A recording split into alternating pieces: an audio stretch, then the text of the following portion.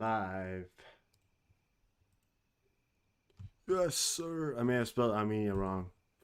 Who cares? Did I spell Armenia wrong? Armenia. Did I spell Armenia wrong? Huh? Wait, huh?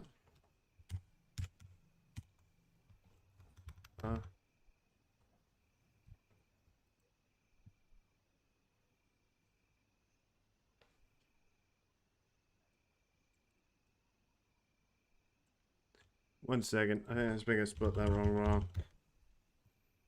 Spelled the fucking thing wrong.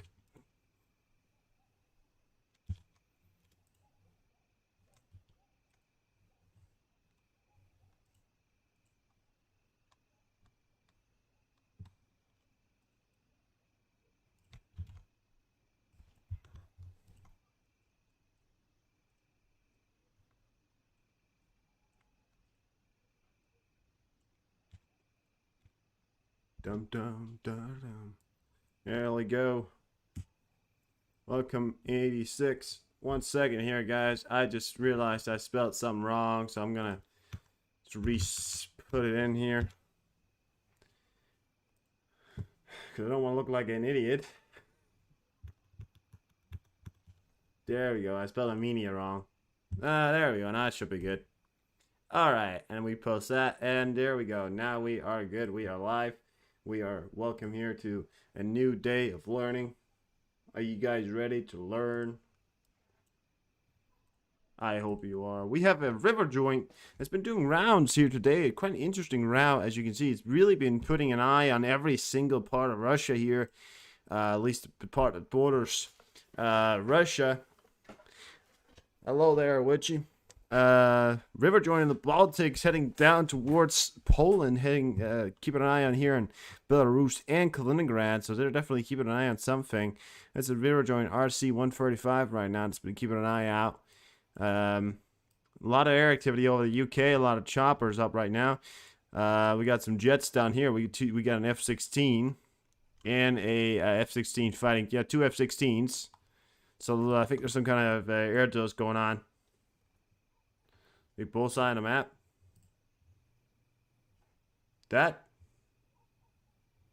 This that right there is the oh, this right. This, oh, it's just, it shows off where my location is, and then it then reads out. It's nothing. Don't worry about it.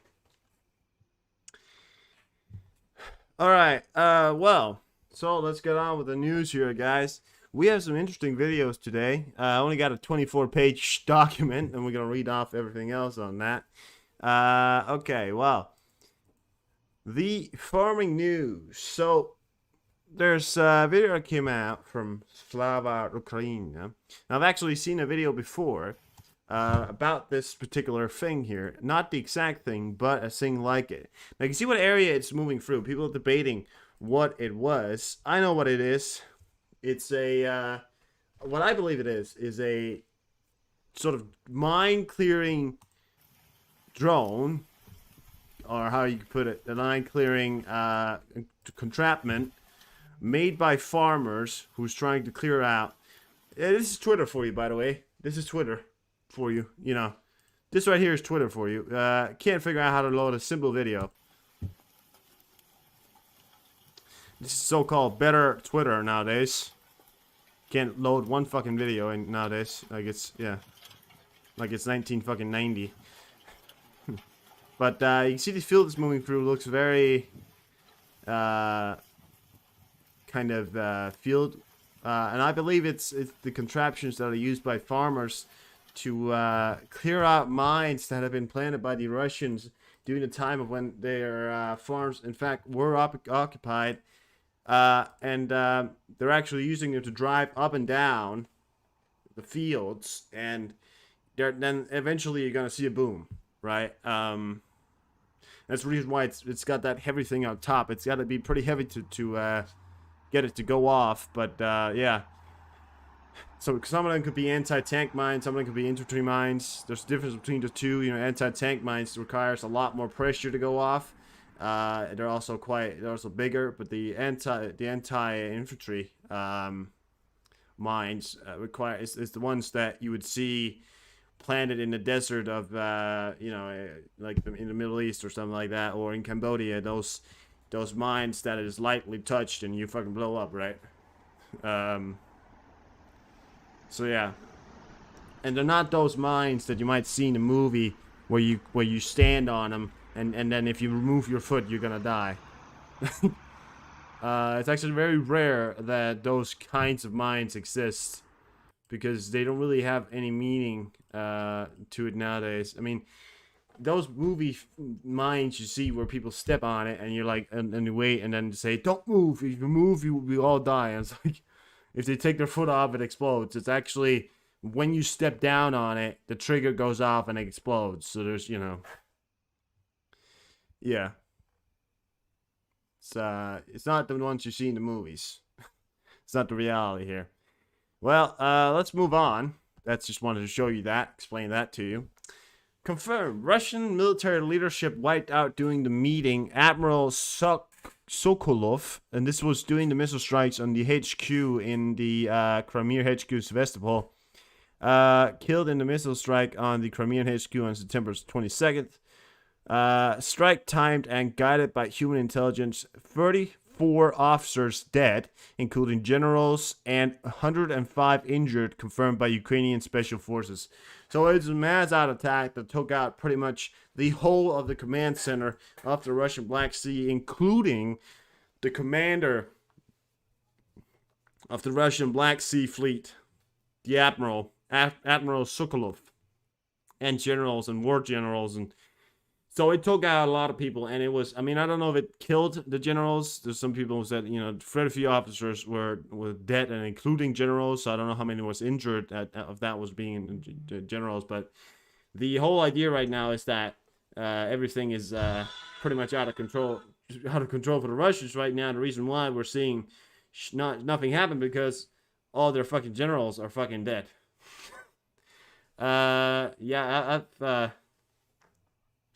Yeah, so that's what we're seeing.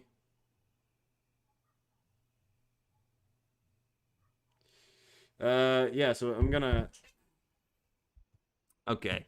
Well, we got a pretty much of a cool video here. I want to show you the scale of these drones nowadays. Like the scale of these drones nowadays. I'm gonna read this up and you're gonna get to see the video here. New footage of Ukrainian underwater drones. It looked like a big submarine, right? Marakira developed to be used against ships, brigades, coastal fortifications, and submarines. Length 6 meters wide, 1 meter range. So 1 meter, not 1 meter range, 1 meter wide. 1,000 kilometers. Range is 1,000 kilometers, and it cost only $433,000. It's a lot for a drone, but when you see it, you actually think it's actually not that much. The reason why it's not that much is because the damage it's going to bring along. This is a drone, ladies and gentlemen. This is a drone. This is not a submarine. This is a drone. I mean, check this out. And this is operated by the Ukrainians. You obviously don't get to see what they put it in, but you get to see look at that beast. I mean, as I said before when I saw that video, this will make you fear being Russian on the Russian front line, or at least the Russians in the sea nowadays is, and they're testing it out right there. But I mean, imagine that just lurking underneath you, and all of that thing right there. Of course, there's a steering system, but a good bit of it is a massive fucking packed with fucking explosives. That's gonna it looks like a big ass submarines. It's so, I mean, yeah, there won't be a guy on it when they go off with it, but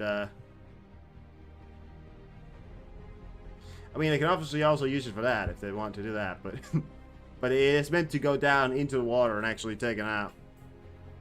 It's huge. There's 4 guys sitting on it right there. 4 fully grown men sitting on it right there. And fully remotely controlled. So it is a beast of a drone. Naval drone, of course, or sorry, yeah, but no, it's not even a naval drone. It's actually, you can't even call it a surface drone anymore because it actually can go underwater. So it's a sorry, I don't know if I can play that music. So it's actually a How would you put it? Subsurface, I think is how you put it. Subsurface drone. It's insane.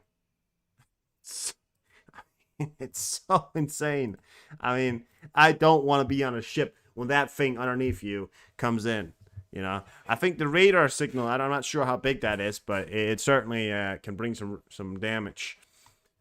It costs a lot in some senses. It costs $433,000, but you know, if it's worth it, it's worth it. It's gonna take out submarines. That's actually what it's meant to do. So yeah.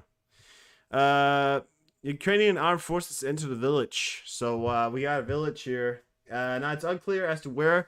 I believe it's in Verbovo, which is in the Luhansk region, if I'm not, or sub-region, I can't remember. They're advancing forward. This is happening every day. We're coming in with new videos. You have Ukrainian advancing forward here again, and they're on a tank right here.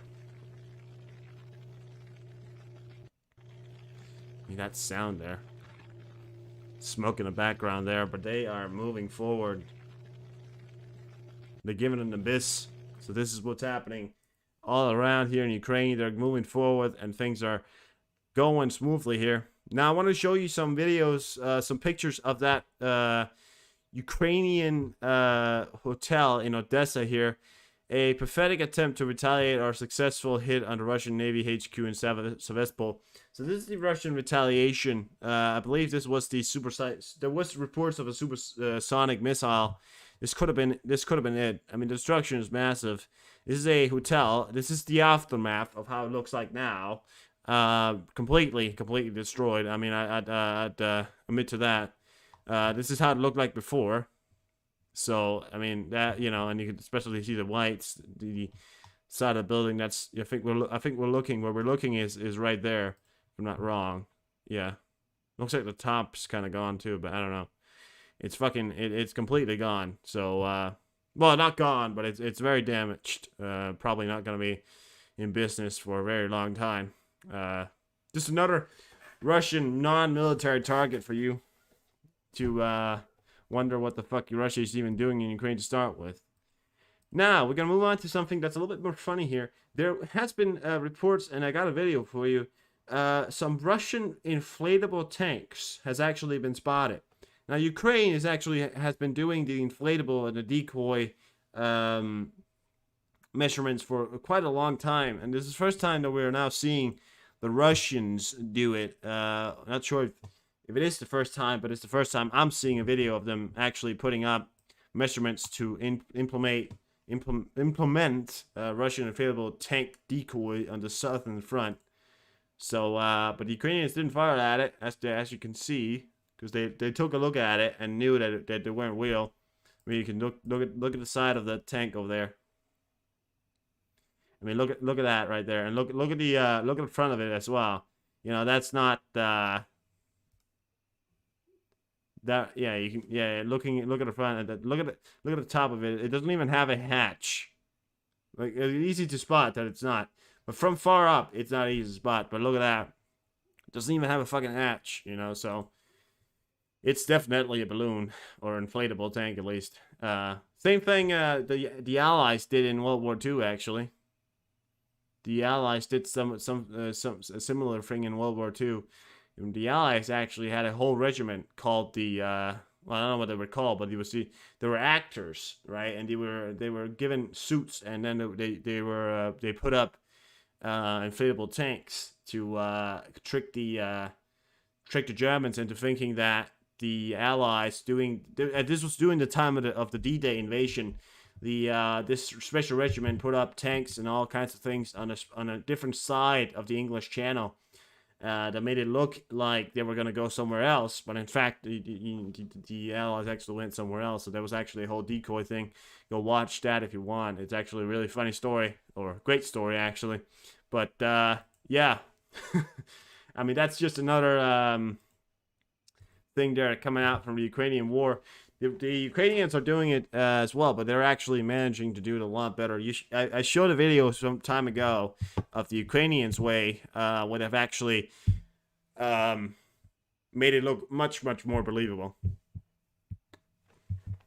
But hey, you know, Looks like the Russians are doing it too now. In Mariupol, participants destroyed the transformer installation and supplied the base that supplies the base for the Russian army with electricity. So here we got. I think this is a video as well, or no, I know it's a video again. Maria Dorska. So here we go. So this is this is in Mariupol, the famed city of where every Russian is now moving to. He's just firing the background there, where they took out electrical grid or the power station that cut off all electricity. So I don't know if you know, but being somebody who just had your headquarters and pretty much all of your logistical power of officers in general blown up. The imaginary thing that they're even continuing to go on a war right now when there's pretty much commanding coming in. Well, there wasn't much coming in before, but there were actually reports, and this was actually a far way back. This was like 5 months into the war, where the report stated that there was actually the Russian commanders didn't even go up with the Russian soldiers.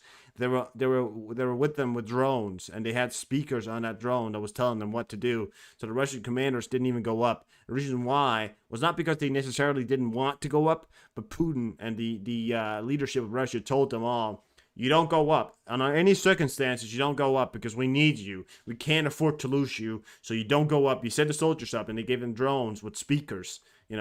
Just another thing of just cowardice and complete lack of any logistical ideas. Vaughn, welcome in. Hello, how are you? Now, ladies and gentlemen, great news coming in today, as we are now hearing the first batch of U.S. Abrams tanks has arrived in Ukraine. We got a picture of it here. I don't know if this is from Ukraine, but I've got a picture of the tanks. And these Abrams tanks is thought to be the best in the world, developed in the 1980s. Has fought in Iraq, Afghanistan, pretty much all of wars, the Persian, the Gulf, all the fucking things. Every single side of the whole continent. So I've got the official statement here. The first batch of Abrams tank is already in Ukraine. This is reported by the New York Times. The publication noted that the tanks were delivered ahead of schedule. The exact number of arrived tanks is still unknown. In total, the U.S. Intended to deliver 31 Abrams tanks to Ukraine. 31 Abrams tanks. And you might think, oh, that's not a lot. This is Abrams tanks, okay? This is not some Russian T-90 tanks, okay? This is Abrams tanks. Abrams is probably stands between one Abrams tank probably equals to 20 T-90s, and I'm not even making this up. The armor, the equipment, the technology alone. Maybe 20 is a lot, but it's certainly one Abrams tank stands for 10 T-90s, and the amount of equipment the Russians now have. Thinking of the tanks that the Russians have, which is, they're pulling out World War II tanks. World War II tanks have to be pretty fucking lucky if it's going to stand up against a fucking Abrams, okay? Or a Challenger 2, which is the British, which almost counters the Abrams, which also is in Ukraine. And the Leopard tanks, which is fast beasts, So Ukraine is pretty much the most equipped and well-equipped army in the fucking world right now, with the best tanks of all time. The tanks that the Russians have is not any match towards the Abrams, the Challenger, or the Leopards. But the Abrams, is probably a 1 to 10. Okay, so just want to point out here that now that we have the Abrams in, the Russians are gonna need to bring a lot of fucking tanks in. Okay, so this is gonna be really great. Now, if they're in Ukraine, I'm not sure if they're going to be starting on the training of the Abrams. However, it may be true, because I don't know if they've already trained on them. I don't know. But, whatever. They're there, and it is about time, and yeah. So, great stuff. Not getting you that, so rejoice. Hopefully there's going to be coming more. I think some of U.S. official, but I don't know if it was Biden or not, said that their ideal number was 100 Abrams tanks, but 100 Abrams tanks force against what the Russians can boast would be a fucking nightmare for any Russian commander. The Russian tanks are toast. And by the way, the last report of the tanks that came out from the Russian museum was a thing called the T-55A, which I actually saw the report of these being on the battlefield. Now the T-55A is a amazing tank. Again, if you were living in 1945, if you're in 1945, the T-55A is an absolute amazing tank. Again, if you live in 1945, but in 2023, it's outdated shit and cannot keep up with a fucking Abrams or Challenger or even the most standard amount of tanks. I mean, I'm just, it's got its meritism, but it's old and it's from museums and it's, so just want to point that all out, okay? That's the latest I've heard of some Russian commanders pulling out. Of course, there has been reports of the T-30 coming out, which is the which was the T-34, isn't it? It's T-34, not the T-30. T-34. Yeah, there you go. Now the T-34, of course, being a mass-produced tanks during the war, but it was back then amazing tank. It's about time. It is about time. AVAC News, how are you? All right, guys, let's move on here. Soldiers from the 11th, 29th Anti-Aircraft Missile Regiment successfully shut down a Russian cruise missile using an AntiWQ-1 Avenger Shroud system supplied by the United States. We're extremely proud of our heroes. We appreciate our American friends' support.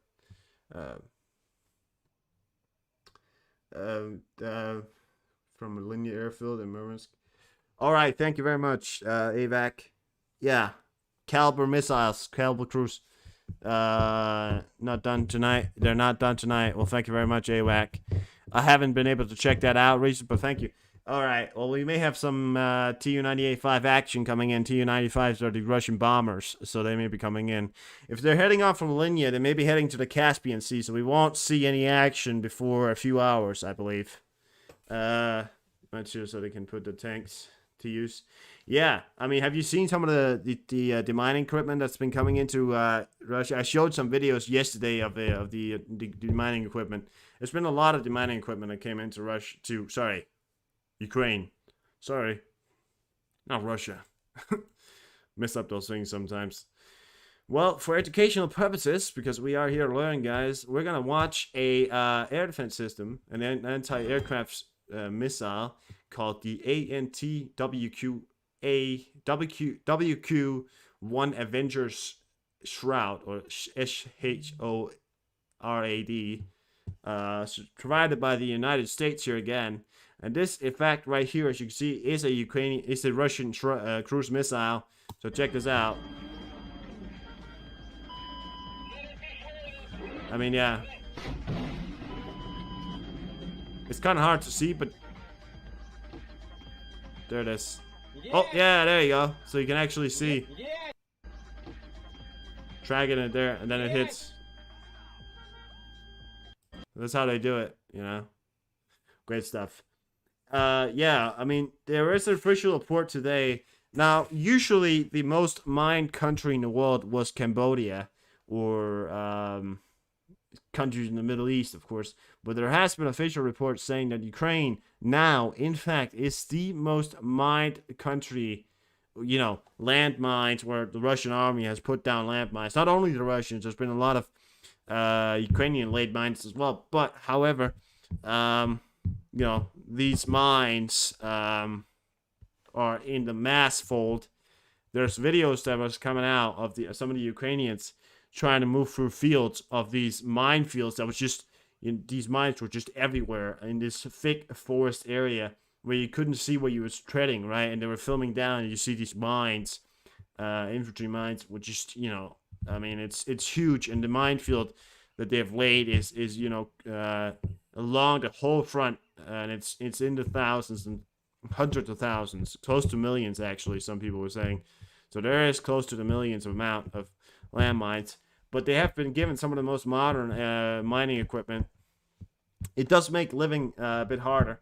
There has been some unfortunate events where some of the mines that was laying has been forgotten, and some accidents have happened. But as of right now, we should be, of course, we should be good, of course, but yeah. I mean, the whole demining process of Ukraine is gonna be insane. Oh, sorry. But I think they're gonna figure it out no matter what. God damn it! There we go. All right. Okay. So an ammunition explosion in Sorokin. So we have explosions here in Sorokin. I believe is in. I believe this is in Russia. I'm not sure. In occupied Sorokin, so it's in Ukraine, but it's the occupied area of Russia. So check this out. It's huge, you know. I mean, look at the spread of that explosion. Whoosh. Look how far up. Oh, there you go. You got the shockwave right there.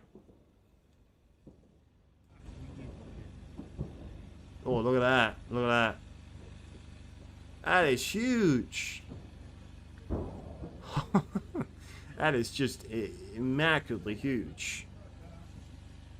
I mean, because these guys are far, far away, right? So the scale of it may be, you know, undermined, but being close to it, it is, you know, beyond insane. So check it out. An ammunition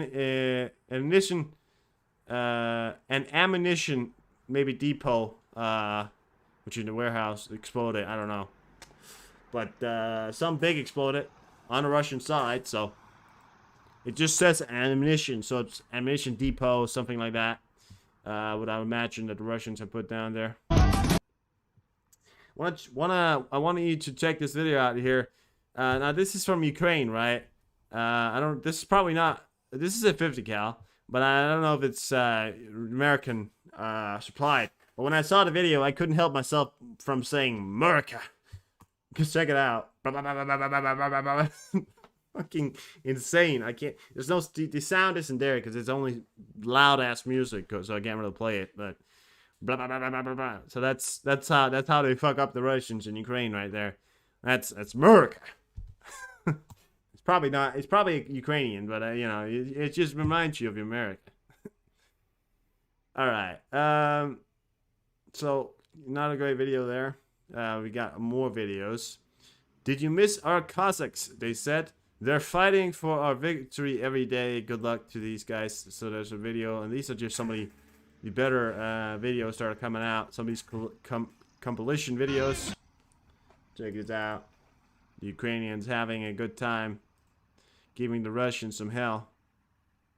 Is that the Ukrainian? It is Ukrainian. Are we sure that's Ukrainian? Yes, it's Ukrainian. I think it is. Yeah. Well, can't play the music. But, yeah. Look at the artillery system on the back there. Maybe that's an AA gun. I'm not really. AA gun? No. Big ass gun. Nice. It looks like an artillery system. Drivable artillery system. With the guy there in the background. Yeah, we gotta go shoot some Russians. I had a video to start with. Right when the war started, and it was back to like in a month, like a few weeks after it started, and they started when the Ukrainian army managed to start to push back. Like a week after, there was a video of this elder. He was in his middle age, he was like 50, right?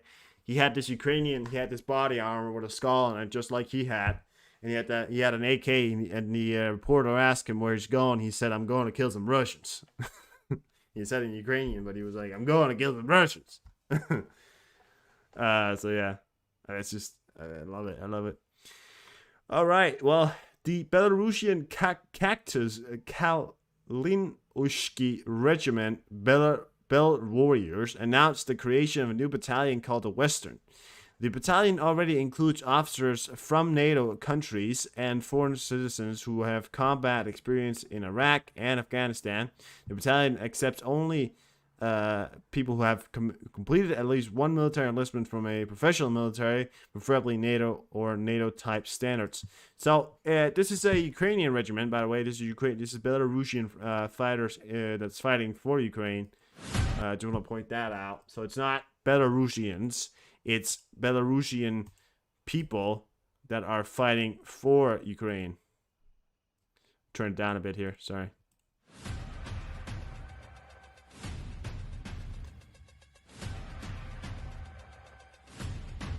Dude, if I get copyrighted for playing this Hello, music right my here, call sign is I don't know. Fox. I was formerly a United States Army officer, and I've been defending the country of Ukraine since November of last year. Formerly, I was an armor and cavalry officer with combat deployments to Iraq and Afghanistan. I now serve with the Kalinowski Regiment, a free Belarusian unit. It was formally recognized by the government of Ukraine starting in March of 2022. The Free Belarusians have been fighting in Ukraine since Russia's initial invasion of 2014, and they are widely considered one of the most experienced fighting units in the country. The Kalinowski Regiment and the Free Belarusians fight here so that one day they can return home. For years, Russian colonial policy have denied the Belarusian people the right to define their own future and choose their own destiny. Fighting here in Ukraine is incredibly difficult. My peers and I have fought in many of the major battles across a wide variety of units. Recently, a core of us have had tremendous success in bringing our NATO training and doctrine to battles along the Eastern Front. That success and our commitment to improving how we fight are why I and other former NATO officers and NCOs are creating the Western Battalion of the Kalinowski Regiment in an effort to improve how we fight and ultimately help Ukraine win the war. We are working with the Kalinowski Regiment because they firmly believe that our doctrine and training is the key to winning this fight. You do not need combat experience to join us, but we are asking for at least one full enlistment from a professional military before you join us. The Western Battalion is neither a collection of war tourists nor special forces. We are simply professionals. Join us and help us enable the Ukrainian and Belarusian Dude, this guy's people the hardcore. freedom to choose their own destiny. Glory to Ukraine everybody. and long live We're Belarus. just professionals. You know what I wish what he said? You know what I really wish that he said? You know? I really wish that he would say, we're not just soldiers. We're professional killers. That would be epic. No, but that's just another legion. There's also Georgian Legion, Lithuanian. So there's a lot of regions that's coming out. We got a lot of jets up. There's some kind of massive air activity going on here in the UK. I think some kind of exercise happening here in the UK or in Europe. So, great video right there, right? Yeah. Ukrainian strength. I'm going to show you all these videos, and you know why? Because I'm trying to break your minds. I'm trying to make you realize. I know you all realize that we're on the Ukrainian side, but I want to show you all these videos because I'm trying to brainwash you into thinking that the Ukrainians are better. Wait, no, I'm not. They just are. I need to brainwash anybody for people to know that the Ukrainians are better.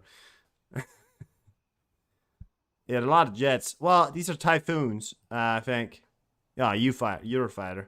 A Typhoon, yeah. Well, the UK usually does these drills with the jets. I mean, we do have these F-16s. I think there's some kind of massive NATO drill going on because it's all the way around. So there's some kind of big exercise here. We got a lot of F-16s up, and these all belong to the Belgian Air Force. Check that out. So it's all Belgian Air Force. One is in the Netherlands. They're invading the Netherlands. That's what they're doing. All right, well, we got a video here, a pretty cool video, so check this out. This is a Ukrainian soldier. This is like the fighting spirit of the Ukrainians right here. I mean, just lift up the fucking tree bark right there by him fucking self. Thinks that's nothing. Brings it on over. You need help, Buzz? No, I'm good. I'm good. You sure don't need help? I'm good, bro. Check it out. Holy shit, dude. That guy's moving a fucking tree. I mean, what the fuck? That's not even... How the fuck can you know... You see Belgians paratrooping here? Alright. Well, yeah, it's probably... I mean, it's exercise. That's not... It's exercise. Something's going on. I think it's exercise. It's gotta be. I mean, check that out right there. You sure you're good, bro? You can't see... you can't confirm. Netherlands is being invaded. Alright, the Netherlands is in fact being invaded by the Belgians right now. So, yes, we are seeing the start of the invasion of the Belgian army into Netherlands. Yes. Oh no, guys. Watch out. It's gonna be a lot of cheese floating around. That is just. Oh, it's a joke, Vaughn. It's a joke. No, don't worry, guys. There's not a Belgian Niflenian. Sorry, Niflenian. Netherlands war. That's not starting right now, guys. Don't worry. Ukrainian BTR-3 engaging a Russian position with 30mm CTM autocannon fire Zaporizhia Oblast. So, don't worry, guys. There's not another war going on. Yeah, don't worry. Could you imagine? No, I can't show it. I can't. Listen, if you guys want to hear the music or see the real videos, go to my Twitter, okay? Because I share the videos on it, and you can actually get to watch them with the music. I can't show the music because I get fucking this one in particular. I can't show because it's an AC/DC song, and I will get copyrighted from it. So, but you can see him shooting it off. He's using these beats. This is just to learn what things look like from the inside, how all these things are made of. So you can see the shells coming down, or the cartridges coming down from the roof there. And this is the guy firing it off, by the way. They see enemies straight ahead, right? It's the future of fighting right here. You know, this guy's like, oh, there's enemy outside? Okay, I'll just sit inside my comfortable little chair in here, shooting at people from the outside with my fucking 30mm cannon. I mean, that is, you know, the future of war fighting right there. They're coming down there, and they're quite, yeah. That's the cartridge coming out. Holy shit, right there. All right.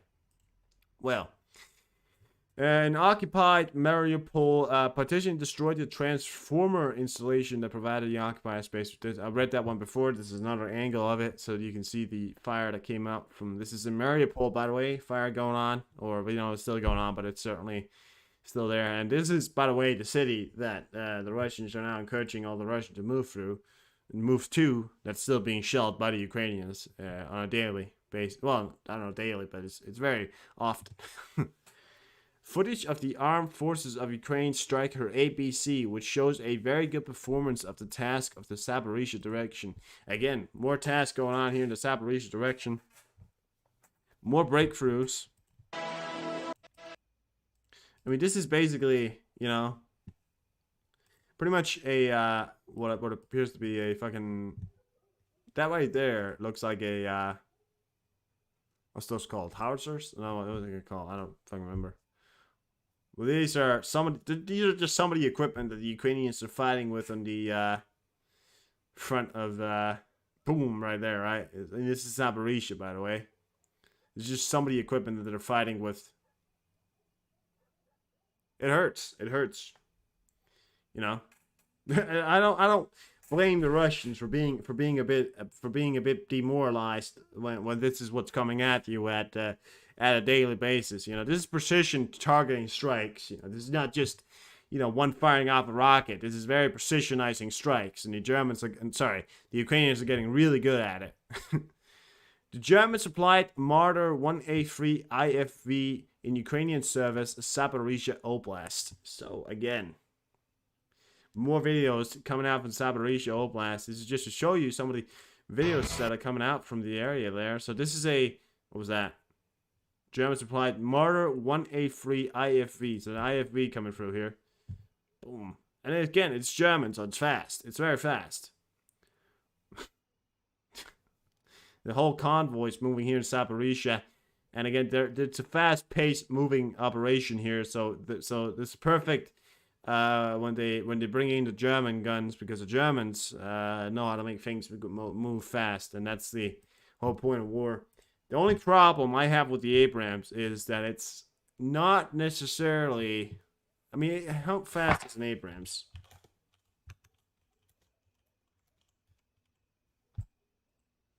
It's got a top speed of 45 miles per hour. All right, that's pretty fast. With the Leopard, right? So Leopard tank speed. Is that actually slower? No, okay, so it's got 70 kilometers per hour. What's that in miles? So that's actually 43 miles per hour. Oh, the Abrams faster? How? Okay. My bad, guys. See, the Abrams is faster. That's what I meant to say. I totally didn't mean to say the Abrams were slower than the Germans. That's jet engine. Well, I totally didn't mean to say that the Abrams were slower. I meant to say that they're faster by 2 miles. So, you know, no, that's the issue I had, AVAC, because I thought they were very heavy, so I imagined that they were going to be slower. I just have seen combat footage of the Abrams. They're not extremely fast. I mean, maybe they are, and we're just not used to seeing them moving fast. I don't know. It's a weird kind of concept right there. But it's got a powerful engine. That's what it's got. An air raid alert has been declared in Sevastopol. The Crimean bridge is blocked. By the way, guys, there's been mass media reports here, and you can see my title as well. Is the Crimean Kerch bridge blown up? We don't know yet. However, there has been more and more reports coming out of some kind of stuff happening here in some stuff happening in the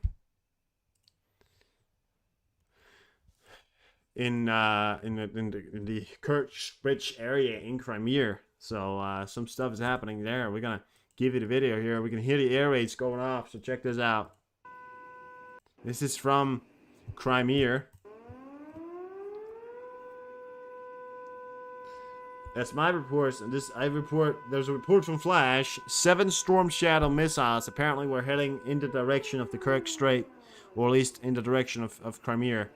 So yeah, there could be a possible strike. I don't know if it happened yet. I mean, it's completely dark over there, so sometimes it's hard to really know if anything was to happen. The traffic is blocked, so it's hard to know if anything was to happen because I mean it's dark, and you know they would have to report it if so. The cost of munitions covers a group of Russian. So.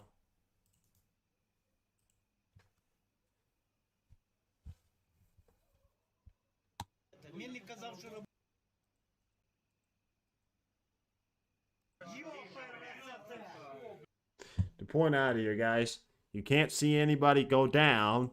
You gotta use your imagination. But just if you're squeamish, nothing happens in the videos. You can't see anything. You know, I mean, they're not gonna be zooming in on anything. It's just to show the effect of the cluster. This is why not a lot of countries like the cluster, by the way. So check out, that's the cluster right there. This is the spread. This is the spread of the cluster. Some of these clusters, they have, you know, a lot of bombs inside of it. So there you go. I mean, that's the dangers of the cluster because it's so widespread and it can't really be controlled. But yeah, there you go. We'll show that off to you. All right, let's move on to see if we let's drag this one down here. We got a Boeing 737-700 heading down towards Black Sea or something like that.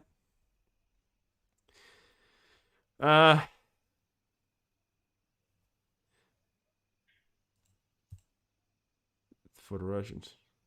Yeah. Okay. So here you go. So we got a video of a got a cool video here. So this is them loading up the shell for, I believe, a tank, but or an artillery system. But check it out. So he turns it around, right? He's gonna give it a good writing here. Now I don't know what he writes on the ammunition, but I like to think he writes for the Russians, like a gift to the Russians or something like that. I've got no idea what he writes, but maybe he writes. Does he write in English? No, he doesn't. I think it's Ukrainian. Yeah, it's in. Yeah.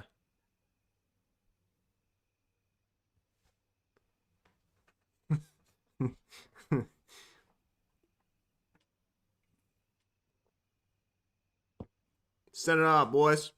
There you go. Fire it. Boom.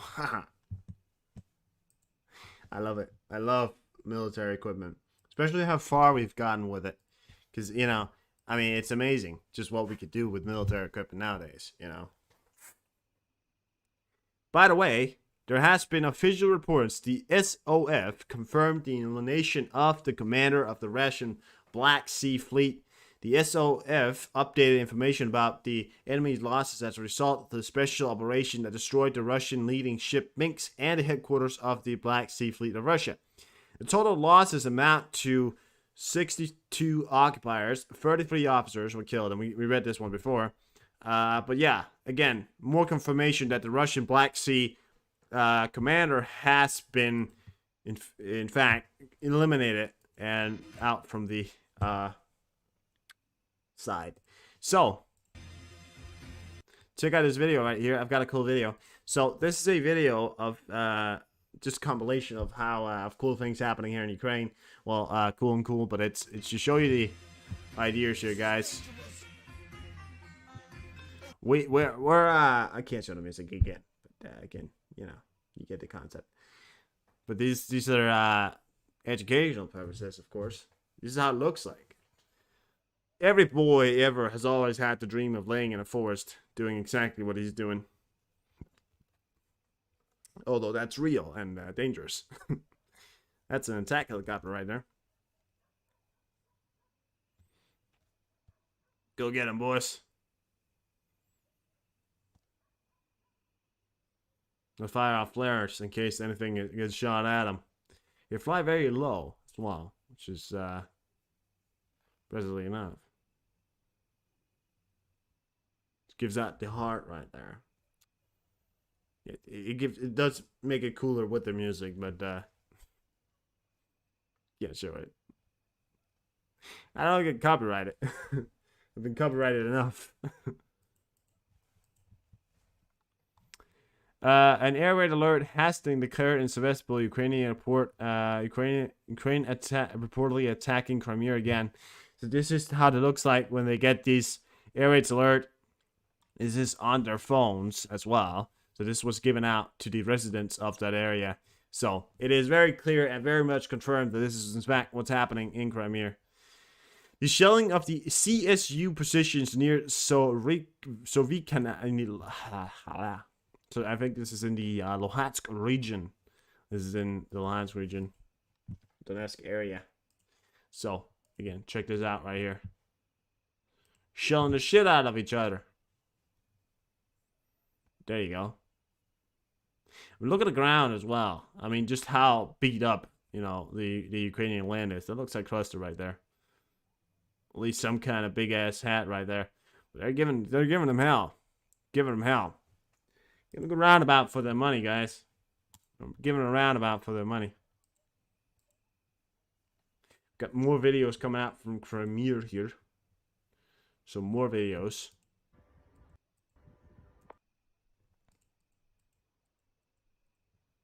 Same one. Storm Shadow. I think I've got the... Oh, yeah.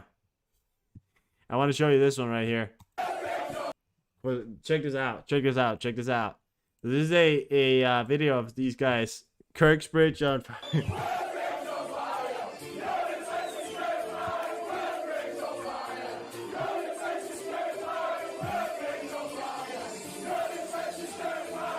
Oh, he is in Britain.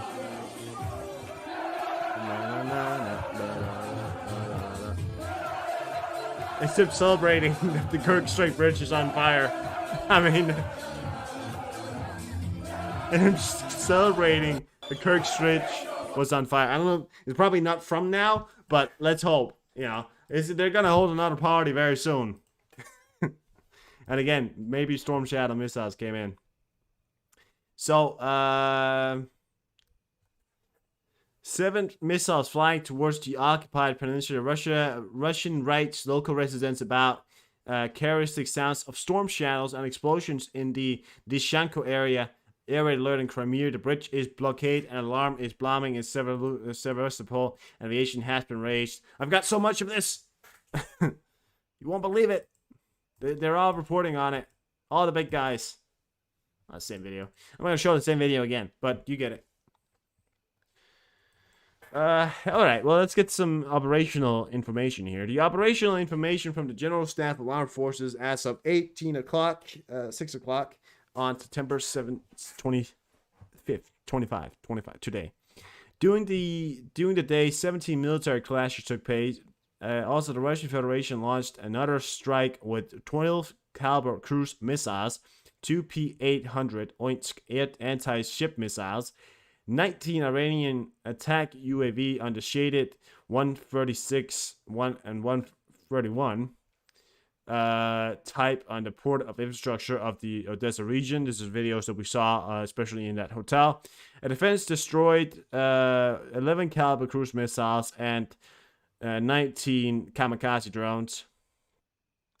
Yeah. So that's the official giveaway of that. So that was the Operation Command. Of course, there has been videos. You can go back and watch me talk about it yesterday. The skies of Ukraine, of Odessa, was lit up yesterday night.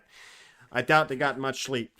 The British military bomb disposal teams training Ukrainian engineers to clear minefields. As Ukraine remains the world's most heavily mined nation, the UK Army has stepped up training Ukrainian engineers at a military base in Poland, helping them clear large anti-tank mines, smaller anti-personnel mines, and deadly devices planted by Russian forces. So the UK, with their bomb disposal equipment and their modern technology as well, or at least with their knowledge, are also helping with the dismantling of these sick amount of fucking mines, because eventually one day, you know, we're gonna have, this war's gonna stop, and unless they clear all the mines, there might be people who die. So, you know, this reportedly is the route of the Russian cruise missiles that took they took to bypass Ukrainian air defense to hit Odessa. Sorry. So, was fired from Crimea or from the sea, right? Naval caliber cruise missile. Went around like this, came in. So, they no longer go straight ahead, right? Which is the obvious path. I believe that they're firing some of them.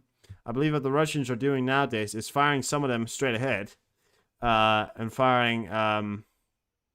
so, I think these ones were the drones fired. These ones right here were the drones. These were probably caliber, and these ones as well. Just cruise missiles. I think they fire some straight ahead. So the Ukrainians are occupied with those, and then they swoop around with these ones to fire in from the back. So they, you know, so it's kind of like a surprise attack, although, you know, still not that much surprise, because I believe that the Ukrainians know about it. So, you know, and the amount of these guys that actually make it is actually very low. However, yesterday it was reported that some of them did make it. Unfortunately, you could the evidence on that hotel there. Patrick, how you doing? Welcome in. So yeah, stuff. Not only the successes of the operation depends on the coherence of the units, but also the prevention of the life of our soldiers. So this is a fort here. Got a video, another cool little video here, just to give you guys the ideas of what's happening here in Ukraine. So check this out.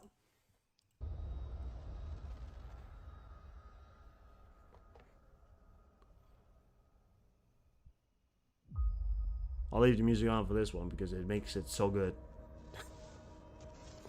If they copyright me for this right here, I'm gonna go to fucking Rumble. I don't care. If they copyright me for this, I'm going to Rumble. I don't care. I can't, it's so restrictive nowadays, you know?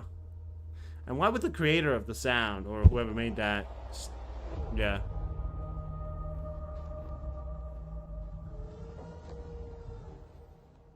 There you go. It's Ukrainians. Apparently.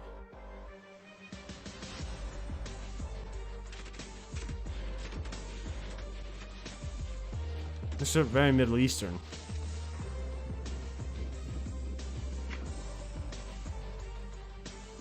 This is his training right here.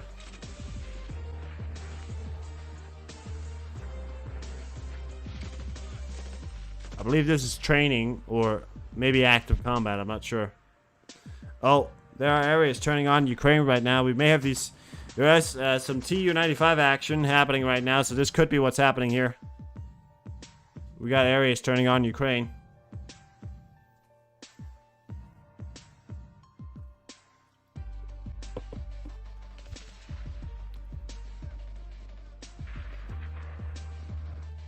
The older lads right there.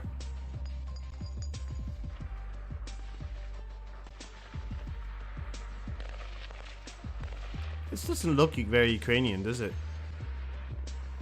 Is this Ukrainian? Is this Ukrainian? Wait up, guys. Is this Ukrainian? It has to be. Yeah. Well, it is. It's the 31st Separate Mechanized Brigade, so it is Ukrainian. Okay. Didn't look like Ukrainian, but I guess still learning about the landscape of Ukraine. But apparently this is... Okay, that's Ukrainian right there. Yeah, that's Ukrainian right there. Look at that. Huh? It looks like training, so I don't know. Of course, they could be in other areas as well, so that's true. I mean, training somewhere else could be happening.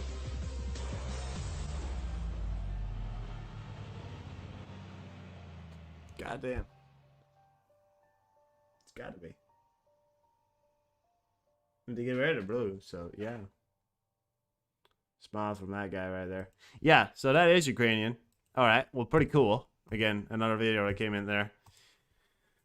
All kinds of cool stuff coming in. Russian airstrike kills civilians in southern Ukraine. A Russian glide bomber hit a house in Persile, Kherson Oblast, killing 3 people. I don't have the video for that. That was just a report. Make the Russians fear being Russian. So, I've got another cool video for you here, right here. And this is the way you make the Russians fear being Russians. Okay, well, I'm not gonna play that. But this is how you feel. This is how you make the Russians fear being Russians.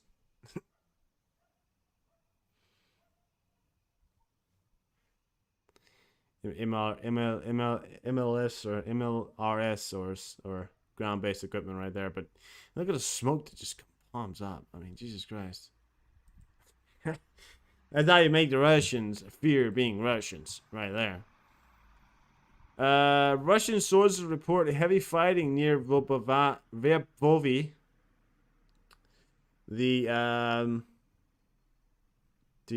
Welcome in, Tiulo. The losses on their side are reported to be high, with med evacuation being impossible to conduct due to the heavy artillery shelling. This is reported by war monitoring. So again, a lot of stuff happening. Still a lot of pushes. The consequences of a night attack in Odessa regional military administration. Russian terrorists attacked the Odessa region with strike drones and 2 types of missiles. Unfortunately, there are hits. The port's infrastructure was under attack. A fire broke out in a non-residential high-rise in Odessa city. It was promptly extinguished. Yeah, there you go. Also, damage was recorded in a warehouse and one of the private houses in the Odessa district. As a result of the blast wave in Odessa, 1 civilian was injured. The woman received fragment injuries and is now receiving a necessary assistance in a local hospital. Again, the Russians are striking residential building, spending what little they have of actual, equipment on non-residential buildings to try and... Their whole idea is still to try and break the so-called Ukrainian will. However, the more they do it, the less the Ukrainian wants to give up. The whole idea of the Russian army to be shelling and actually, giving out punches towards the Ukrainians is still the narrative of the Russians, to try and do as much damage as they can to try and see if the Ukrainians will give up. They won't. Probably never going to happen, but there you go. 18-year-old Artem Saveshchenko has been killed in battle against the Russian army. Rest in peace, hero. Ukraine will never forget your sacrifice. Here you have it. This is him who died. A young man fighting for not just you and me, but for this country, for the world, for the free world. He died believing what he fought in, and we should commemorate his sacrifices. He did the ultimate sacrifice to make sure that you, your children, your family is safe. You may not believe me when I say that, but It's true. Without him, we'd be fighting the Russians right now. The T-64BV MOD 2017 tanks of the Ukrainian 43rd Mechanized Brigade. I can't pronounce all those things right there. Here you go. These are, again, I mean, it's a whole photo op in Ukraine in these days, and I love it. I love it absolutely. So check it out right here. This is a T-64 BV, by the way. This is a older tank, but it's still very effective. I don't know. Maybe it's Polish. It could be Polish provided. I'm not sure. It's Polish. I think they have. Don't they have those? I'm not really sure. It's T60. Let me just look it up. That's what I do for you guys, because I am just so amazing. I am just amazing. T-64 BV. In the 1960s. Yeah.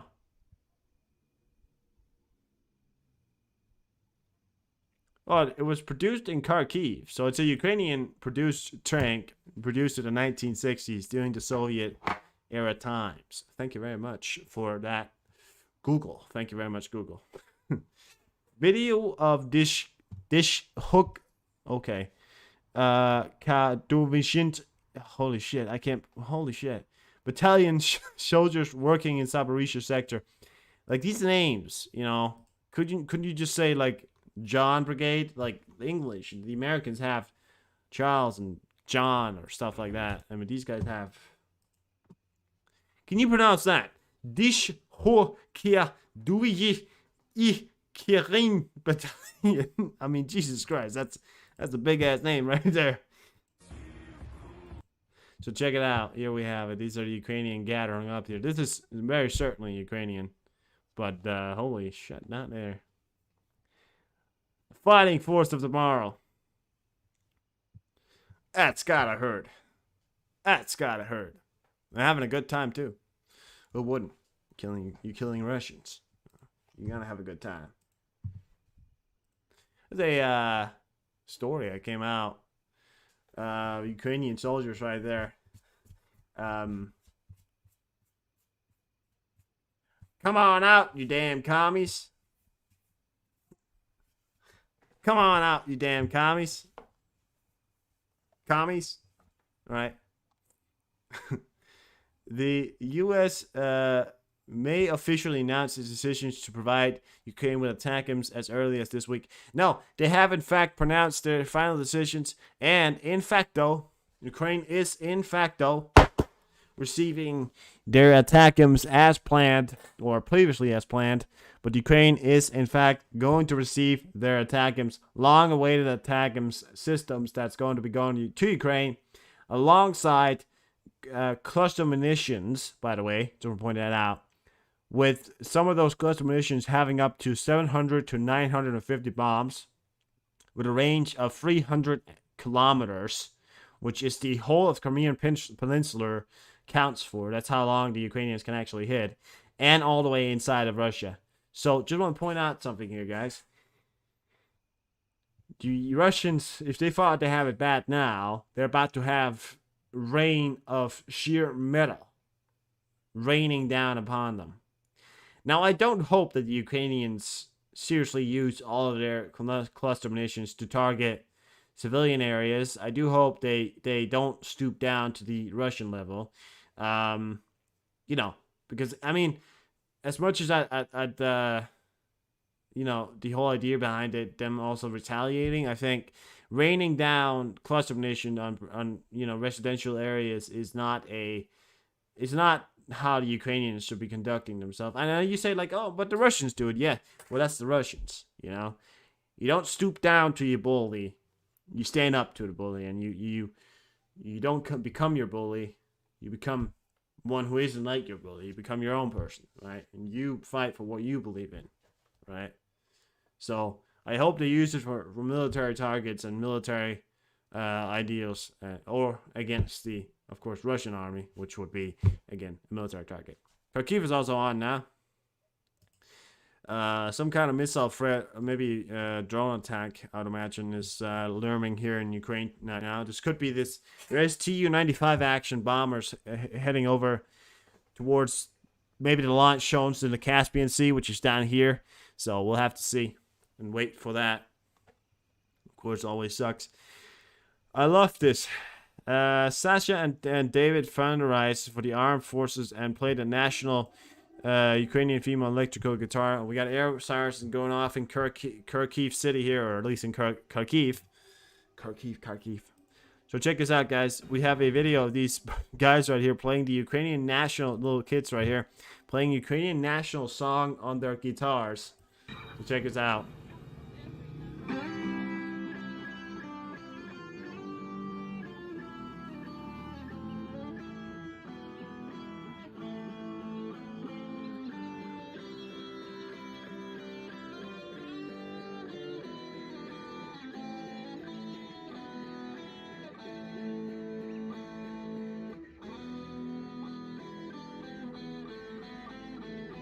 And they're actually fundraising. They're actually doing this to fundraise money for the Ukrainian army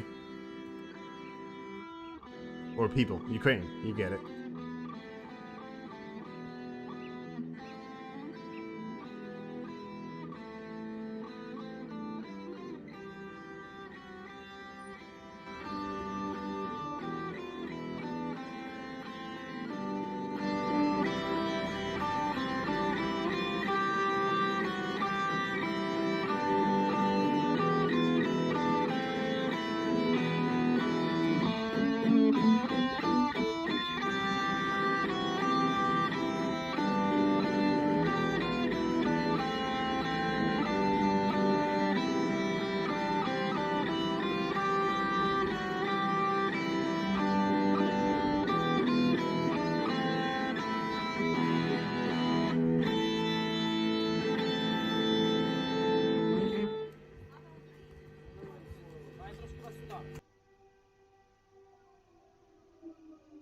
Yeah, and again, right there, right? So they are pretty cool. They're so young too. I mean, Jesus Christ, I can't play guitar like that. I can barely play guitar. In fact, I can't play guitar. So, you know, I mean, they talented. You know, I don't know what it is with the Ukrainians, but they got talent. You know. No matter what they are doing, they're just hard-working people, and they're so young too. I mean, the fact that they were just playing it so clean, and it was really clean, you know. Like it wasn't like it just looked effortless. That's what I'm saying. It wasn't like an easy song to play either, you know. Great job there, everybody. Great job. It takes about 3 months for the Ukrainian military to learn how to launch Typhoons missiles. Even if the missiles are delivered to Ukraine in the near future, the problem will be a long training period for the Ukrainian army. Yeah, so there's a lot of talk about the giving of these Typhoons missiles right here. Towers, I don't know, towers, something like that. Well, there they are, right? And the only issue that they have the planes and they can mount it, but it takes a long time to learn to, as they say, launch it or even, you know, use them effectively. I don't know if they have to use modifications for the planes. I think they have planes that can use them. They're about to get the F-16s, of course, which I think can use them. But yeah, so they're all so the problem is, you know, this whole long time period of training. So the Germans are thinking about other options for maybe making drones that is similar to what the Ukrainians already have. However, you know, in many ways easier and won't take them long to learn. In fact, may not even take them any time to learn. Maybe just need to install and tell them how it works, you know. So there may not be coming Typhoons missiles to Ukraine, cruise missiles, but they're still thinking about it, of course. But yeah, it wouldn't really be effective either. I mean, they've got what they need, and those Storm Shadow missiles, for example, you know. So if Germany wants to step up, maybe produce something like the Storm Shadows, which which the Ukrainians are really, you know, effective at using. That could be something, but we'll have to look into it, and hopefully they'll figure something out. Right now, you know, they're still in the talking table, but both sides can see the issues in getting the tires because it takes so long to learn, so they won't really be effective, you know, and in 3 months we don't know how this war looks like, so it may not even be worth it, but in the long haul it may be worth it, but they're thinking about it, you know, so yeah, we'll see. The occupiers in Sorokini, Luhansk region. So again, other videos coming out from Sorokini in the Luhansk region here. So here you go. This is the same explosion I showed you video earlier, right? But this right here is from another angle, and this was the explosion that you saw from the distance right there. Look at that explosion right there. This is the occupied area. I mean, such. And again, you know, look at the mountain compared to that explosion right there. It's so huge. I mean, I don't know what they did right there. Probably Storm Shadow. I'm not sure. HIMARS systems, but it was, you know, yowzers. Ukrainian woman and her. Oh yeah, I got a really emotional video here for you guys. If you guys are a bit, well, there's nobody who dies. There's nobody who, you know, there's nothing bad in the video. It's just, it's a bit emotional. So if you are a bit squeamish to that, I do want to maybe just watch out. But I don't know what I'm saying, but you get it. It's a bit emotional. It's a video about how it looks to be, how it is, you know, for the Ukrainian men and women, the children, dogs, and really any creature that lives in Ukraine nowadays. You know, so here you have it. So let's watch this together.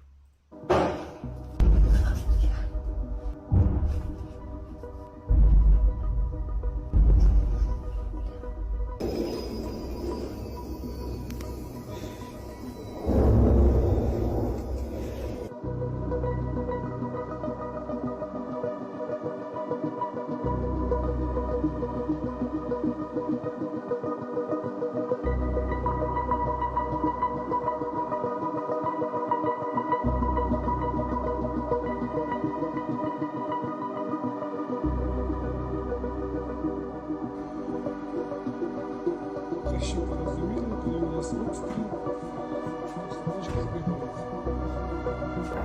То у нас 25 число. Так, шахеди, ракети.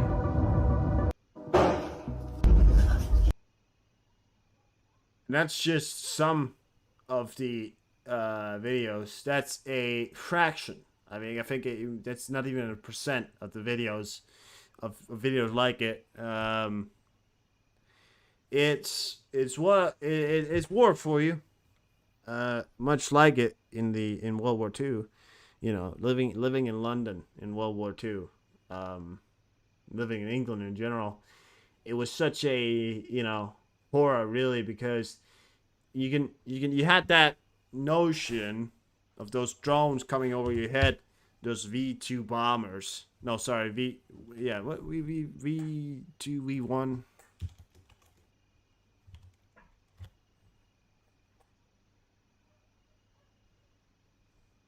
The V1, right?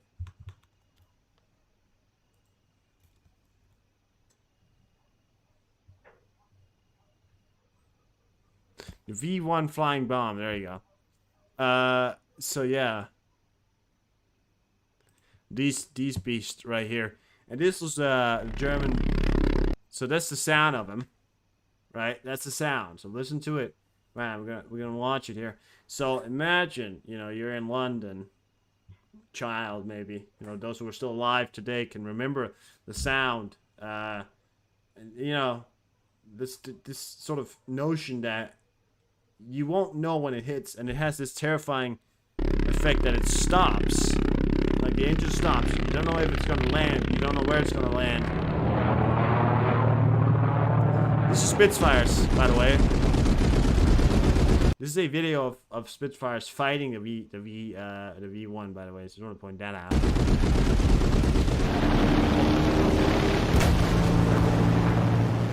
And they got him.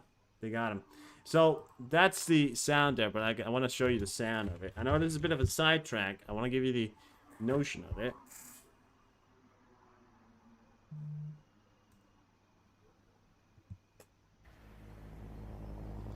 There you go. All right. I want to give you the notion of how it is to live inside. So you're in London. You're a child. You're 5 years old, right? You're living in World War II, and the Germans are on your doorstep flying V1 bombs over your head. Much like what's happening in Ukraine today. And imagine this sound over your head. And I want to know, this sounds very familiar to how these kamikaze drones sound like nowadays. So listen to this. That's a V1 flying bomb right there.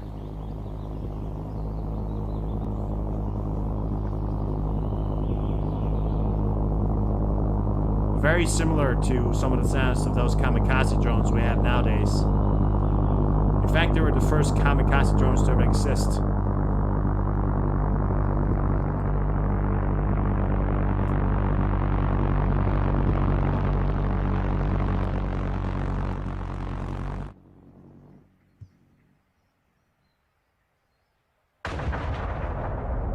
That right there, that right there is the scariest thing.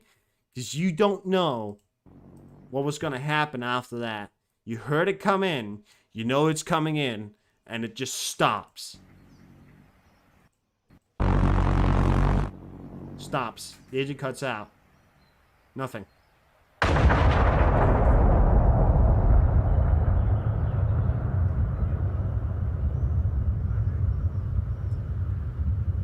So that right there, right? Very much what's also happening here in Ukraine nowadays. I mean, the notion is that it's never been fun being war. These mass destruction of weapons and these things, and you know, it's a bad time. It's a very very bad time. The sound of war. I'd say you have the Stuka bombs, the ones that made that sound, and you have that one that made the same sound as you hear those kamikaze drones nowadays, right? Which is, you know, horrible. So that's just to give you the notion of, because my name is Boring History. I got to give you the history lessons as well. You know, the notion that you don't know if tonight is going to be your last night. You know, nowadays you don't sit at home nowadays wondering if tonight is going to be your last night. Because you're not in the war zone. You're sitting here, you're wondering what are you going to do tomorrow. Some of the Ukrainians, they wonder, you know, is this going to be the last night of my kids? Is this going to be the last nights of anybody? You know, it's a war. It's a terrible, terrible thing. War. What is it good for? Absolutely nothing. There you go. All right. Well, let's move on here. The consequences of the shelling of the Dniprovsky district of Kherson by the Russian army. The enemy launched an artillery attack on the market. The shelling destroyed retail outlets, damaged a pharmacy, and smashed windows in the surrounding buildings. The regional military administration writes a 45-year-old saleswoman was wounded and hospitalized in moderate conditions. Check it out here. The aftermath of that attack. I mean, again, you know, it's a fucking sales market and it's residential buildings. You know, there's no military target. The Russians are just like the Germans. The Germans did the exact same thing. They only targeted during the end of the war, and especially at the height time of the war in 1943, especially, and in 1941 to 1945 was pretty much a constant, you know, shelling from the Germans on English ground. It was just, I mean, horrendous. And this is the Russians again, you know. It's no military target right here. It's buildings. It's residential buildings. People live here. You know, it's children. What? Do you think the children are going to pick up guns and fire at you? They're not going to do that. It's children's. It's mothers, fathers, you know. Imagine it, because some of the fathers are probably off at war, not knowing if their children survived. You know, it's so... Yeah.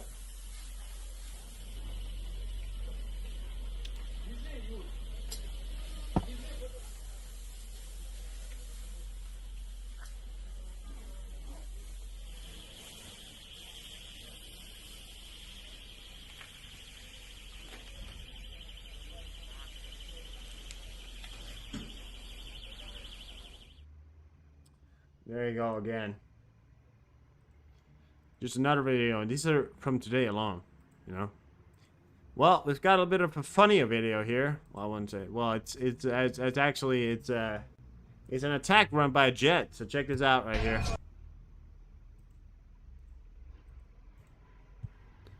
You see him firing off his rockets right there. That's how it looks like being on top of in a jet. One of the most amazing jobs in the world, and one of the most dangerous ones.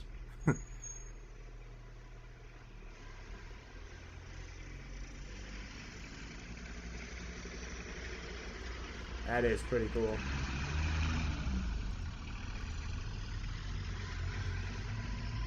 Right to the Russian tank under the grill. So I've got a video of a Russian tank being destroyed, and we need that video right now. Feel the vibe in here right now. We need a video of the Russians being destroyed. Check this out. This is, you know, Russian stupidity.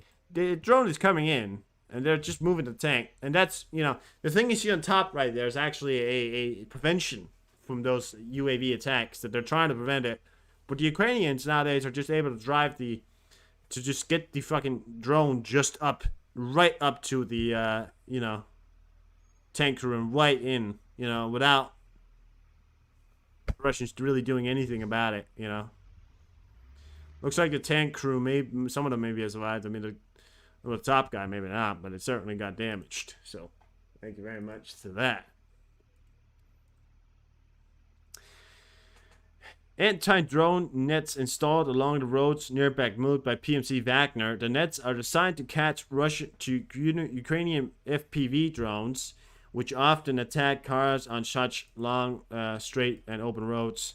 But we have a video that's a bit funny here. So we get the first video here, right? And this is the explanation of what's happening.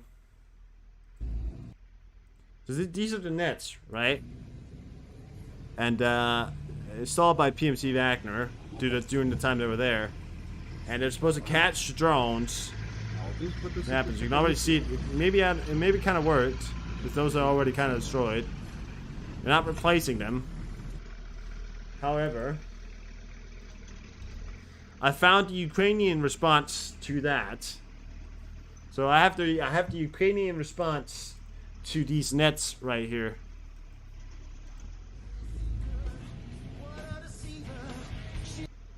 So this is the Ukrainian response to these nets right here. Oh, you got a net? Oh wait, I'll just fly over it and strike you anyways. That's the nets meant to keep them away, right?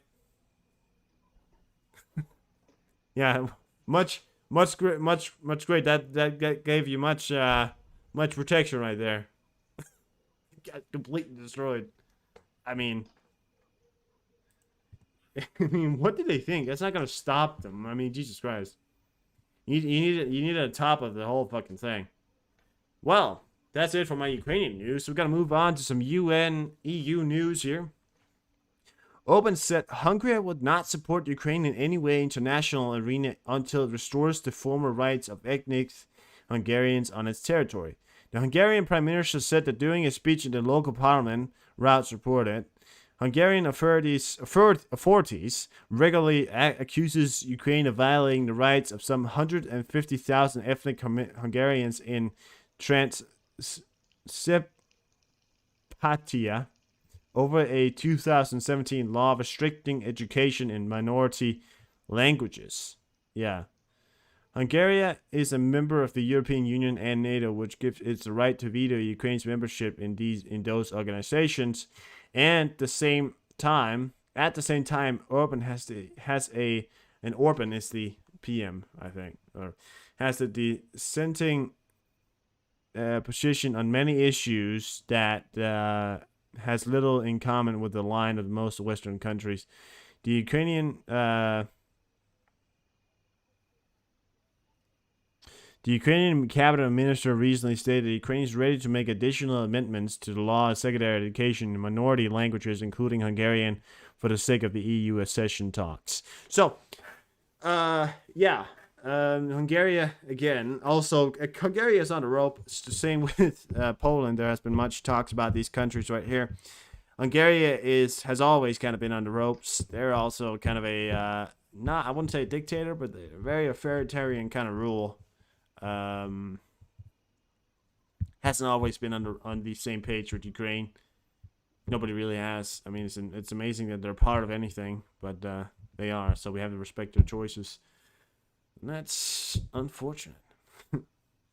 Well, you get it. The issues related to Germany transfers along. We got some other reports on these trailers right here. It's the okay, so got the explanation here. The issue related to the German transfer of the long-range Taurus missiles to Kiev include the lengthy training of the personnel and specialist responsibility for programming missile targets. So it's the programming of the missile targeting, which takes special training and takes a long time to learn. I don't know why some countries insist on making things that takes 3 months for another army to learn.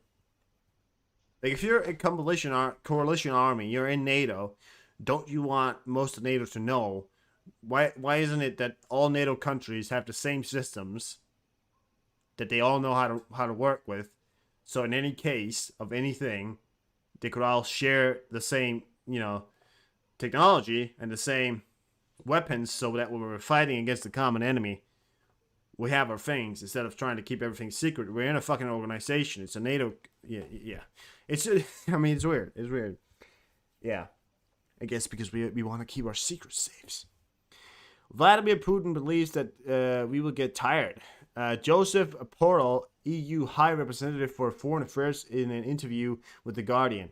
Vladimir Putin believes that democracy, democrat countries are weak, that it's a fragile system. He is sure that they will soon or later get tired of opposing him. The time is working for him. But the war in Ukraine is as much a political battle as a military one. We have to show arguments in favor of democracy and freedom. Of course, no one likes to pay more and more for electricity, but I believe that democracy is the cage of people, and they're being to understand the real reason for what is happening. The EU was a herbivore, okay, pronounce that. Yeah, what he's saying is Putin believes that we're gonna get tired. He said it multiple times. Putin believes that we're gonna get tired, supporting Ukraine, opposing him. It's funny, he's such a high stole kind of individual, right? He's such, he's so fucking unbelievable, fucking annoying, right? And he believes that he's such on a high stance that he can just say, "Oh, they're gonna get tired of me," They're gonna get tired of opposing me because I'm threatening them with everything that I have. They're gonna get tired of opposing me. Despite that, we're at that edge right now where if we keep pushing, we go on. We ride out the storm of war, right? We ride out the storm of war. We will win. We're at that edge right now, but we continue to ride. We will win one day, and we will prove to Russia that we can beat the Russian army without putting one boot on the fucking ground. That is a win scenario. Politically, yes. Humanitarian, for the free world, it is a much better world. And without Russia, China would cease to simply exist. Well, I mean, they probably wouldn't cease, but they would have to make some kind of reforms if they wanted to survive. So it would be a win-win. Russia falls, the authoritarian world is pretty much on the fucking, ropes. Exactly. Ukraine will be victorious. Let's get the quote. This quote from Winston Churchill. If you're walking through hell, keep going. You're going to get out one day. Ukraine may be walking through hell right now, but the Russians are walking even further through hell. And the factor is, they're not going to walk out. They're going to walk deeper and deeper. The Ukrainians, they're walking through hell. They're going to walk out. We're going to keep going. All right. Well, let's move on to some other news here. Estonian police forcing Russian living in Estonia to remove stickers from the cars saying, "I'm Russian." Parts of the Russian minority settled in Estonia Russia after the 1940 invasion are trying to show support for the Russian army in Ukraine or instilling fear in Estonians. So again, I mean, this is just and when you look at the guy, you're not gonna be take a look at that guy and then tell me you don't think he's fucking Russian. That's the Russian. That's look at those two guys right there. Tell me you don't think those two guys are Russians. You know, they all look. I mean, they don't all look the same, but they look very similar. You know? He's live streaming it as well. So that right there says I'm Russian. And he was then forced to take it off. Reason why is because you're not allowed to support the Russian invasion because of the. I mean, it's a law, kind of. It's not, I mean, it's kind of like an enforced law. I think in Estonia, it is in fact a enforced law that they have to enforce, that you can't publicly show support for Russia. They don't want it. I don't know if it's support here in Denmark still, but I don't know. If the police is enforcing it, they're spending time and money on it, so obviously it has to be some kind of rule.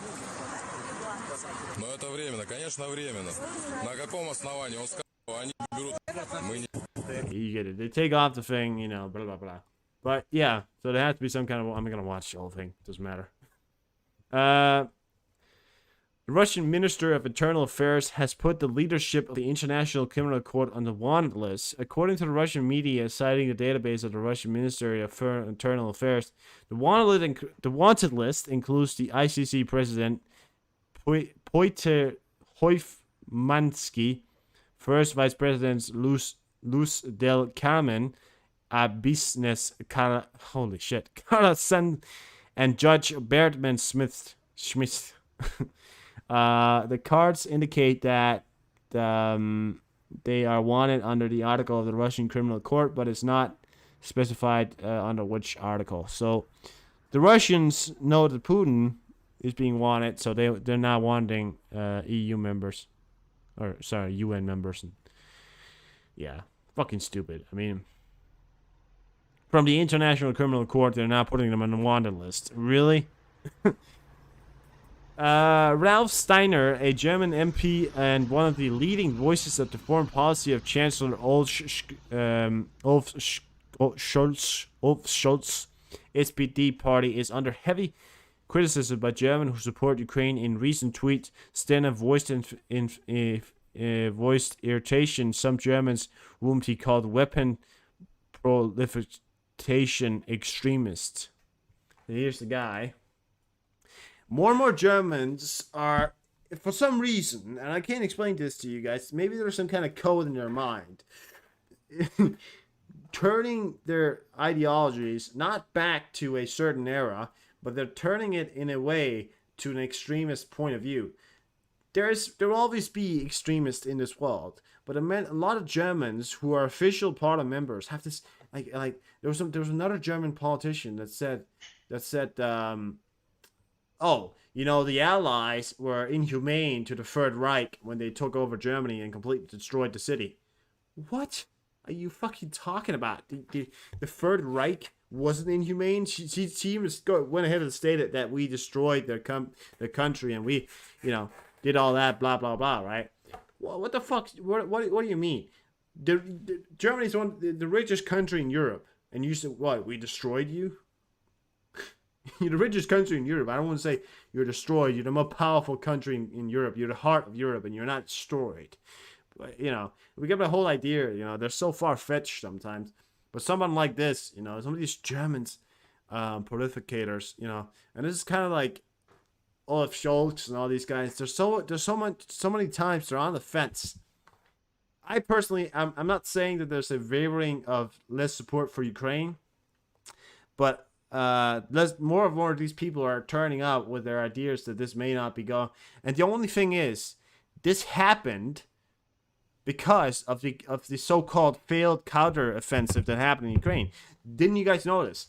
Just after the so-called failed counter-offensive, which, by the way, yeah, it may not have gone to plan, but every counteroffensive and every war ever, the French has failed in a war. We all know that. The Germans have failed in a fucking war before. So let me just, point out here that just because you fail doesn't mean that you're done. Listen, you fail, but you learn. You fail sometimes and you learn. But the idea is that some of these people are now wanting to turn their backs to it. Poland are finding excuses to turn their back to Ukraine, and all because of this idea that it's going slow. Some of the U.S. officials came up with it. I think this was from the Pentagon when they came up with this idea that Ukraine wasn't going to win, Ukraine wasn't going to blah blah blah blah blah, right? But the whole point of the whole idea is that it doesn't really make a lot of sense, because Ukraine is holding, they're winning, they're fucking up the Russian army. Let's fuck up the Russian army so much that they can't exist anymore, and then we leave them. I mean, well, not leave Ukraine, but then when we fuck up the Russian army so it doesn't exist anymore, Ukraine takes back its territory. Of course, we gotta rebuild it, right? We can leave the Russians alone when they have nothing left, right? I mean, Jesus Christ. I mean, I'm just saying, like, let's keep hope, because they are slow but steady, going ahead, and it would be stupid to give up hope now when we're on the edge of the ropes of major success. UK, Denmark certainly has made its stance very clear. Canada recently, a lot of countries are still very firmly behind. So let's hope this support continues. So let's not waver our support for anything. The only problem I have is that when this sort of thing, when we get into the new year of 2024 and the election is happening, we'll have to see who gets elected in the United States, because the future of the free world depends on it. I hate that all these people from the United States say that they support the free world. Every single fucking politician in the United States, they give this whole fucking patriotic speech. They give that speech every fucking time. America is the greatest country in the world. We are blah blah blah fucking bullshit. Listen, you can't continuously tell everybody that America is the greatest country in the world when you're failing to do the most basic human rights and the most basic human needs is being failed in America. So you can't continue to say, oh, America is the greatest country in the world. Why not be fucking honest? Why not just fucking say, we have some problems and we need to figure it out? Like, I mean, yeah. Trying to whole fucking I don't want to be, political here, but I'm just saying, I'm fucking tired of the whole patriotic speech thing. The whole thing about them all saying that we're protecting the free world while not, protecting any part of it. So, stupid, but it happens. Well, let's move on here. The U.S. is offering $2 billion loan to support its defense. It's offering $2 billion to Poland to support its defense modernization. Poland, described as a loyal NATO ally, is a key that's not even a word right there, for Western army supplies to Ukraine. The U.S. State Department has stressed Poland's importance to the NATO defense in the East. The U.S. government is also providing Warsaw up to $60 million for the cost of the loan in foreign military financing (FMF), which would support urgent procurements of defense articles and services from the United States. The State Department said that the $60 million is a loan subsidy meant to ensure the Warsaw can secure favorable terms for the loan. Poland is on the process of updating its military technology, much of which was based on old Soviet system, as recent trade disputes between Poland and Ukraine over grain prices have raised concerns about the warning support for Ukraine, but U.S. officials downplay the issue, emphasizing Poland's strategic interest is in a stable Ukraine. Yeah, and it is. Greeks celebrate as they see 120 arriving Romanian firefighters who will help them put out the wildfires raging in the country. Poland and Romania are two of the countries that are most prone to send firefighters on a mission abroad. Yeah, and Poland as well send lots of firefighters. This is Romanian, but I believe this also comes out from Poland as well. But here you have it, and lots of wildfires happening on a lot of Greek islands as well, but especially in Greek alone. So here they are cheering them on because they're very much under strength as well. Greek is not a, rich country. Getting support from Romania. That's you see the Romanian flag right there. So it's good to see, and they're gonna go and they're gonna help them out. 120, what was it? 120 fucking firefighters or 120 firefighters,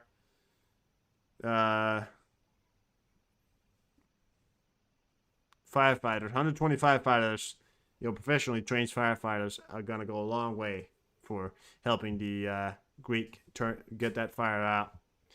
International lawyers are preparing to submission to the Internal Criminal Court accusing Russia of international starving during full-scale aggression against Ukraine. The Guardian concerning Yusuf Kahan, senior associate of the Global Rights Complaints.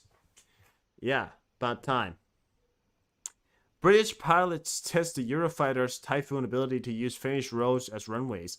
I found this video right here, and I'm not really sure if this was a training exercise or something like that. But apparently, they're now training this is United Kingdom's British planes.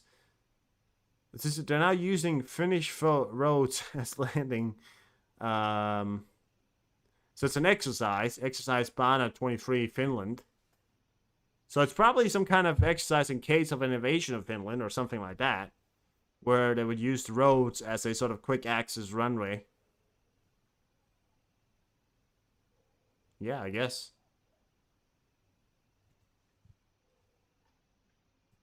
Called their road trips, so for I guess we can turn on the sound. Yeah, let's turn on the sound. Doesn't matter. Road, but for a week or two each year, they operate it as a very narrow aerodrome. Clearly, the Finns, obviously, they are absolutely experts at doing this. Like, this is normal daily business for them. So it's really, really cool to operate alongside our allies. And so before we flew this, we worked really closely. Airstream right there. Look at that Airstream. About their experiences and how do they operate it. And it's really cool to, particularly to have them in NATO now as a partner. And what can we learn? Ooh, look at that. Is that an F-35? All the expertise that they've got at how to do this. An F-16, and that looks like an F-35 right there. I think this is a great step forward for RAF Typhoon capability. We often talk about capability a lot for being stuff that we fly with, so all the weapons and the sensors. What's cool about this is it's a really novel way of employing the jet, of improving our survivability against a bunch of modern threats by operating from dispersed locations, and also doing that while operating really, really closely with our allies, who are absolutely critical to any kind of future operations we might need to conduct. Operating alongside those guys is totally critical.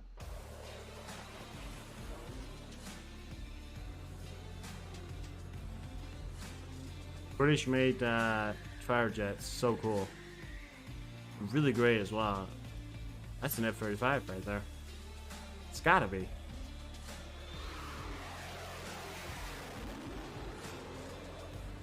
Yeah.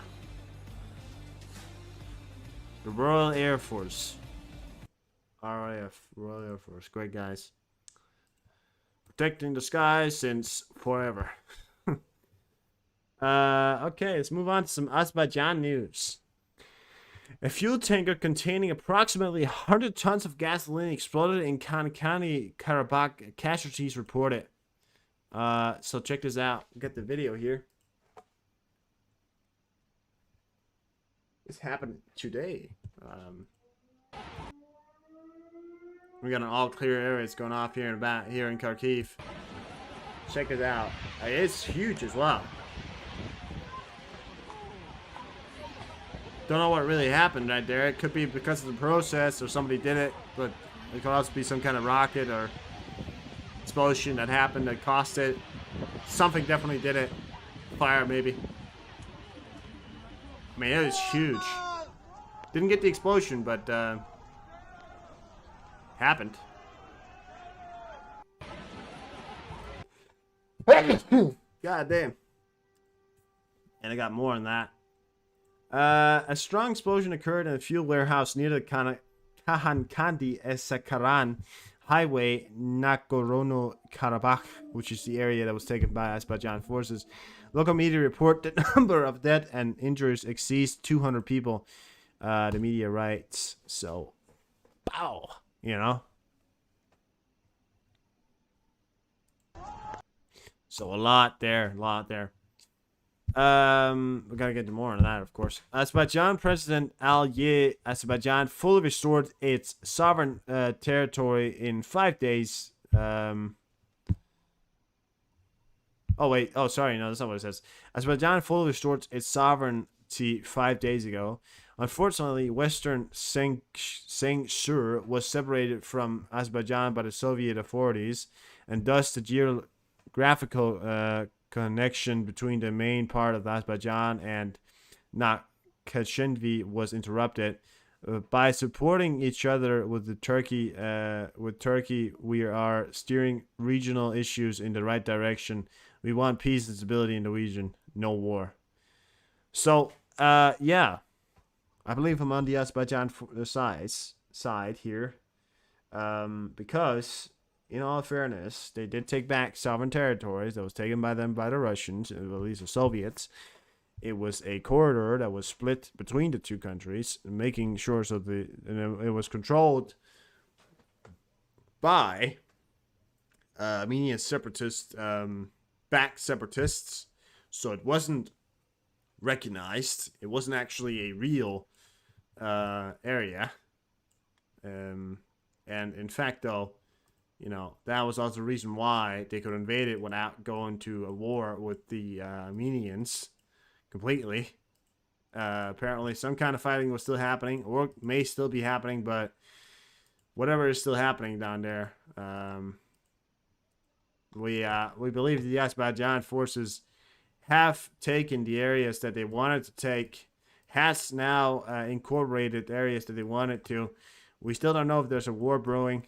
Could be, but it seems to me that Azerbaijan wanted its territory back and no more. It's now up for the international people to just accept that reality. So, yeah. Oh, we got some kind of surveillance going on here. Guess we could track that. All right. Yeah. Azerbaijan forces firing a TOS A-1 MLS on Armenian army targets. So again, firing rockets on Armenian armed targets. It does seem that some kind of things are still happening. I don't know if this was uploaded today. I don't know if this is a video from now. A little loud.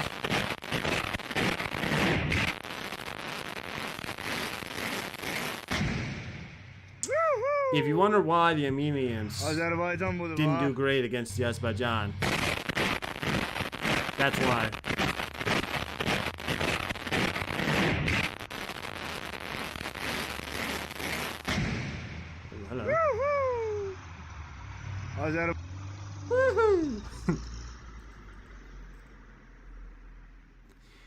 Convoy of Armenian leaving Karabakh as Azerbaijan is taking control of the region.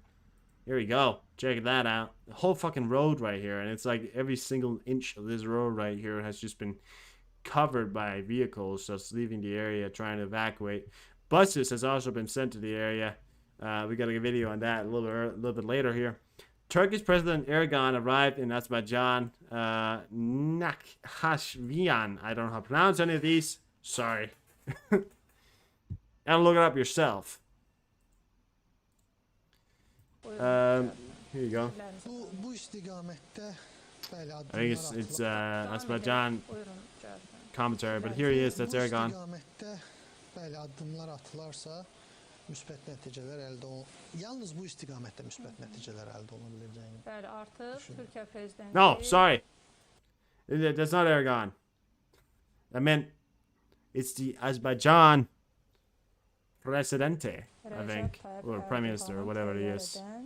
That's Bu il artıq Erdoğan Erdoğan. Azərbaycana ikinci səfərdir. Bilirsiniz, prezident seçkilərindən sonra ilk rəsmi səfərini Xarici səfərini Azərbaycan. Bu artıq a lot of stuff happening, guys. A lot of stuff. Türkiyənin bütün nazirləri, təyin olunan bütün nazirlər.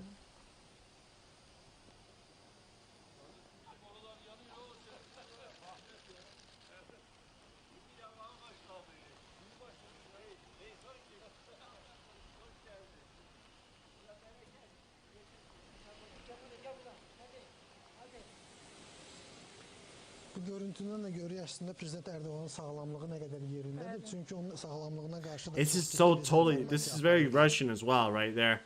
That look of the face when they have to look at when the commander in chief walks by. They have to do that. They have to look as long as possible at him. Basketbol Right there. görüntüləri As long yayılmışdı. as he's within eye range, then eventually they're gonna turn back their heads.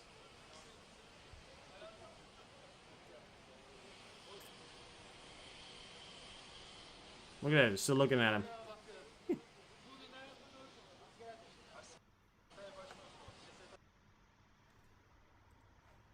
This is the same thing they do in the Kremlin. If you see videos from the Kremlin when Putin walks in, there's always two soldiers, or home guard, or whatever they are, staring at him like that. Like, oh.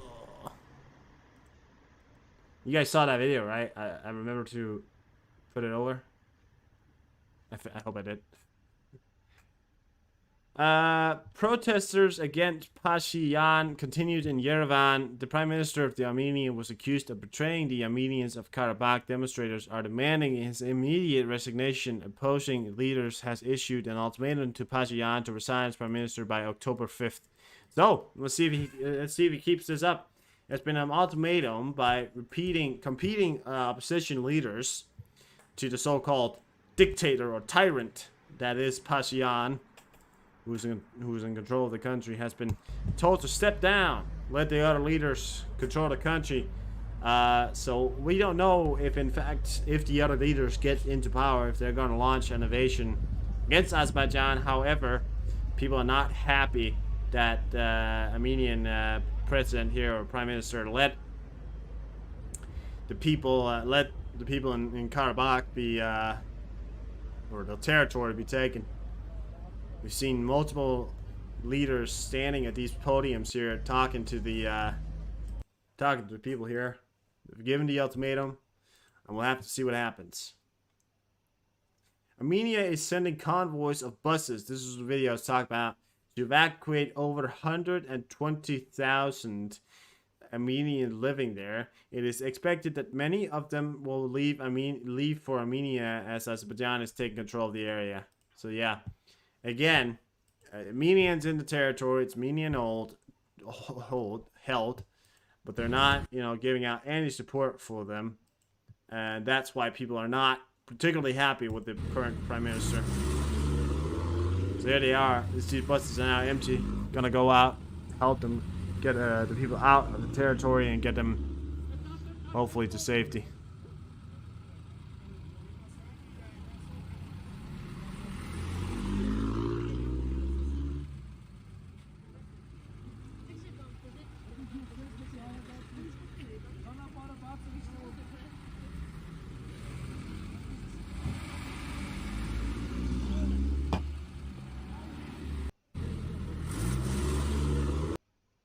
There you go.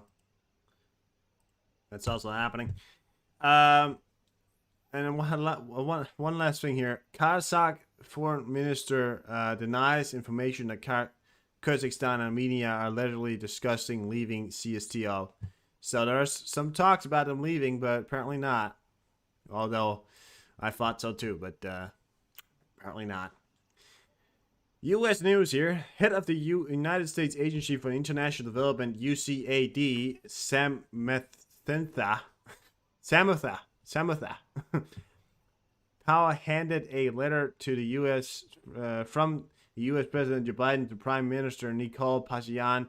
Biden says in the letter to Pashinyan that Washington and Europe will strengthen security cooperation. Armenian cabinet of the so-called ministers. Yeah, so there, Biden is talking about helping them out. I send my best wishes to you and the people of Armenia as celebrate your Independence Day.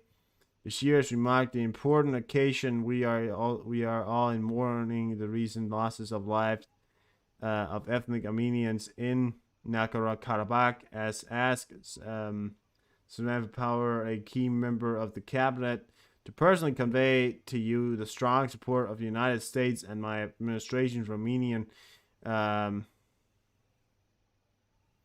pursuit of dignified and durable regional peace, the maintenance depends. I can't fucking read that, all that small stuff right there. Well, I mean, all he says right here is he's giving out support for the Armenians here.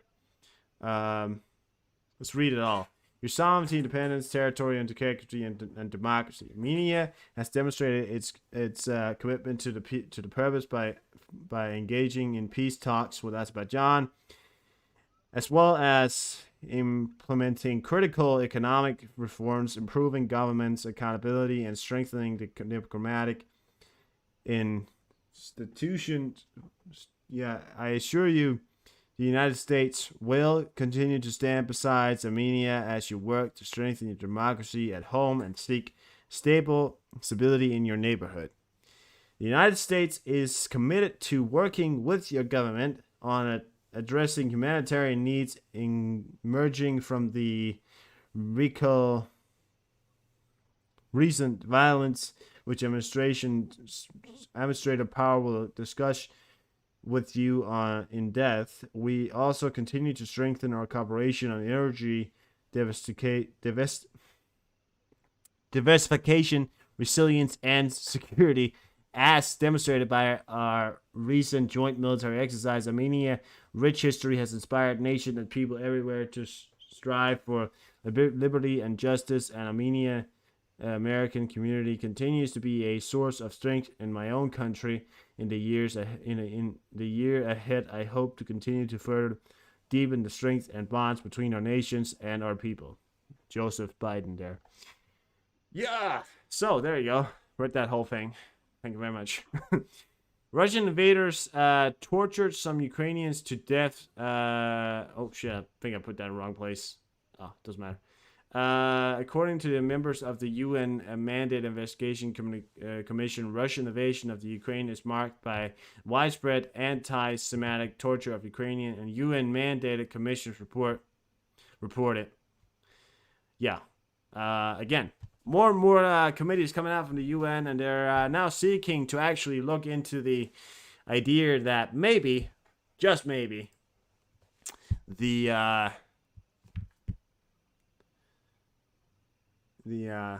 Russians aren't so good.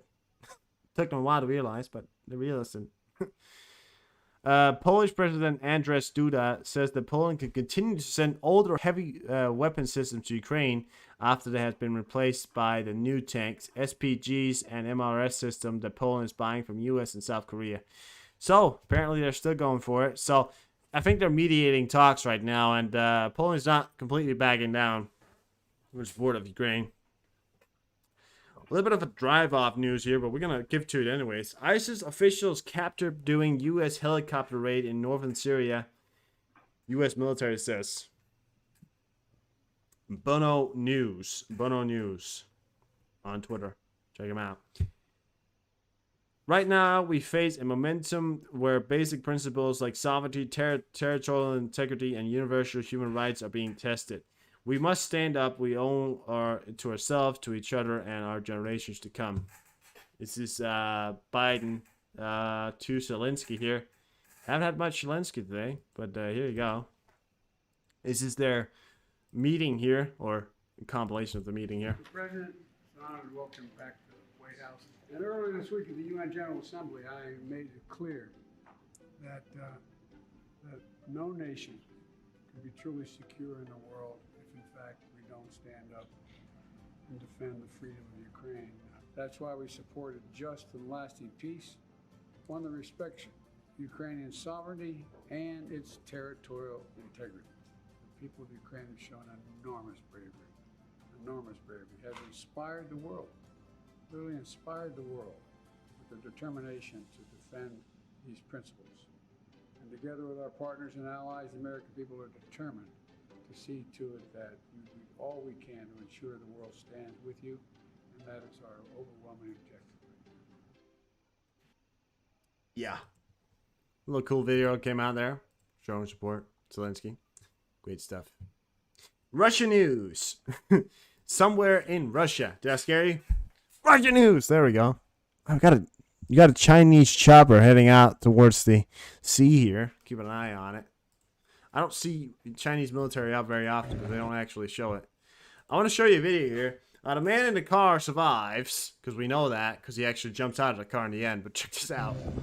It's somewhere in Russia. There you go. Yeah. That's how you do it.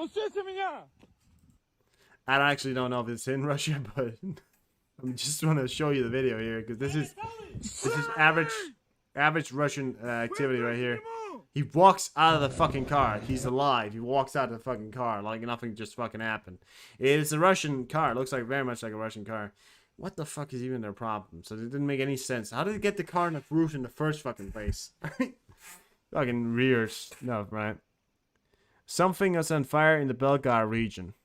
We got something on fire here in Belgard. Something apparently was set ablaze here earlier today. So more fires in Russia. Check us out.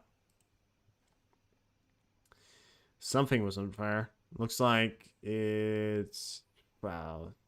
Looks like a truck? I don't know. Maybe there's some kind of fire. Well, I don't know if that was a... What's there?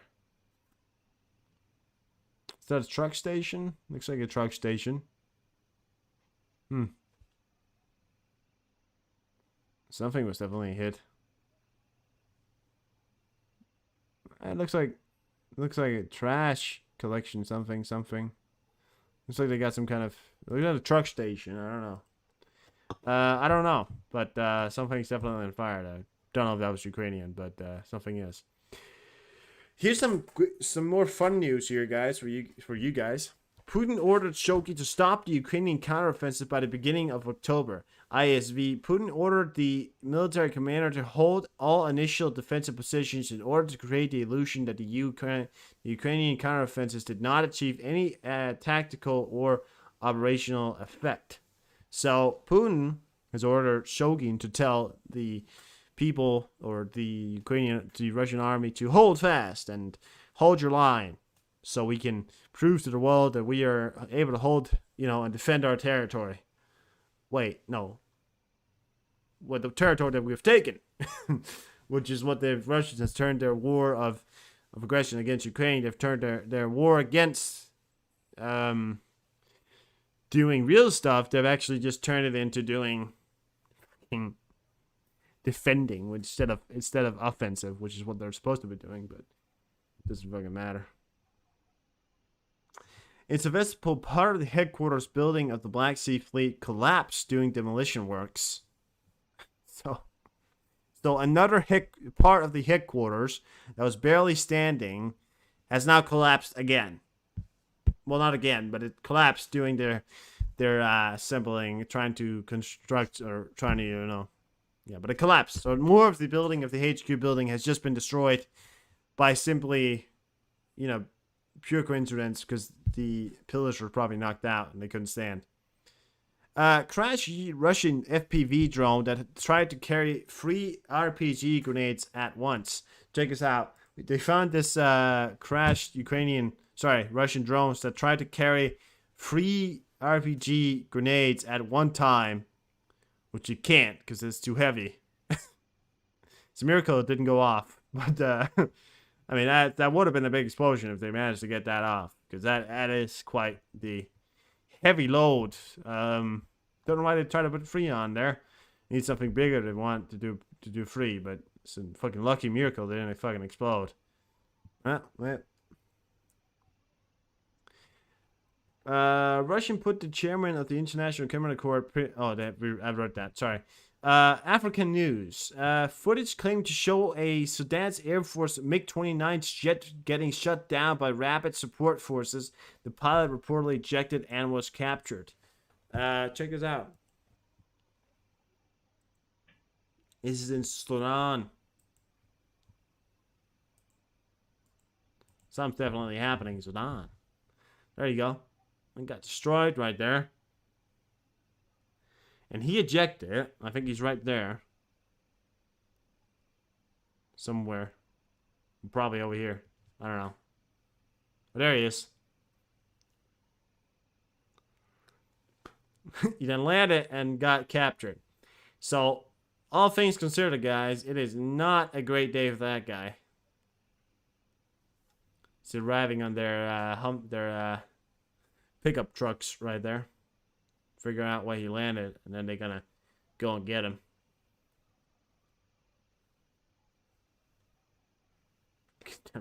That's how they fight wars. I mean, they ride around on pickup trucks. That's how they fight fucking wars. Unstable region. Surprisingly enough, they even had a fucking pilot up in the sky. Apparently something's happening there in Sudan. I don't know. I can't keep it all up, okay, guys? So much shit happening. Belarus news here. Lukashenko banned drones from individuals in Belarus. Lukashenko signed a decree banning the import, storage, circulation, operation, and manufacture of drones for individuals. Now the import, storage, circulation, and operation manufacture of UAV allowed only to legal entities and individual enterprises for entrepreneurial and professional activities in compliance with the required of the decree. To import UAVs, drones, into the country, you will need to obtain a permit for the Department of Aviation or Ministry of Transport. But anyone who has drones has been given 6 months to get rid of them. They can be sold to businesses or transferred for storage to an organization authorized by Lukashenko. So Lukashenko is storing drones or buying them, and only he, under circumstances of where he can actually hide the drones, only he can make up a stockpile of drones that he may or may not will be giving to Russia. We don't know, but something weird, something fishy there is going off. And we got a desert region turning on with alert here. Of course, let's keep an eye on that. Iranian news here. Interesting details from new Iranian document about the UAV launch of shaded 136 kamikaze UAV from special racks of an illustrating pickup truck. Launches of shaded 133 from a recently shown launcher and launch containers. Footage from the meeting between the commanders of the Islamic Revolutionary Guard Corps, a Aerospace Force IRGCAF, Armenia Hajjaset, and the commander of the Russian Aerospace Force, Surovikini. So, they've made a video here. It is not in English. It doesn't even have an English translation. However, we'll watch it anyways, so you can see the pictures of it. But there you go. Check that out. So this is their so-called modern war. They're planning these kamikaze drones on these trucks right here. They can then be launched. They're gonna be launched, you know, by an immediate effect. There you go. من به جای ژنرال بودم یه فرماندهی ویژه پهپاد تشکیل میدادم. این یه موضوع آشکاریه، پنهان نیست. That's, I think, the airspace. These are the commanders of the Iranian army. I don't know what they're saying, but they're talking about the drones. Making an inspirational video about how they're gonna provide drones. Well,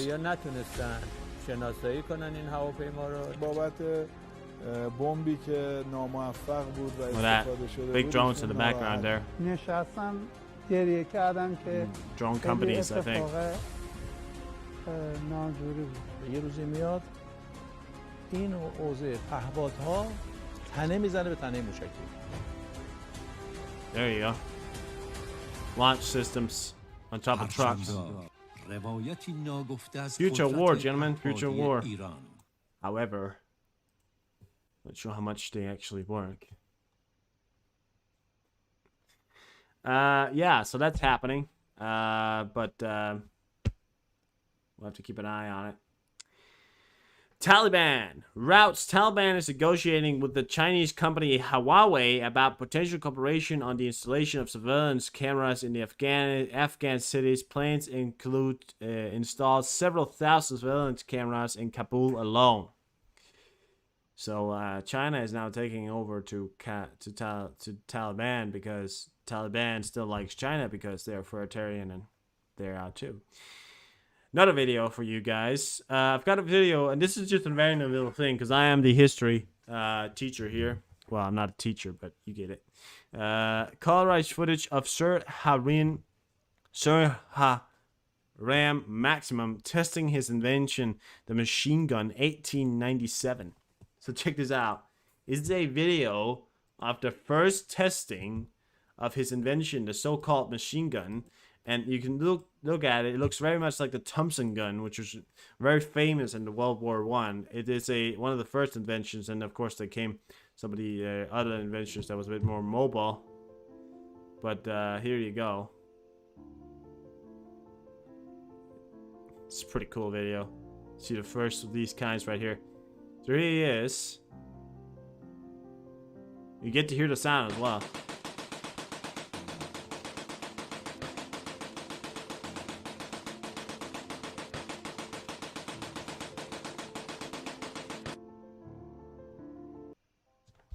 There you go, guys.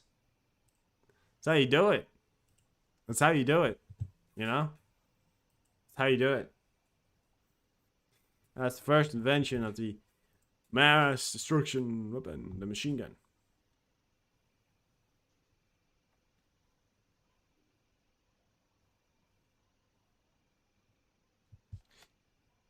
Alright, guys. Let's move on to some other news here. I don't have anything more on my document, so we're going to move on to some other news. Let's check out the planes here. We got a Kawasaki C2. All right, transport plane. All right.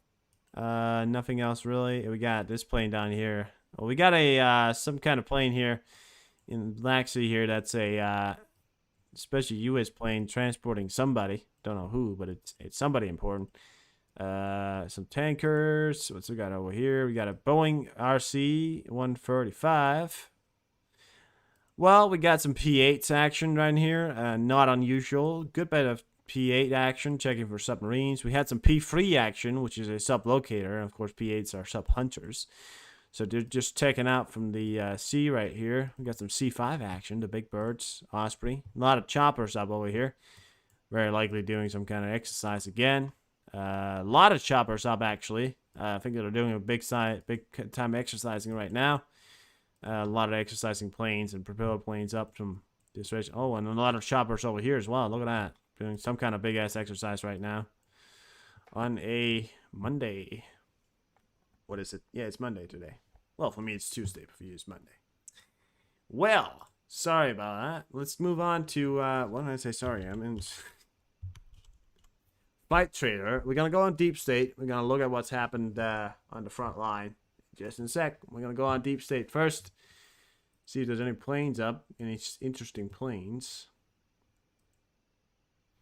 We have two Russian transport planes heading over Russia right now. And another one that took off from China. 3 transport planes. And a Lithium 62M. Which is only used for emergency situation. I don't know, but yeah, I think there are special flights, but nothing really important there. Oh, we got a river joint. Oh, we got a combat scent in the Mediterranean. All right, we got Homer 11. Combat scent. What's that? Combat vehicles. Let me just get the official translation of it because I can't remember.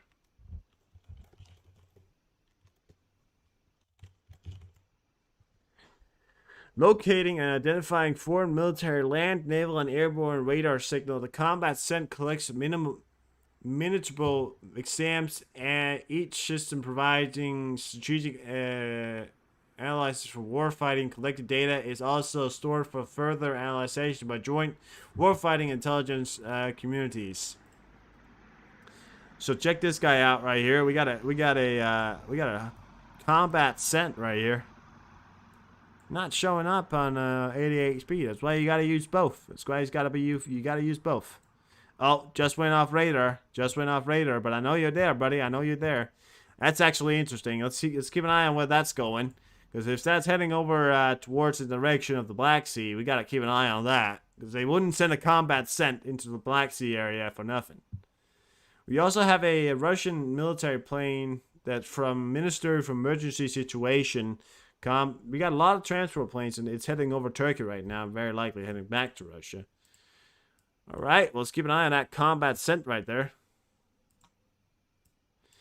Don't know which. I mean, they use it for could be exercising, but at the same time, like in the Mediterranean, I've never heard of that.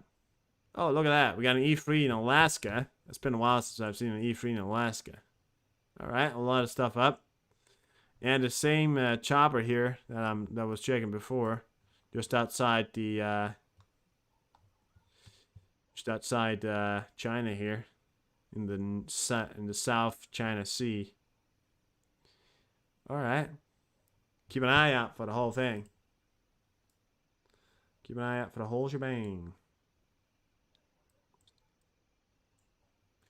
All right, guys. Well, let's move on to Deep State. I'm gonna move you back here first, and I'm gonna get the. Let's see if we can get it over here. But some interesting plane activity right now. We do have a quite important plane that's was heading towards the Black Sea right now, so there could be something to do with that. But I've never seen them use the combat cent for that. So, and it also went off radar. If it's doing exercises, it wouldn't really have any reason to go off radar. I don't know. Kind of like a weird scenario right there, but let's keep an eye on it. Make sure nothing happens. Okay, we do have some movement on the front lines right here. So from the 23rd to the 24th, pushing into the city right here, which I don't know what it is, but it's in the Zaporizhzhia area. So great job there. The troop movement for the Russian side, nothing major. Probably gonna get some more tomorrow because I believe there's been major pushes today. A little bit pushes over here. Small take-in right there. Anything counts, guys. Anything counts. Oh, a little bit over here as well.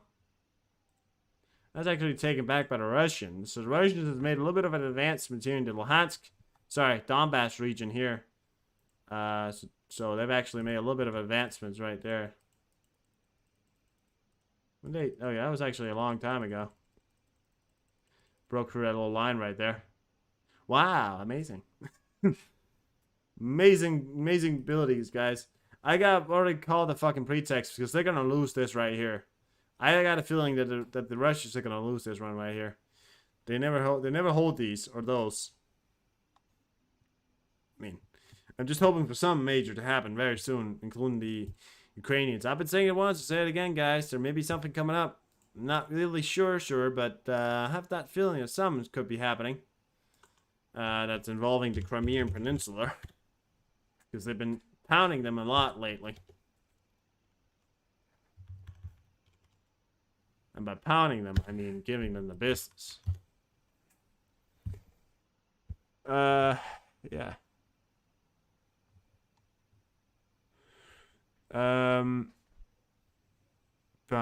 North Korea has listed restriction imposed 3 years ago due to the pandemic and has begun allowing foreigners into the country. Chinese TV reports. Those wishing to visit the DPRK will have to undergo a 2-day quarantine, but there are no other restrictions, and the world rejoices. There's no other restrictions. There we go. Upon them hard. Giving the business.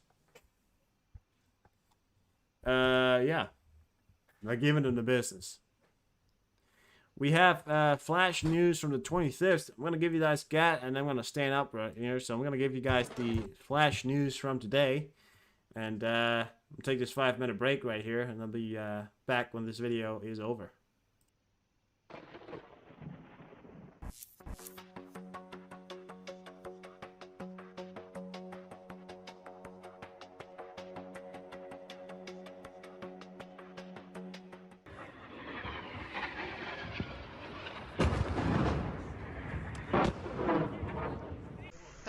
началось. Взрывы, взрывы в центре города.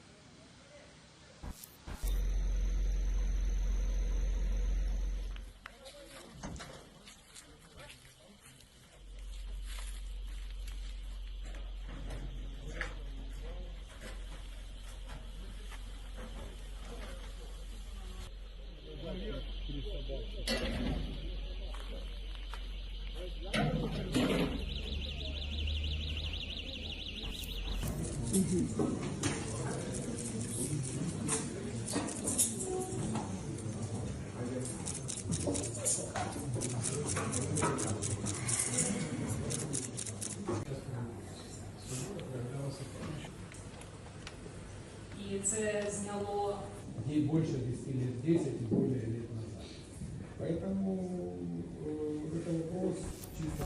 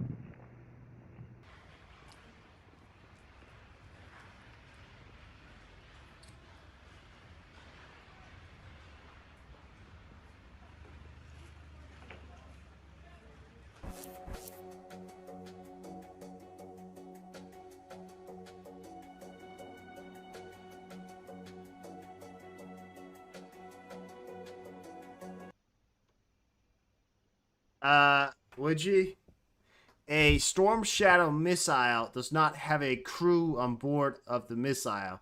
A Storm Shadow missile is a cruise missile. Does not have a crew on board. So I don't know who told you that, but that's not correct. Because the Storm Shadow missile cannot carry a crew in it. That's not true. Oh, you know. Okay. Well, cool. Okay. Just making sure that... Okay. Well, yeah, that can happen. That's why it's funny? Alright, well, good, then. Just so you know. Alright, I thought I was gonna... Alright. Well, now, alright.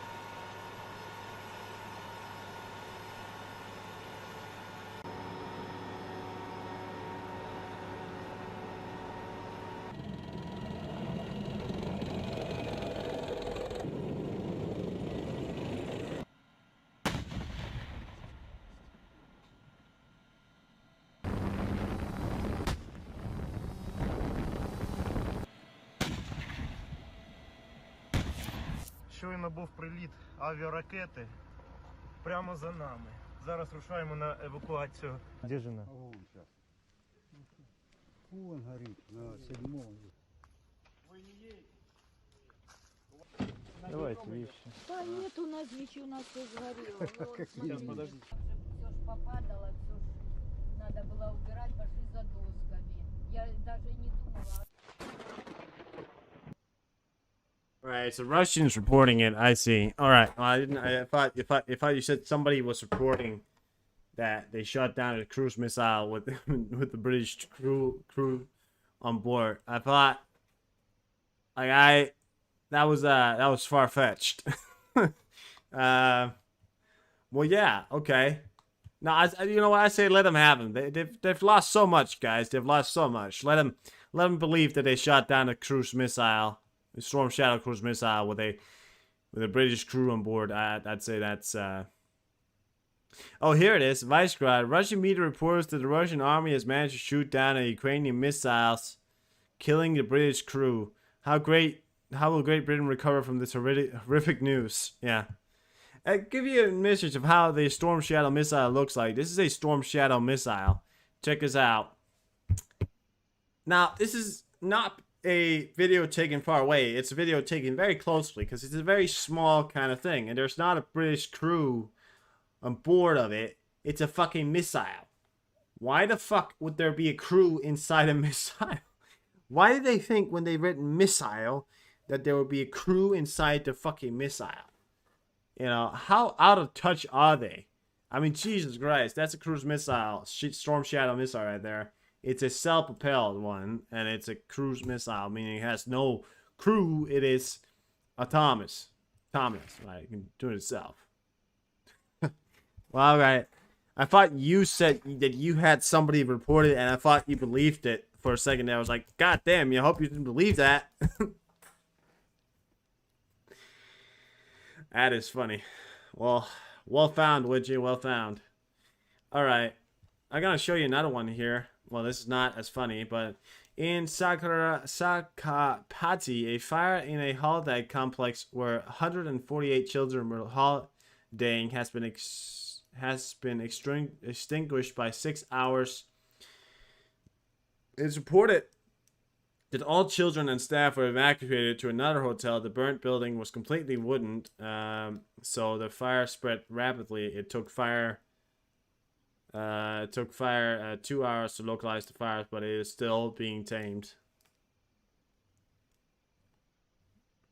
The lines.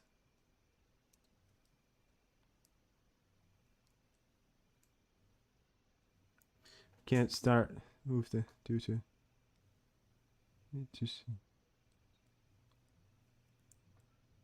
Oh, they make Abrams tanks in where you're from? 86? They got out. So here's the video of the building. Very much still burning. Apparently it's extinguished, but it's still maybe burning a little bit. You scared me a little there, which you scared me a little. I thought that's far-fetched. No, it's okay. It's okay. Okay, don't worry. Not a gold master down here too? I mean, I want to wait for that fucking. I'm gonna check out Flight Trader.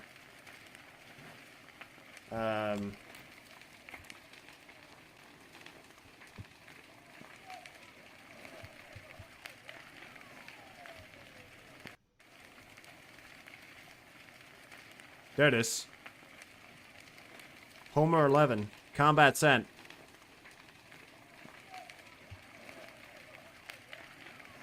There it is. Is it on the ground? It's at 0 feet. Oh, so it's on the ground, so it's not up. Did they just turn on the thing, or did they land it there?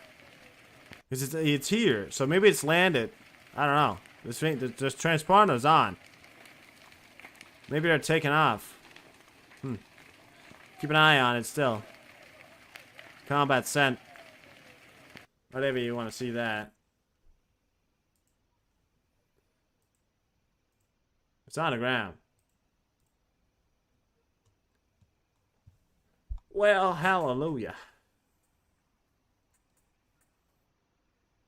In Russia, the Krasnodar region, a momentum to memorize of PMC Wagner who were eliminated near Bakhmut was erected. The list contains 25,000 names, and these are losses in one direction only. Fucking Christ. And this is the image of it right here. So these are names of all the soldiers that was lost. There are 25,000 names on this platter right here. Wow, what the fuck? I mean, you know, farewell. They made a momentum by it, but Jesus Christ. I mean, 25,000. And we knew the casualties were high. They went in, by the way, with 50,000. So they lost 50% of their army. Just want to say that. They lost 50% of their army. Well, to Wagner, the mercenary army. Outrage in Sweden after a 71-year-old blind man, Erik Veri, was shot to death at a pub in a gang hit. The assassin managed to kill their intended target, a young gangster, but also hit 3 others people sitting in the pub. Erik was killed on the spot in front of his son. Jesus Christ. Fucking gang members, seriously. People like, oh, why should we treat gang members, differently? They're people too. Fuck you. I don't go fuck gang members. You're in a fucking gang. Go fuck yourself. No, seriously, because, I mean, there's people who do bad things, and there's people who join a gang because they didn't have any other options. But when you get to the point where you're killing other people because somebody told you to, that's fucked up. Of course, we should have special treatment for those guys because many of them commit horrible crimes. I mean, seriously, I don't want any of that. I don't care who they hurt. Exactly. So I don't care. I want special treatment for them. I want a special extended period of prison time. So they can learn. We don't need them in the fucking streets then. They don't, They can't figure out how to be. Kill kids, it's like, yeah.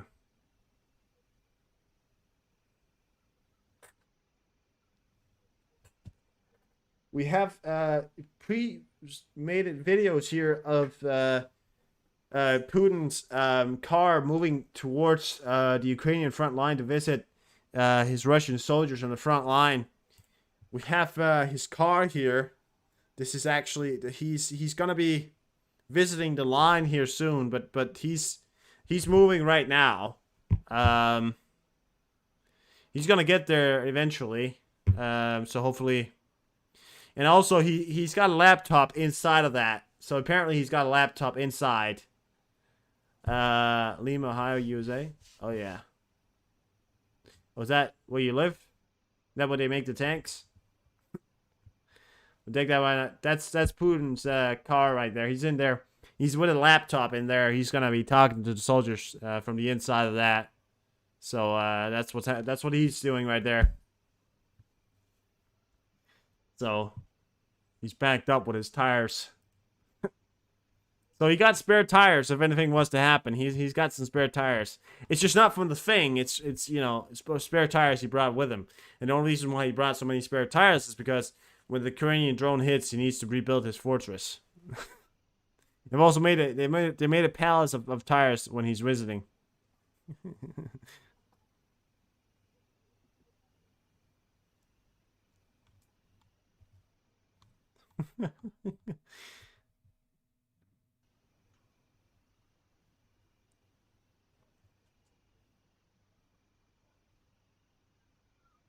See him on train all the time? Goddamn. Alright. Goddamn. I really want to see some military equipment. I've barely seen any. I mean, I've seen it online, but I don't see it in real life. Yeah, fancier than Finn used mattresses.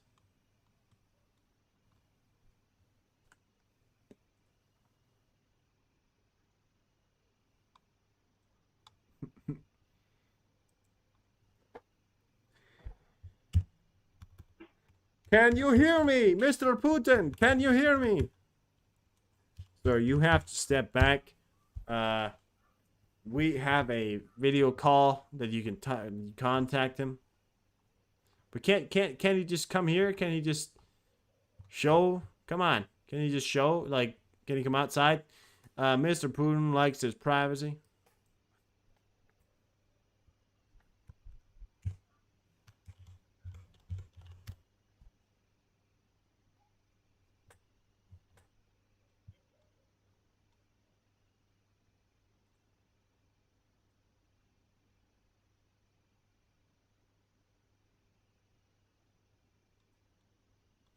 I'm gonna look for news right now. I don't really know. Not a lot left. It's been a good news stream. I met with... Oh, that's some time ago here. Alright, well, we got the 24th. Let me just check this guy out, see what he's got going. See if he's reported anything. Yeah, that he would actually go near them? Yeah. Yeah, the fact that people would think that he would actually go to the front line. There was one time when he apparently was in Mariupol, but some people said that wasn't Putin. That was actually a doppelganger, because he didn't look like it. Fucking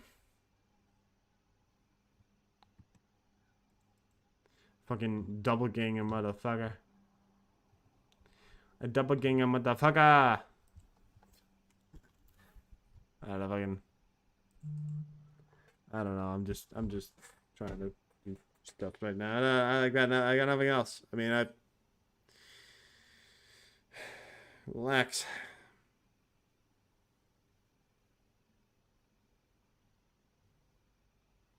Oh shit. Parts of missiles crashed in the backyards of a farmer in Moldova last night. The missile struck near Kaskina in Transnistria. Thank you very much, Witchy. Alright, we'll take a look at this right here. What's needs wrong? Yeah, no, that's right. 86. He was driving around in a car on his own, but apparently people said it wasn't him. It's hard to believe. Probably was him, but I don't know.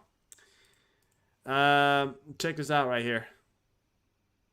So this apparently, and this is not the first time, is one of maybe the 10th time that there's been a rocket that lands in the Moldavian territory. However, Transnistria is a Russian separatist break-off region that is actually very aligned with the Russians, so maybe you don't need to worry.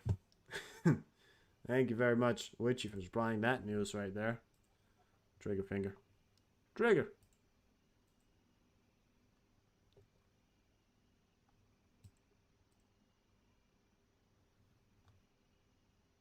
It looked like that. It doesn't look like that combat set is going anywhere.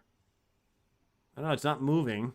It's just standing still on a runway. Well, it's not even on a runway. It's just there. Well, I didn't know that they had a combat sent station in Cyprus. Sorry, not Cyprus. What's that called? That's called what's that place called? It's called Crete? Crete?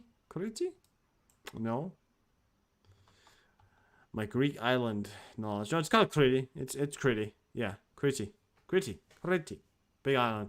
Mediterranean island. Probably pretty beautiful. Probably. Probably pretty beautiful.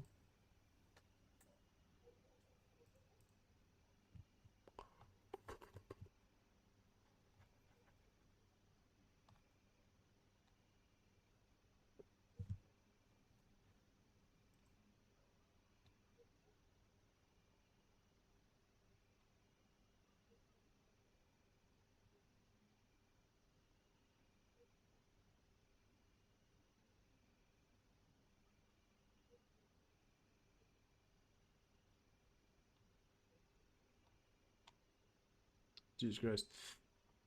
The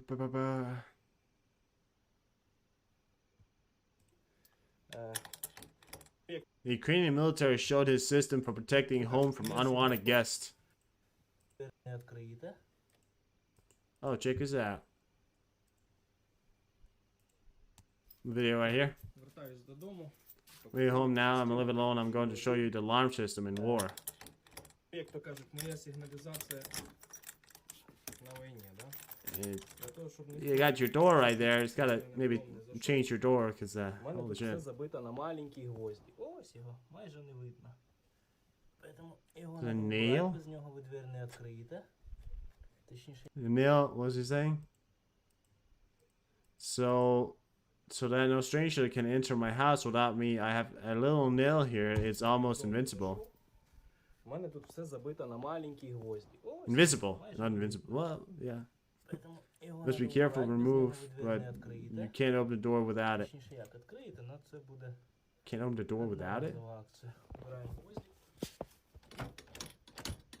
Акуратненько. Відкриваємо двері. А тут отакий сюрприз. Поправляємо і убираємо шнурочок. Oh, check that out. Oh shit! Look at that. А тут Oh shit! Is that a fucking more? That explodes? That's a grenade! Holy shit! Oh my god! What the fuck?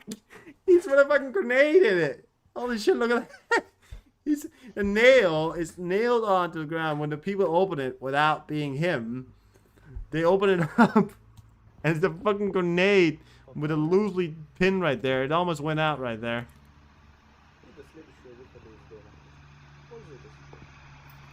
Dude, that is not dude, that is not a security system. That's a health risk right there.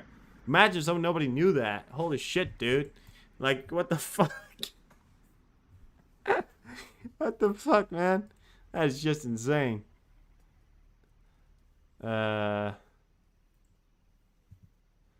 What was that? Can't send you a message. I need to send a message about the situation. The leaders of the circumcision are in Turkey, so it's a bit complicated. Ready?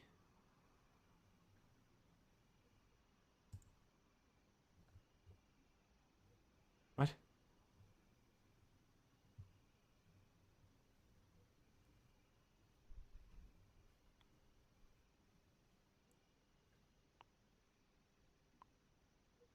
The what? Crimea situation are in Turkey, so it's a bit complicated. What? Is any of you Freddy? Somebody just sent me something on Twitter. Come home drunk and forget. Yeah, exactly. So somebody just sent this to me. I can't send you a message with X. I need to send a message about the situation in Sweden. The leaders of the crime situation are in Turkey, so it's a bit complicated.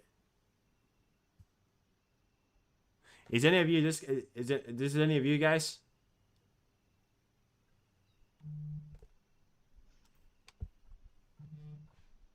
Is any of you guys? I've never heard. Okay. If you want to, you can share it in here. If you're in the chat, you can share it in here. Please do.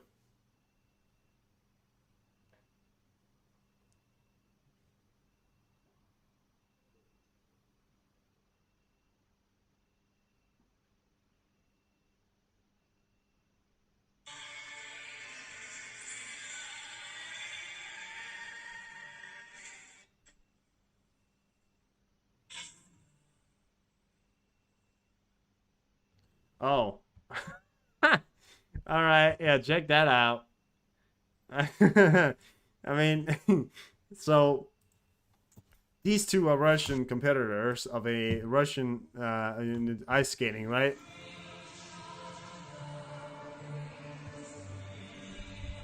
So they hug each other. They're hugging around. Now these two on the left side, which I believe got in second place, are Ukrainian. Did not go for the hug. Imagine why. And then that guy over there was like, "Oh, why didn't you hug them?" Laughing at them. Like a fucking laughing stock right there. But apparently they got in first, they got in second. That's, yeah, I wouldn't hug them either. Yeah, they all smell. They all smell funny.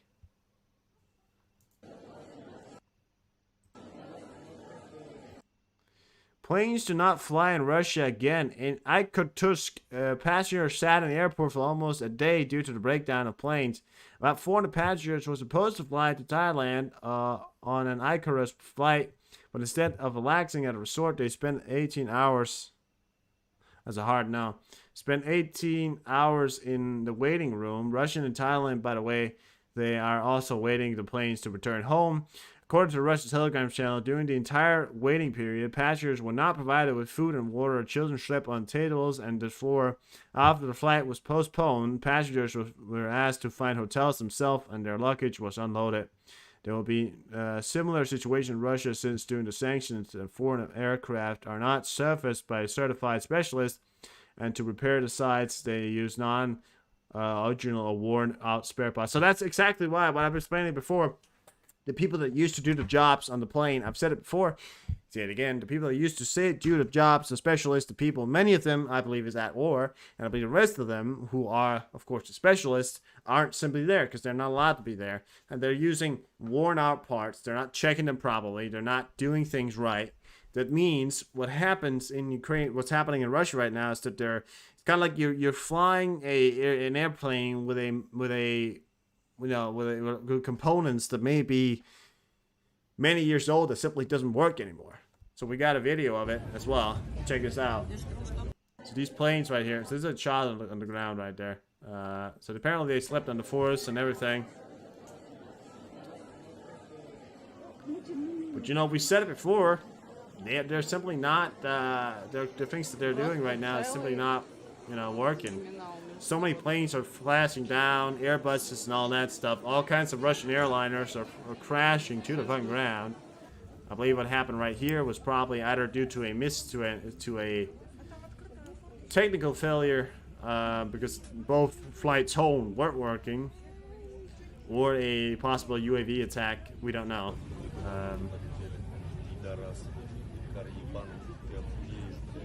Yeah. Technical workers simply don't have. I believe the technical workers are still, working at them, but they simply don't have the equipment or probably the amount of knowledge that you would have as a normal person.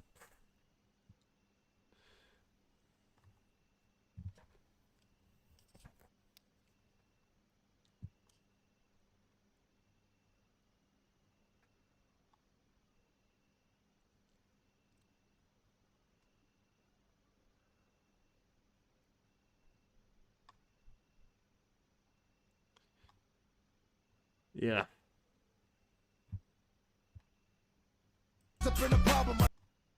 Jesus Christ.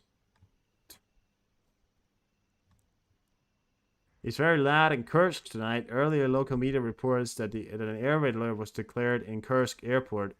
The probably same thing that happened as yesterday. It's hard. There was an attack in an airport yesterday in Kursk as well. It was just, Kursk is near St. Petersburg in Russia. So this is this.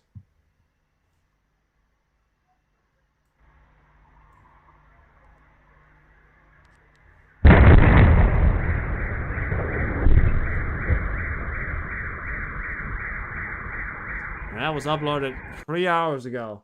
And that's in Kursk. Did I give you guys a heart attack? I may have given you guys a heart attack, not gonna lie.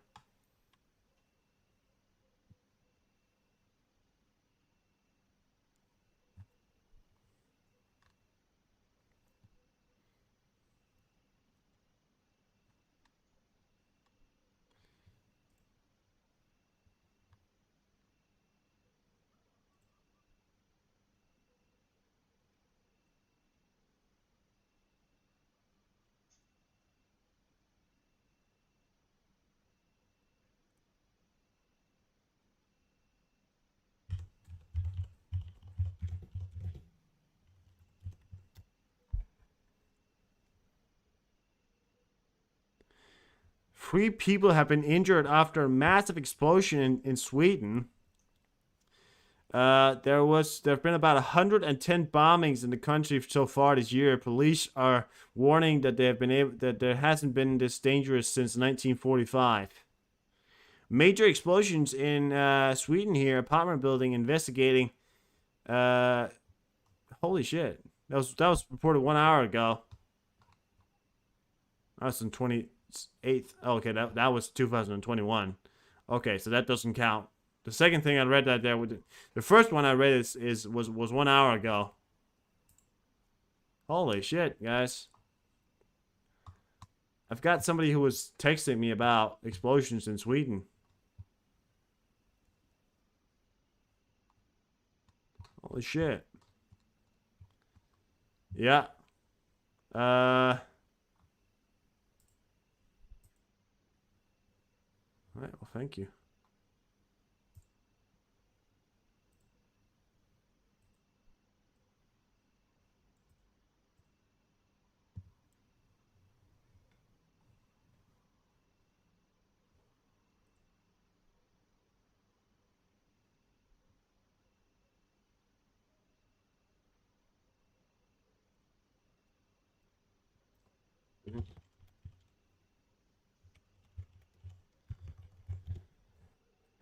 Well,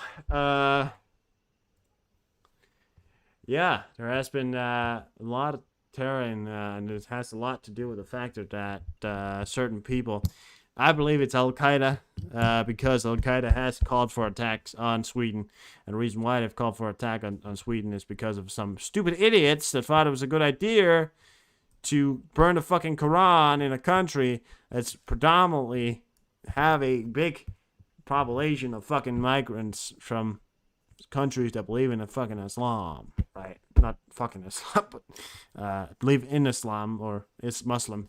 I don't know if it's, but burning the Quran there. Predominantly one person who was Danish, which I fucking hate that guy. The second person who was Swedish. So yeah, fucking sucks. Well, hopefully they figure that out. I've got Russian loss September 25th. 420 troops today, so soldiers.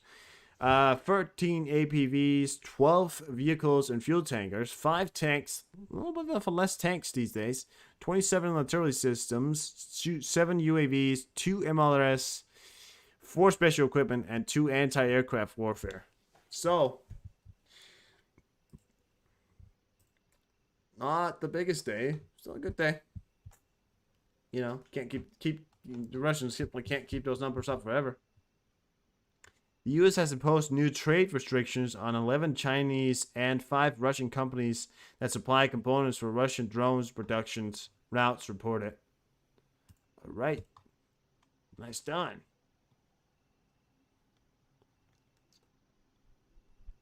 Правду говорят. Потому что там...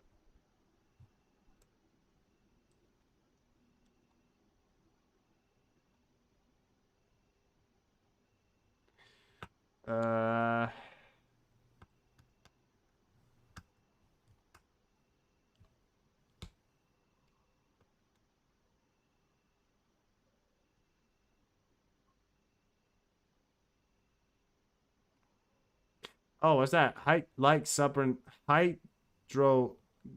like substance found in vaccine injured nurse blood. This is not healthy blood.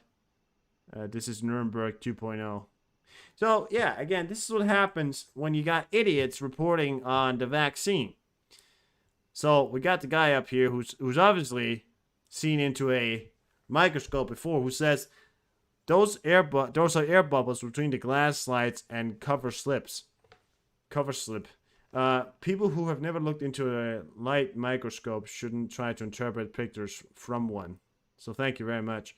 Now, I don't know, because this one right here, hydro-like substance found in vaccines injured nurse's blood. Yeah, so whatever they did, they fucked something up. However, it is not a hydrogel. It is, in fact, what I believe to be air. But you should not put air inside your body. Even like a small air bubble pumped into your body could actually, you take a needle, you pull that thing back, that's just full of air, and you pump that into a person. That's actually lethal. Just to point that out. It's like you can actually kill someone just like that. It's not even a joke. It's well, I don't know but it can cause serious problems. Not a fun time.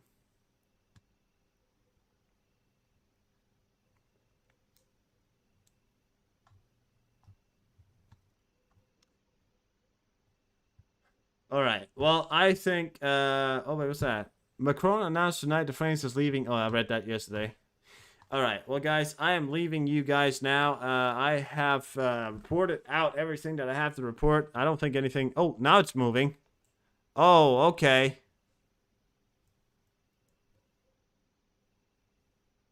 Okay, now you're moving. Combat sent, gentlemen and ladies. Are moving. Oh, fuck. Oh, fuck. Now I want to stay. Now I want to stay. I want to stay now because I want to see where this fucking thing is going. I want to know where the fucking combat scent is going.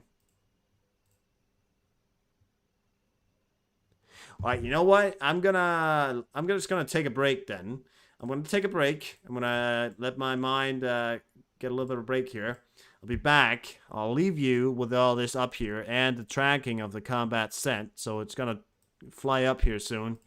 So we're gonna stay to see where that's going, at least for a little bit. I'm gonna leave you guys. I'm gonna take a break, and I'll be right back after that.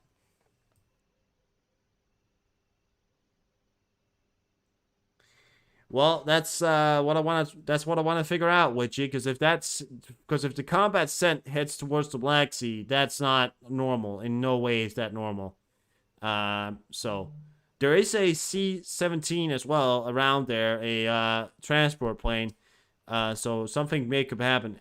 Depending on what direction it's going, depending on how long I'm gonna stay, because combat scent going towards the Black Sea would be something. So it's pulling onto the runway right now. You can check. You can see that it's pulling onto the runway. Look at that. So it's gonna head over here and then it's gonna take off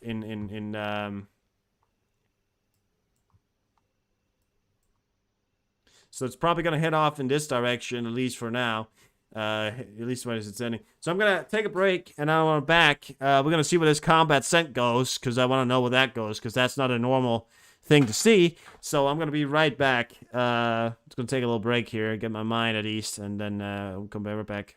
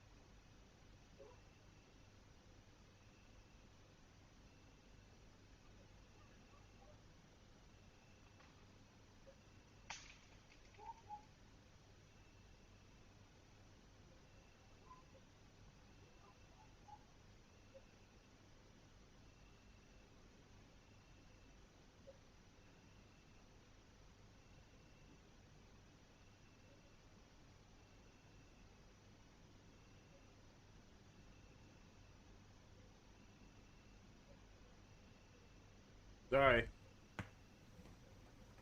Didn't realize that was. I forgot that was gonna happen. Well, we weren't gone too far. It's heading in the wrong direction. No, don't go off. Thank God. Stay. It's heading in the right direction, guys. I'm gonna just sit here in the background. I mean, I don't know what it's doing. We're just gonna keep an eye on it. I've got some food. I'm gonna eat that. Sit in the background. Watch it. So, yeah. I know what we're gonna do. Alright. Yeah, they have been lit for a long time. We also had that news about those Tu-95s. So, I don't know if they launched yet, but yeah.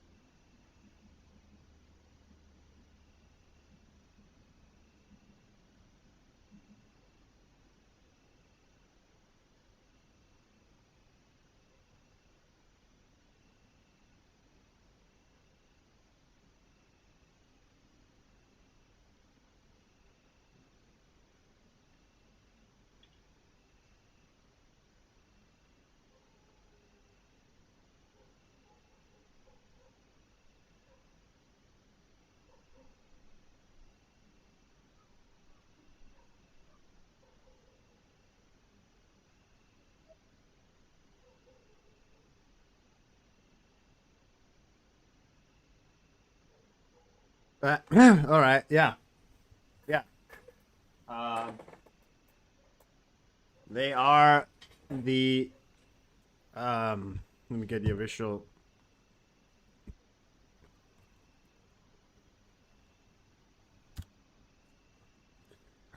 Locating and identifying foreign military, land, naval, and airborne radar signal. The combat cent collects and miniaturely examines each system, providing strategic analysts for warfighting. Collected data is also stored for further analysis by joint warfighting and intelligence communities. Sorry. Got a C-17 over here as well. Where am I just going?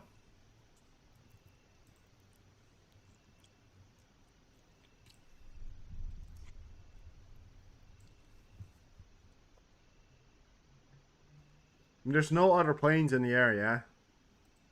It's on here now as well.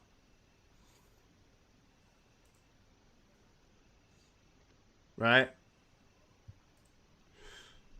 There's an Airbus coming in from right behind.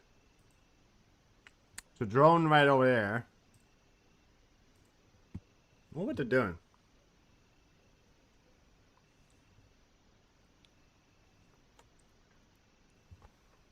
Ow. Send it up when things are getting rough. You don't usually fly in the Mediterranean. I know they're stored there. I've never, ever seen one up. At least I've seen one near Japan before. Flying just outside Taiwan. I've never seen one in the Mediterranean. No matter what it is, it's pretty serious. No matter why it's there, it's pretty serious. Unless it's doing exercising, I don't know why. I mean,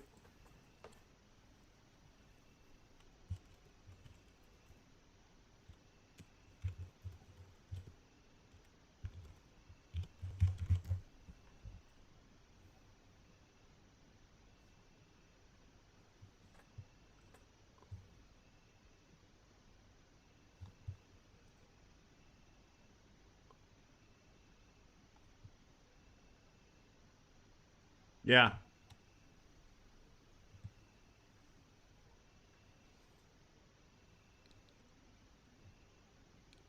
How fast is it going?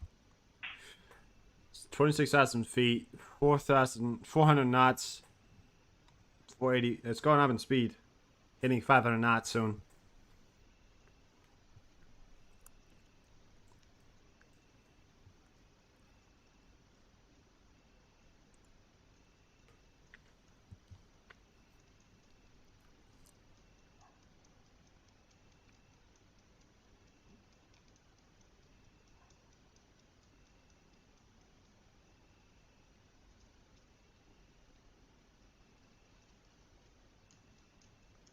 It's been off for a while. By the way, it's been off for a while.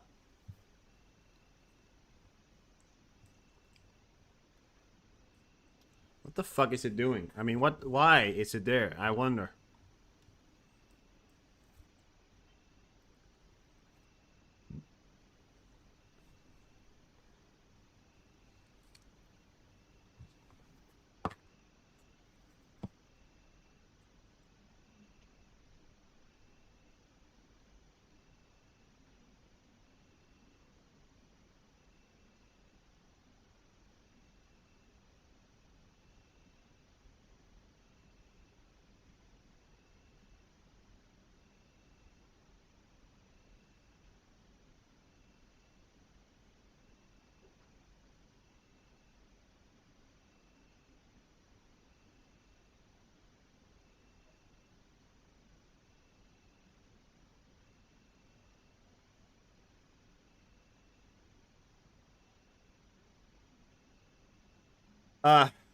No idea, mate. I don't know. I don't know much about combat scent. I really don't know much about it.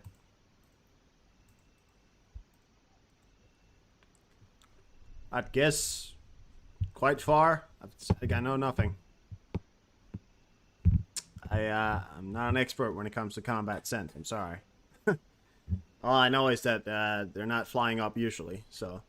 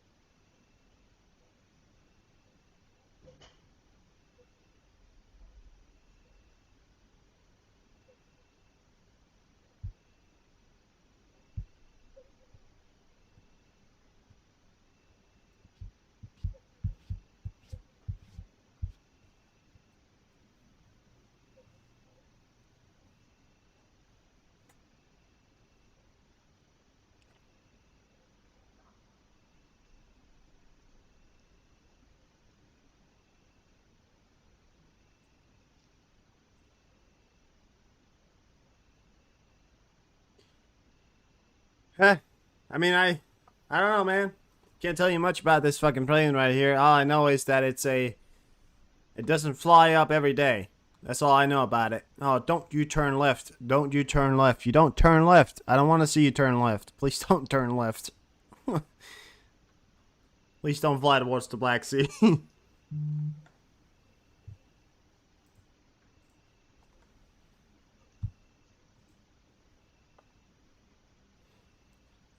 Several groups of shaded are approaching the east, urgently in shelter Air Force of Armed Forces of Ukraine.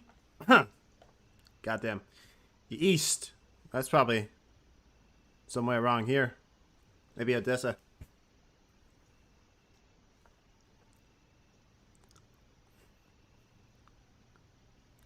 Alright. Ismaili and Reni. So that's the ports of Romania. Sorry. Ukraine. Because they're near Romania. Oh, shit. There you go. That was an explosion right there. That was live right there. Happened right here.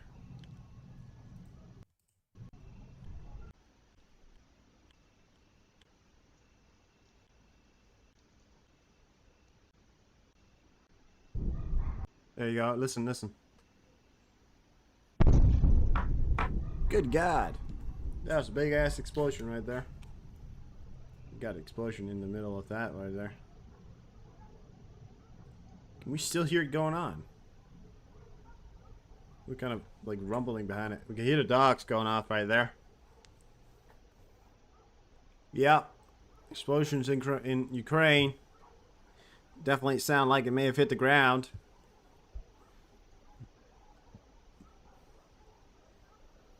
Booms.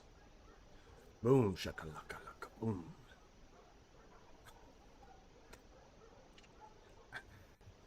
What the fuck? That was just bad.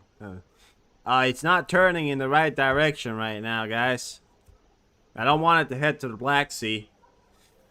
Because if there's a combat scent, a river joint, Boeing RC combat scent, not even a river joint, if that heads towards the Black Sea, they don't use combat scents for civilians. They don't use, you know, if anything, there was a river joint that was heading towards, which we have seen before, that would be explainable, but they don't use a combat scent for regular, you know, civilians, and they would either put if it's targeting, you know, if they're helping targeting, it would be an E3.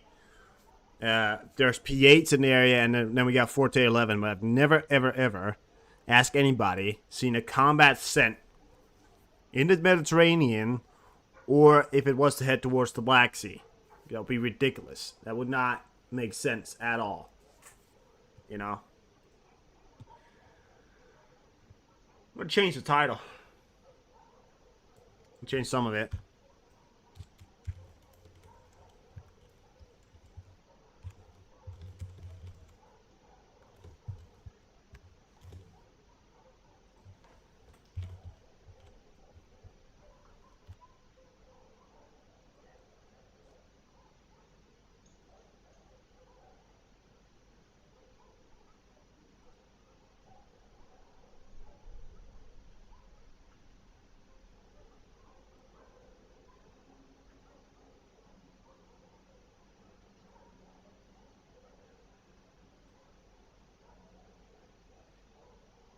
Probably very likely to be those Tu-95s that made it to that launch site zone from the Armenian air base. You're probably right on that. 86.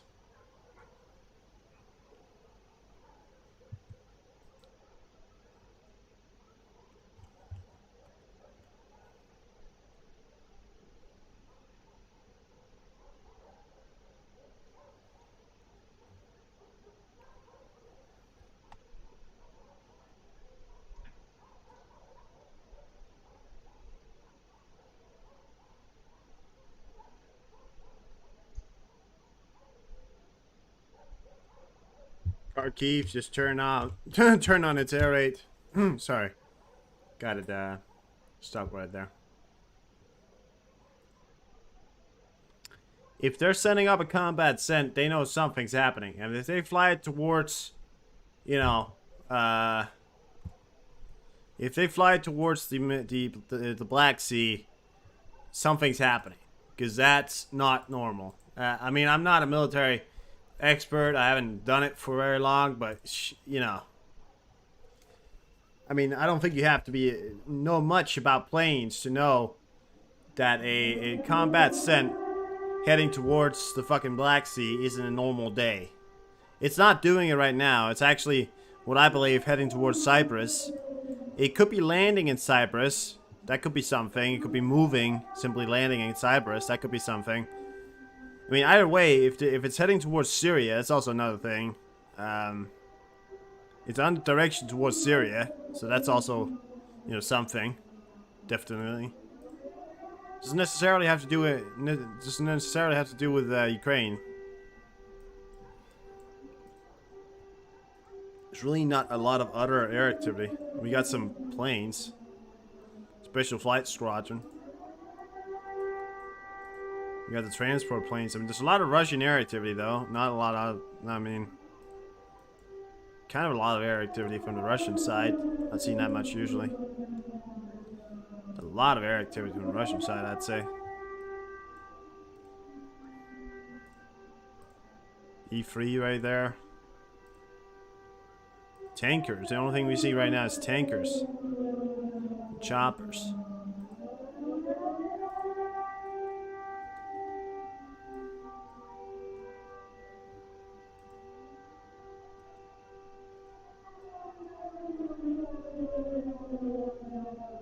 The air raid's turning on there. That's in Kharkiv.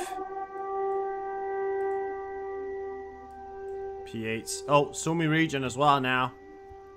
Something's happening in Ukraine. Maybe those Tu-95s attack, right? Or maybe they made it to the attack run. We got an E6 over Washington. Or near Washington. He's over Richmond right now, but it's in the vicinity of Washington right now. We got an E6.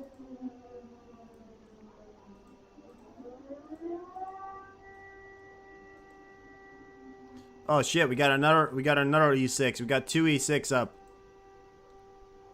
Those are the ones that carry nuclear bombs, gentlemen and ladies. There we go, guys. Alright. Yeah, check that out. 1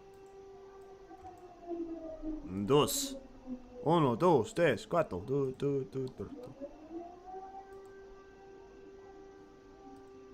No, but 1 2 1 2. There you go. 2 E6 up right now. Get back to the old combat scent. We'll keep Flight Tracker tracking it, and then we'll move on with checking over an 88 speed here. if it does want to track. I mean, if you want to respond today, Flight Trader, just anytime you want to, you know, oh yeah, you want to take a break now, that's fine. We'll just track it on here. Anyways, it doesn't fucking matter. I think Flight Trader is taking a break right now.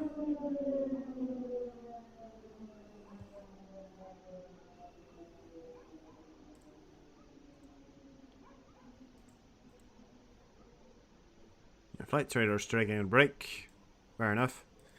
We'll just track it on 88B then. Who isn't taking a break at the exact time when fucking love Flight Trader. And we'll close down that right here. We're gonna get it over here. Yeah, okay. Apparently Flight Trader won't load in right now. Flight Trader won't go anywhere, so that's great. Can't get on Flight Trader.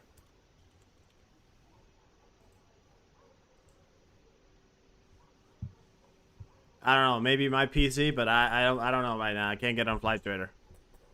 Like look at this, look at this. I'm literally like I'm on right here, right? And if I relaunch right here, like nothing right now, right? I click on it.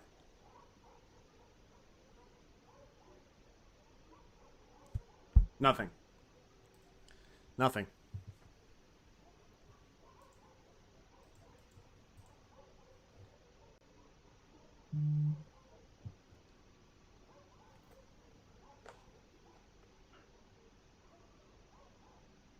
Kharkiv, Sumi. Threat of ballistic weapons. So ballistic missiles. Okay, there's a UPD. The threat of using ballistic weapons. That came out from Flash right now. Flash just reported. Thank you, Wishy. Threat of using ballistic missile. We can get it up here, so you don't think I'm lying to you. Right there, Flash News, pretty trusted source, I'd say. Holy shit. So, threat of using ballistic weapons. So that's. I mean, ballistic missiles. Listen, don't panic yet. There are, of course, things that are ballistic missiles. Of course, do have conventional warheads. However, they are big rockets, so that's not a fun time. Either way, you know, a big ballistic missile with a conventional warhead is still a bigger explosion, which would be not a great time. Oh, check this out, guys. Flight Trader just fucking crashed. Engineers are working hard to make service available as soon as possible. We'll be back shortly. Flight Trader just crashed. Yeah. That's not me, that's literally Flight Trader. Flight Trader just crashed.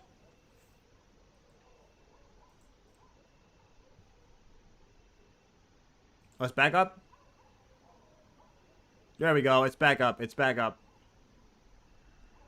Yeah, Flight Trader's back up.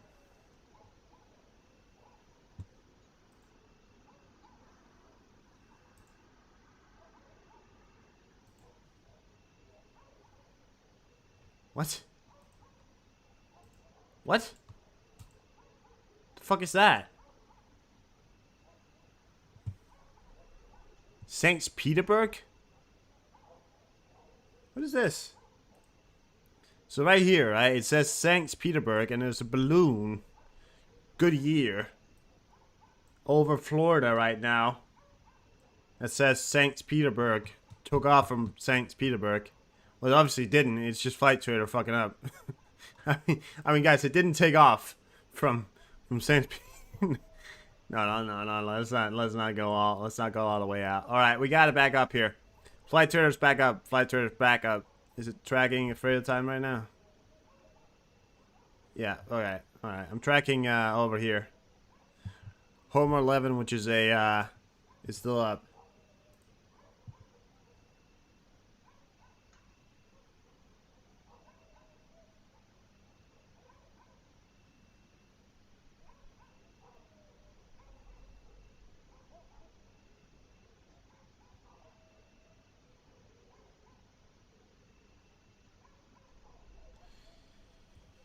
Yeah, I mean, listen, I'm never, I'm not, I don't do the whole 4chan kind of thing. You remember back the time when everybody thought that, 7PP was going to blow up? 4chan came out with an exact date and time when it was going to blow up. Didn't blow up. I don't really do the whole, like, it's going to happen today or something like that. Because there's no one to know. Putin's the only one who would know anything was to happen, okay? So, I don't know, 86. I can't tell you if that's true or not. All I know is that there's been matched out attacks on Russian sides, and I think this is a retaliatory attack of some sort of kind. If they're using ballistic missiles with a conventional warhead, let's hope, and it's reported by Flash, then, oh, St. Petersburg, Florida is a city. How the fuck should I know? I don't know. I'm sorry. I didn't know that there was a city in Florida called St. Petersburg. That was okay. All right. Yeah. All right. Well, you caught me lacking right there, guys. You caught me lacking. That was bad. Football games sometimes. All right. Well, thank you for clarifying. Well, no, I didn't believe it was from St. Petersburg. I was like, yeah. I didn't believe it came from St. Petersburg like a balloon. My bad. You caught me lagging there. Well, I just didn't know that. I didn't think it was from St. Petersburg. Don't worry, I'm not that dumb. It's obviously from St. Petersburg. But I don't know, guys. I mean, I have no doubt that this is probably a retaliatory attack from some kind of from this recent event that's been transpiring over the last few days. This missile attack on his headquarters. An admiral was killed, So, some kind of retaliatory thing right here could be happening. That's all I got for you. I don't know anything else. I really don't, Tampa Bay's Typhoons playing tonight? That's it then.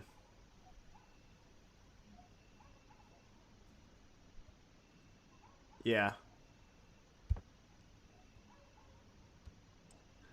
Tampa Bay Typhoons. Is it football?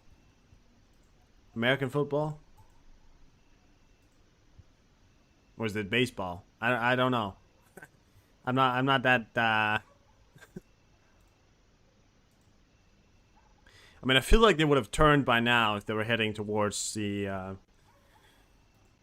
Black Sea. I feel like that combat cent would have turned by now if it's heading towards the Black Sea. Because I feel like it wouldn't be heading that far right before going to the Black Sea. Alright, football, alright. Well, then I don't think this combat sense is anything serious. I mean, it's not a normal thing to see, but we'll have to see where it's going. I think the most pressing news right now is that we obviously have some kind of ballistic, the threat of using ballistic weapons, some kind of threat of ballistic weapons right now. So, we'll have to,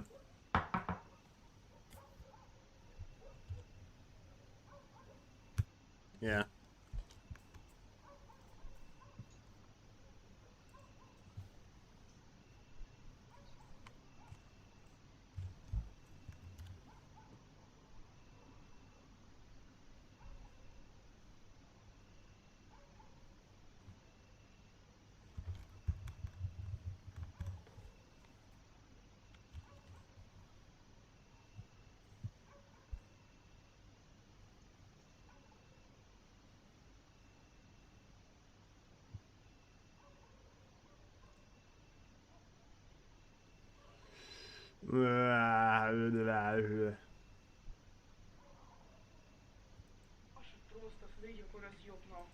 Oh, what's this? Ukrainian Kalbankino airfield near Mykolaiv hit by 2 ballistic missiles.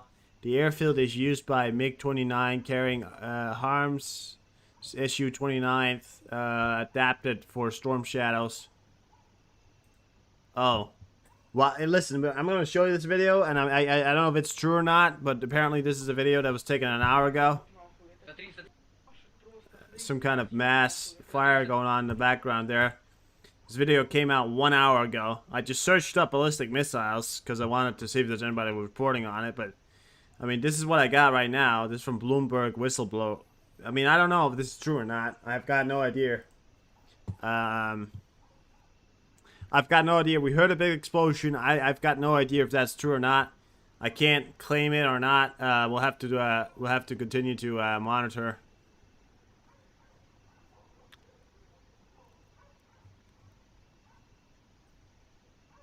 Situation here. What's happening? That combat center is turning. It's turning right now. Heading towards Egypt. You got a base in Egypt, I think, so I could be doing that.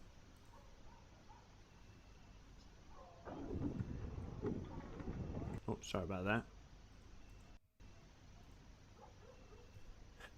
My head hurts because I do not know what's happening.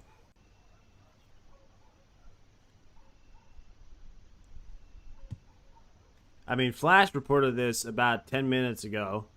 That video was uploaded an hour ago.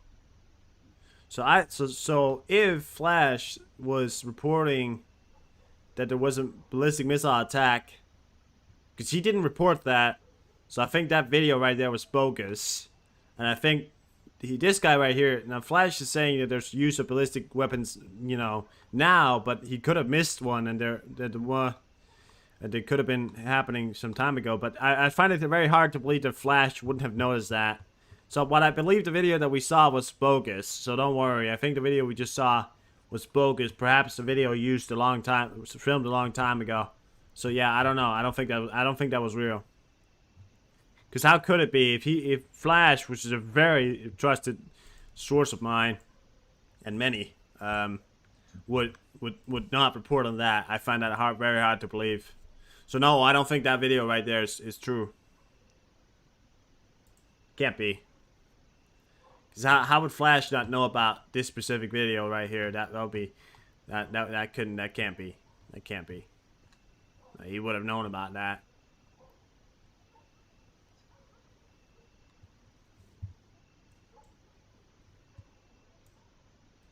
It's still serious when the Russians decide to use their ballistic missiles, because those things can be quite. Well, listen, there's also long-range ballistic drones, which is just big-ass drones. They carry a lot of weight to them. He didn't specify missiles. He did say ballistic weapons, so he didn't specify missiles. And again, yeah, that would be big news. So, yeah, the video I showed before wasn't real. Let's just put it at that. Unless Flash reports it or anybody I really trust, then that video wasn't true. At least for now.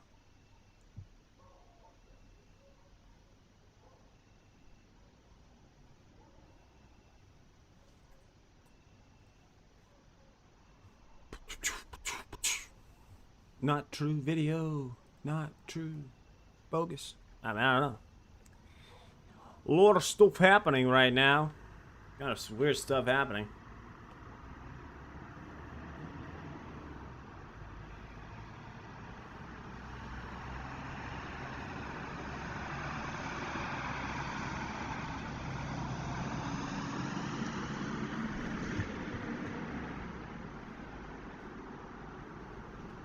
Yeah, exactly, Witcher. So it can't just be that one guy who figured that out. So no, that's bogus. He's just trying to spread fears, probably. That probably wasn't even from Ukraine. I mean, maybe it was, but maybe a long time ago. They have used ballistic missiles before. You know, I mean, none, you know, conventional. What is a woman? That's a stupid question, dude. That's a dumb question. What is a woman? It's not a trick question. All right. Well, I mean, I want to find news for you guys. I don't like I really don't. Unless anything really pressing is happening, guys, I'm not finding anymore. I'm so beat. I really don't. Like, I could show you some videos, but it's like, yeah, you know what's happening. I can tell you that there's a tank, that there's a supplied Marder 1A3 in Ukraine, so it's hit by a Russian ATGM. That just happened, and there's fighting, heavy fighting going on in Bakhmut. I gotta tell you that. So, I gotta find so much else for you. God. Brain too tired for that. Let's keep an eye on Flash. Threat, but it's only a threat of the use, so we don't know if it's happening or not. I mean, this thing is turning down here, so it's definitely not going towards Cyprus, which is one thing. So it could be heading towards Israel. I mean, maybe if it's going to start doing roundabout down here, that's something. I mean, something's happening in Israel. If a combat sent is going to head down here towards, you know, doing circles down here. It just feels weird that it would travel, you know, from here to here or here to Israel. Like, I just feel like that'd be weird. And also, I don't believe that they would place such an important plane in Israel because, I mean, Israel, I know is a safe country, but you can never stop people from. You know, there has been terrorist attacks in the area before. We know that, so. That's not to say anything. It's just, you know. I believe there's a Lycian 62M heading towards North Korea right now. A Russian plane. Check this out, guys. I actually believe that there's a Russian Air Force plane that is heading into North Korea as we're talking right now. It is certainly making the direction for it. Check it out right now. It's a long-range transport vehicle. It actually took off from Moscow. Been flying pretty much all day, and it is nearing North Korea right now. It's only got one airport, which is the Pyongyang airport. And there's less one in China. It's weird that the whole country, you know, the whole country only has one airport. It's so weird, North Korea, you know. The whole country only has one airport. You go just across the border in South Korea. And the reason why South Korea doesn't have a lot of airports, it has a lot more, but it's because South Korea is a very mountainous terrain, same as North Korea. And there's a Russian plane heading in there. Well, it's probably a Russian delegation going to talk to them about the weapon supply that was promised by Kim Jong-un, and they're probably going to talk about weapon stealings and stuff like that. We probably just didn't hear about it. I mean, it's not the first time that a Russian leader or somebody was in North Korea. We don't know if it's Putin. I mean, I don't know. I feel like if Putin was to go there, that would be announced because that's kind of like a important thing. So it's probably just some kind of Russian military leadership, military leader maybe or something like that heading there to talk about the weapons transfer or something like that. Because it's a shithole. Yeah, that's exactly what it is. Well, if you ask Jackson Hickle, he's going to tell you that North Korea is the most beautiful country on earth. He literally tried to convince the people on his channel that North Korea, that there was a video that was taken by a group of Australians, that it was a beautiful place and that we all lied to them about it. Despite the fact that there's existing documentaries of people heading into North Korea that literally shows the exact things happening in that area. I mean, it's so weird. You got that Airbus behind it as well. I wonder what this combat is doing. Really want to know now. I mean, it's not heading towards the Black Sea, which is a good thing. So probably avoided something like there.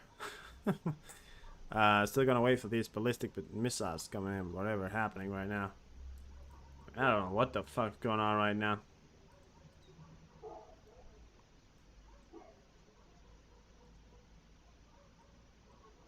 An AN-124, that's a Ukrainian-made plane. Maybe it's Azerbaijan or something like that. Well, maybe. The only thing I see on Flight Trader when it comes to this is tankers, and I see this one E3, but other than that, I don't see much else. I see the Boeing, I see the Homer, but we'll have to keep an eye on it. I mean, of course, 80HP is reporting a lot more planes. It's a lot more air traffic over the U.S., so it doesn't seem like anything really experienced. Holy shit. I have not seen that many planes over Japan before. I've not seen this many planes over Japan, and that's a Kawasaki C2, right? That's a transport plane. Also, I think surveillance. I'm not sure though. I've not seen this many planes right over two Kawasaki C2s right there making roundabout out here. I've not seen this many planes over Japan. And a Chinese military Airbus. And a chopper next to it. Well, probably not next to it, but I have not seen that much military activity actually tracked on the Chinese military side. I've never ever seen this much air activity over Japan. It usually is not that busy. I don't know. I mean, I don't know if it's anybody in important meeting, but they're flying everything right now. And the Super King Air is surveillance. I mean, they got a lot of Super King up. They're surveillance planes, or at least the short range. You're either made it by Denmark as well. I think they are. That's a big ass plane right there. It's a tanker. Maybe refueling something or landing. They came out from here, so it's obviously just come into the country. Something seems off. It's just I don't know. It's just my kind of feeling, you know. And you know me, guys. I never you know. I never just go out on a limb and say something seems wrong. But something just seems weird, you know. You get that feeling, especially because we got the E6 as well up. It just seems off, doesn't it? I mean, I don't know why, but something just... I mean, I don't know. I mean, I don't know what's going on, but, you know, something seems a bit off.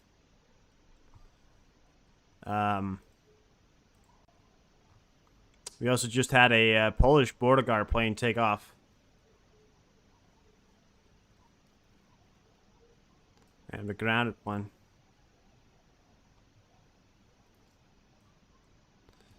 I usually don't say something seems off, because I usually try and figure out what seems off. But right now I just don't know, because we got so much air activity over Russia. We have a Russian plane heading towards North Korea. I mean, I don't know what's in North Korea for them. We have...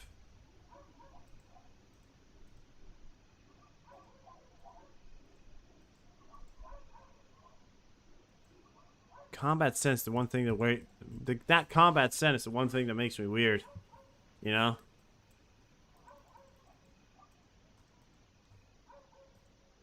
That combat scent right there is the one thing that weirds me a bit out. I don't know what it's doing, man. I mean, I've just never seen a combat scent in that area. Doesn't make sense.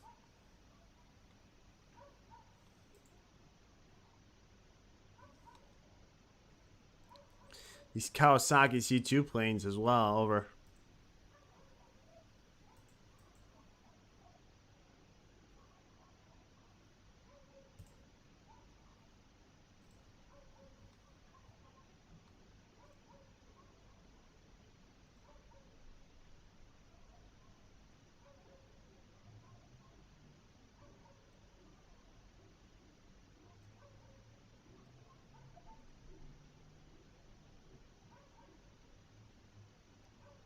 I mean, those ballistic missiles are flying for a long time. I don't know if they fired it off yet. Because if they're saying there's a threat for the ballistic missile, we don't know if they, you know, actively fired them off yet, or if anything was to happen. I mean, listen, there's, you know, I don't know what the Russians, you know, long range ballistic missiles like drones and stuff like that. But other than that, I don't know how much other they control ballistic missiles is what I know of. Of course, they're just big bombs with conventional warheads. Yeah.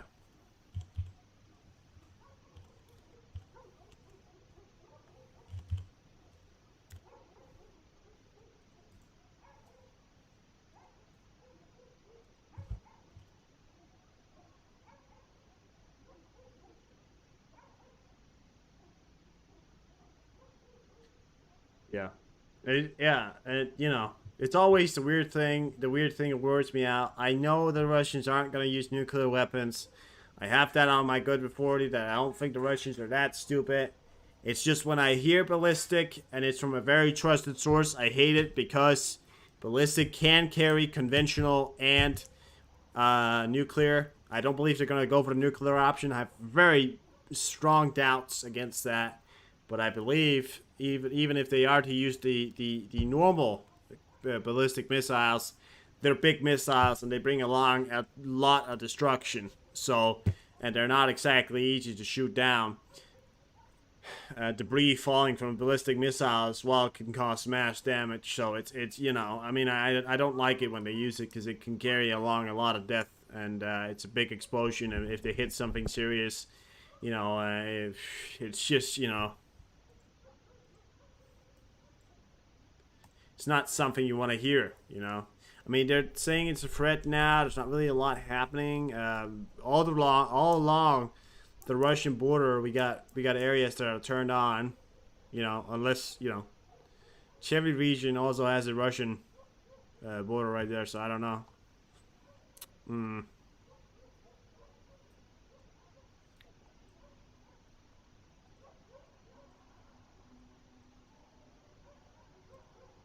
So weird. I mean, I've just never seen this much air activity over Japan.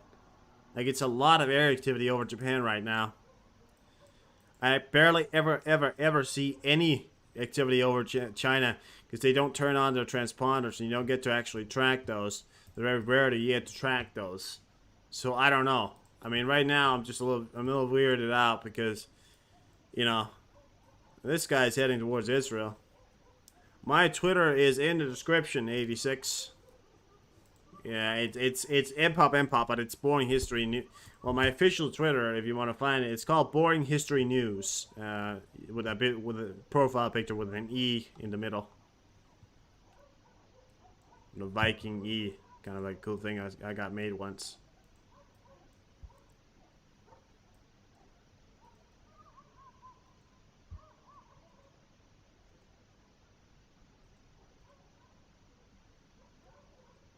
You got it.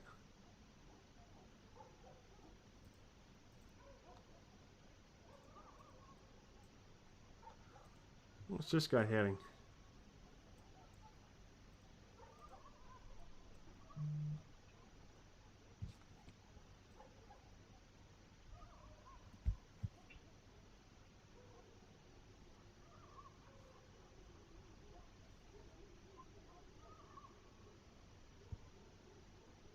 '86 is now following.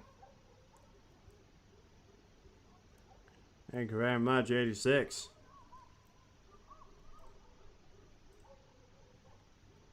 Jesus Christ.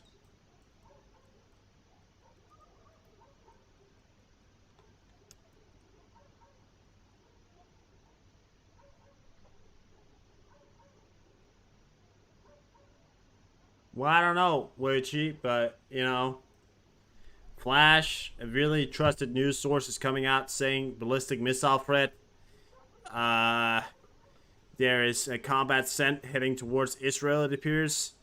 There's a shit ton of planes over Japan right now, which I've never seen before. There's a Russian plane heading towards... There's a Russian plane heading into North Korea right now. You know, it's literally a Russian plane heading into North Korea. It's a Lithium 62M, which is the official description of that is...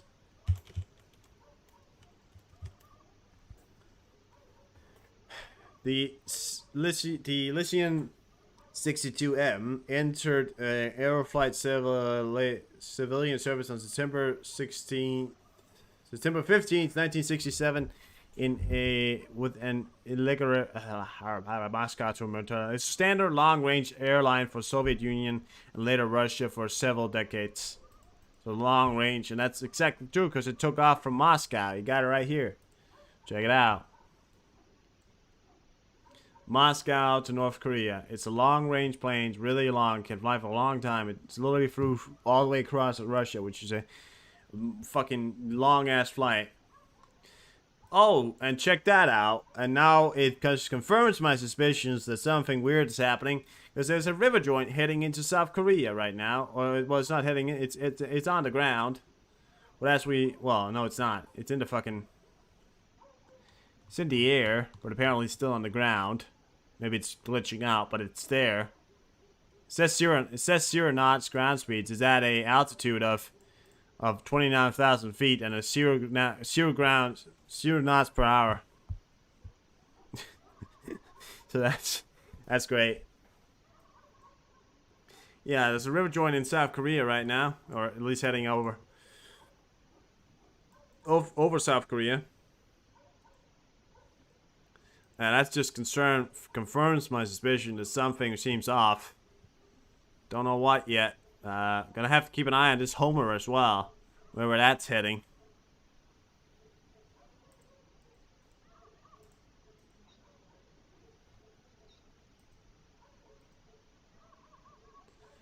Two tankers in the Persian. Militian 70, that's a Ukrainian plane right there. Just took off from Iraq. Got a Ukrainian plane that just took off from Iraq. Yeah, we should check that out. There's a lot of air activity going on right now.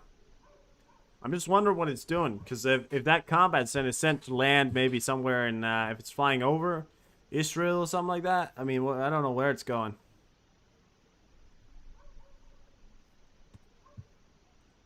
Either way, it's not a normal day with the air activity. You know, we sit here and say something is about to happen, or I don't know, but I really don't actually know. The only thing, we got this convoy right now, planes heading out. They're landing. I think these guys are landing. I'm not sure. I think this guy's landing. He's landing. That guy's not landing. He's probably heading around somewhere else, maybe. Weird thing is they've just been doing roundabouts out here. You know? They've just been doing some kind of roundabouts. That one's flying close to the tanker, because it could be going over to refuel. I don't know. But they're doing some kind of constant surveillance right now. They're really doing a lot of surveillance right now. Super King Air's surveillance plane as well. This one's also been all the way out. This one just land. This one appears to be landing down maybe now, but it's doing surveillance as well. There's a Chinese chopper up in the sky at 19,000 feet in the air. Pretty far up for a chopper. The thing is, you never see the Chinese planes actually, and that damn river joint over South Korea got me weirded out. Oh, it's actually moving now. Check this out. We got a river joint over South Korea, actually moving towards well, inland, I guess is the best way to say it. Hey, do need to simmer down.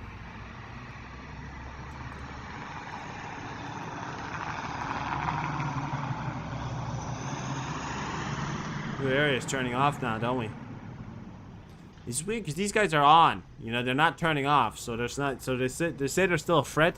If these guys, by the way, all these runs has been turned on for hours. You know? The big truck moving in the background there. But these guys have been turned on for so long, so there's still threat of something. Maybe drones attack or something. I feel like you always sit here and you say one day, oh, stuff is weird, but nothing. It's like something happens. I don't feel like it never really happens. I feel like they always try and bait you into think something's happening. But the only thing is, when you got that much surveillance and you got a river joint, you know, which is something I've never seen before, you know, you don't really need to be a military expert to maybe know that something's something up. You know? So, glad I stayed. How's that tanker doing? Dude.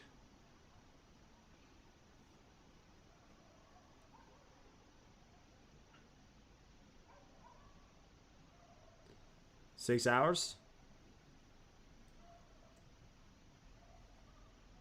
Oh, this? Oh, yeah. But they're turning off now. Look at that. But this is just turned off. So maybe there's not a threat right now of those He got it. Stayed because they thought that it may be interesting. Maybe there's not a threat down here anymore because there's some of these guys turning off now. Odessa region just turned off most of its threat assessments.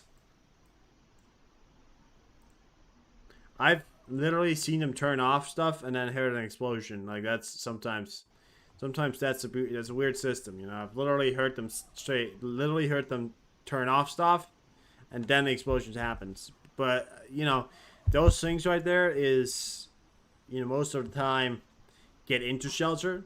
But as soon as that goes off, the people in the Ukraine also get a you're safe to, you know, walk out, you're safe to go notification, which is the dangerous part. Because if you think all of a sudden, you know, nothing's happening, and all of a sudden something is happening, you know.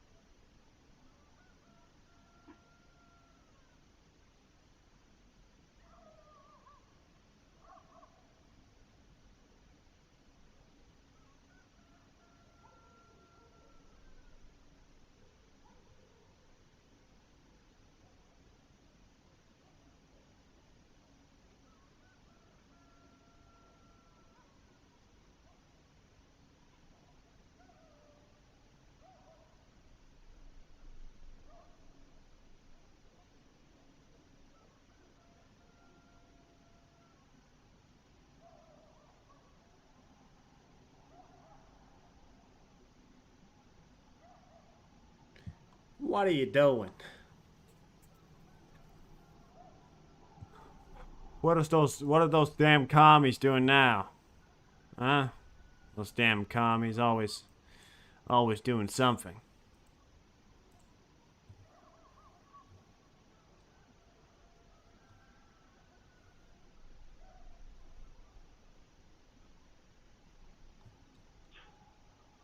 Those damn commies.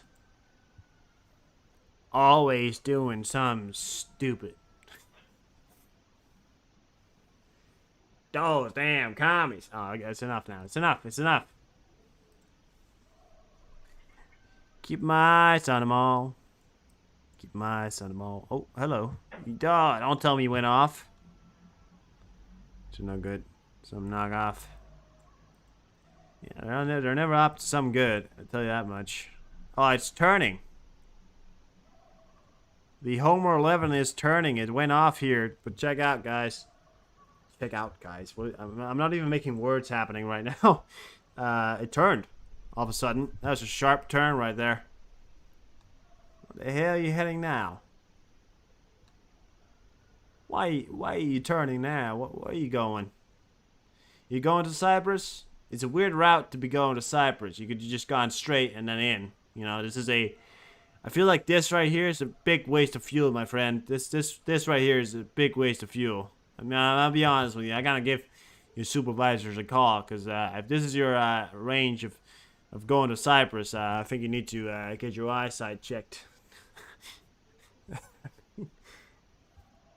Oh, now it's turning around again. Oh, no, it's not. It's jamming out. It's jamming up. What the fuck is that plane doing? Is it glitch? What the fuck is it doing? Is it just... Maybe it's jammed. It's being jammed or something like that. Or it's losing its trackness right now. I don't know what the hell it's doing. It's certainly not doing normal air activity.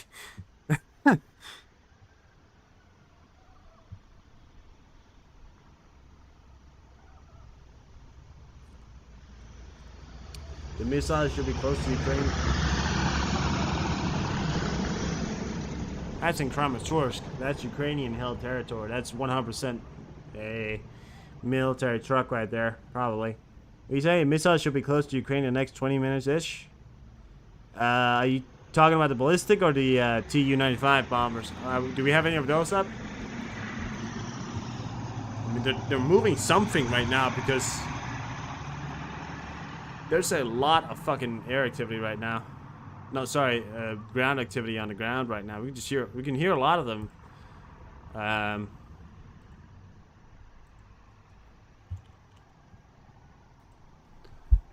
me check a hold. 1 hour ago, Tu-92 M3 to Armenia. All right. Yeah, we have 2 Tu-22 M3. That was an add-on to a 6 Tu-95M. And now we have 2, that was reported 1 hour ago, 2 Tu-22 M3 to Armenia.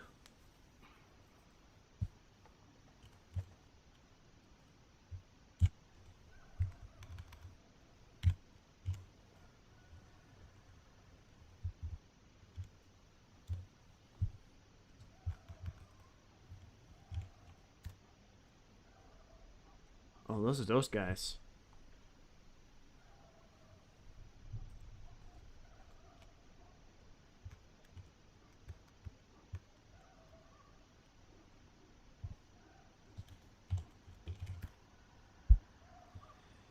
Tu-22M3 long-range supersonic missile carrier bomber, NATO codified Blackbird. Oh, sorry, Backbird, not Blackbird. It's designed to destroy sea and ground-based target by means of guided missiles and aerial bomber. Tu-22M series are conventional design aircraft with a variable swept low wing. So it's a supersonic missile carrier. So what are you saying to me? You're saying that we're expecting what? Supersonic missiles? We're expecting ballistic missiles? Is that what you're saying to me? It's apparently that's what they're saying to me. I mean, I don't know if they're carrying supersonic missiles, but that's, you know, what they're meant to do. So the 88B is saying it's flying straight. I don't know what I really don't know what Flight Trader is doing, because Flight Trader is saying that the plane is doing a bit of back and forward right here. You know, this right here is one hell of a pilot, guys. This was one hell of a pilot right now. He's doing a back and forward. He's flipping the plane right now. He's doing a barrel roll. Look at that. Oh, flying back. Oh, he's flying back and forth, back and forth, back and forth right there. Look at that. He's going back and forward. Now he's going backwards. Oh, he's making some sharp turns, I'll tell you that much. He's making some sharp turns. I mean, are they going upwards? Are they going up? Is that why we're seeing like this? Can't possibly fly that straight up. That doesn't happen right there. Look at that. Look how fast he's turning. Now, what the fuck is it doing? I think it's turning, but it's glitching out, and I think it's Flight Trader fucking it up. This one right here says that it's still going forward, and that's 88B. All right, that just went off. Great stuff, guys. Great stuff. Great reporting here.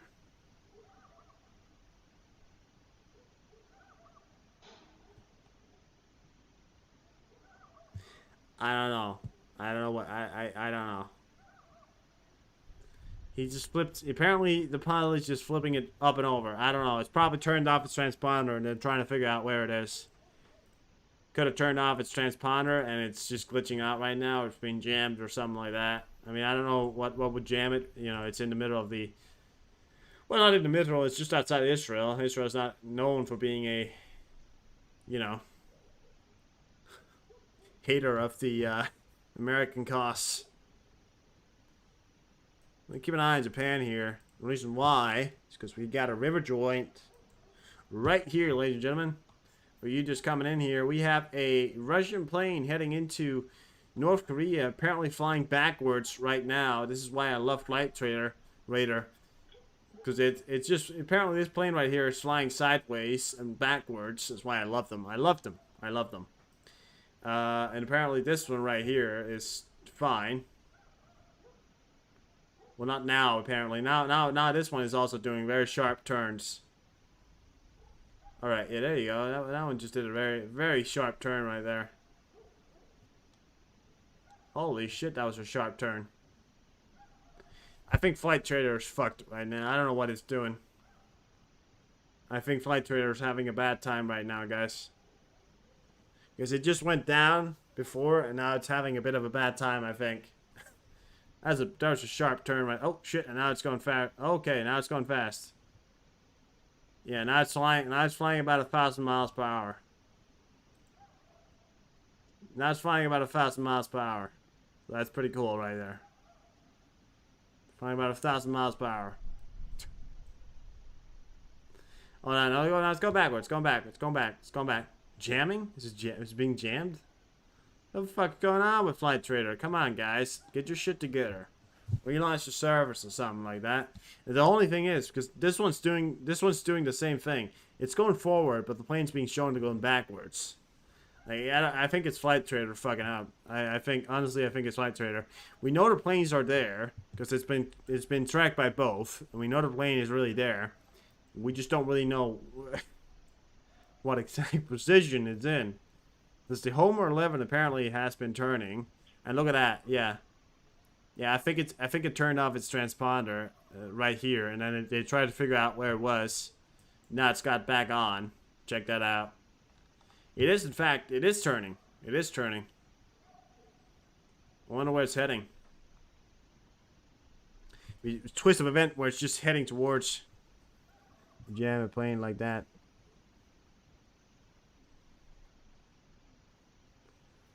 Yeah, yeah.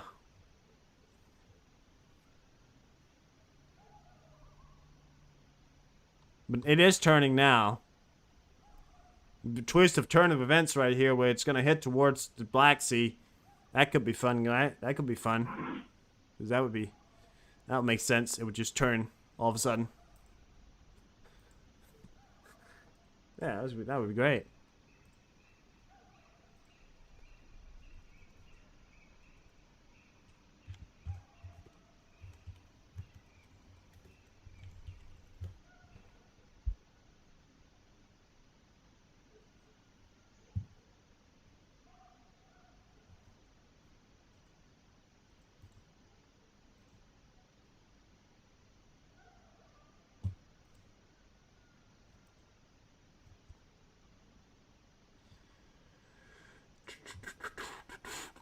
It's just weird because they're flying the Tu-95 MS.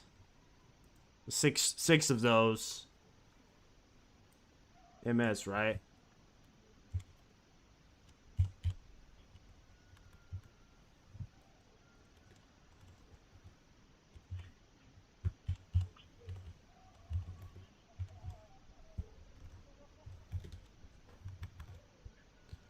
Which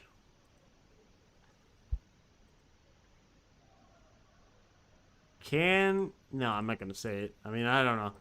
I just gotta point out that the Tu-95 MS is in the model of those who can carry a nuclear capable cruise missile, but that's too far-fetched. I think that's very far-fetched. I think that's very far-fetched to say that. I think it's far-fetched to say that that's what's happening, because I wouldn't want to be out here calling that out. That'd be terrible. I'm also checking the radiation map, by the way, and the reason why I want to check if there's anything that happened at the area of 7PP, but apparently not. The only thing is we got nothing going on surveillance riots down here, which is one thing. So. Yeah, Flight Trader's not having a good time tracking planes right now.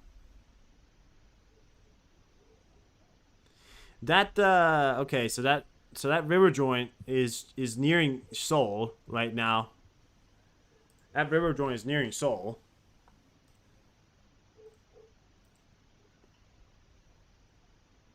Okay, so that's what it's doing. Okay, so check this out, guys. I think Flight Trader just can't pick this up, but ADHP is just showing that it's doing rounds. It's doing rounds outside Israel. So I don't know what it's doing outside Israel, but it's apparently what ADHP is showing as it's doing flight. It's doing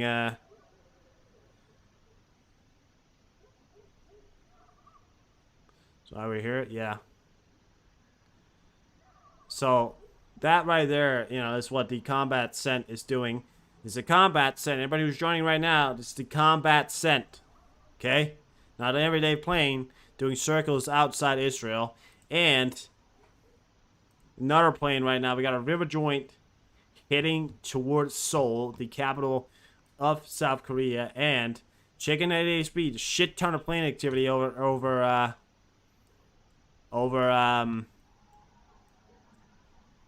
Japan. That's the name of it. Couldn't fucking remember it right there. And apparently some kind of ballistic missile threat that was reported by Flash. I don't know if it's true or not. I mean, he said it, so I believe it's true. But those planes, we got Tu-22MS, which is coming in, which can carry supersonic missiles. We also have 6 Tu-95MS, which are nuclear capable, but I really doubt that. There's no surveillance exactly going on right now near Ukraine, so I don't know if that's the more of the story. And we also have a Russian plane heading into supposedly landing in North Korea. So something's happening. They wouldn't be flying all this stuff up, you know, if nothing was happening. I doubt that it's exercise, so I really don't know what's happening right now, but something is off. Something is very off. I've never seen anything, you know, remotely military over China, but apparently I'm able to track that today. We got E6 action as well. We have some E6 action right there. Over here as well.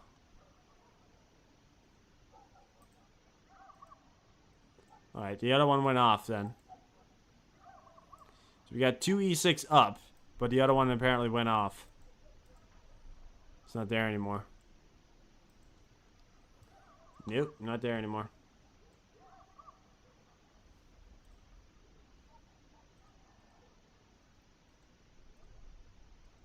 Check it out. Oh, yeah. Yeah, that was the last plane I needed to come up.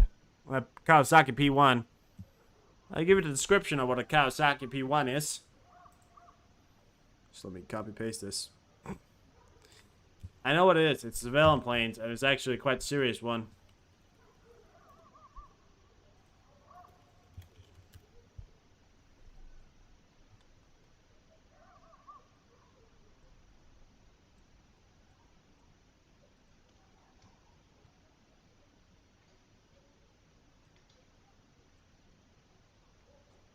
The successor of the P-3C is a patrol aircraft used for prolonged and extensive surveillance and patrol of the seas around Japan. The P-1% is manufactured domestically with a newly developed its airframe engines and patrol systems.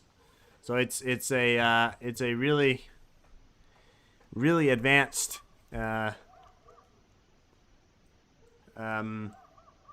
surveillance plane over just outside here, heading out to surveillance. So I've never seen this much surveillance happening in Japan. I've seen a river joint in South Korea before. I've never seen it do this kind of path right now where it's heading what appears to be towards Seoul, or at least appearing to be heading. I've never seen a Russian plane head into North Korea. We know it's happening.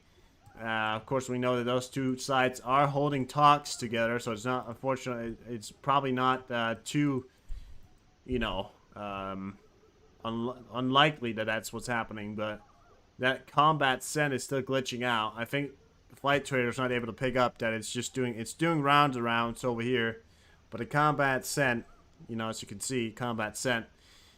Flight trader is having a bad time tracking it, but apparently it's doing rounds about just outside Israel here.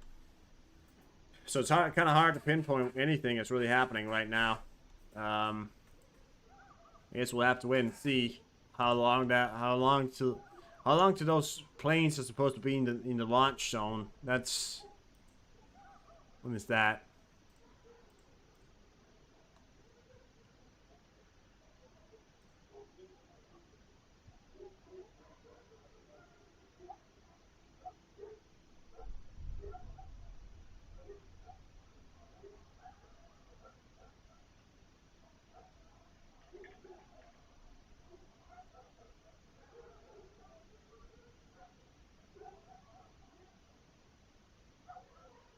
Yeah, nothing else in Flash. Nothing. The dogs are still barking.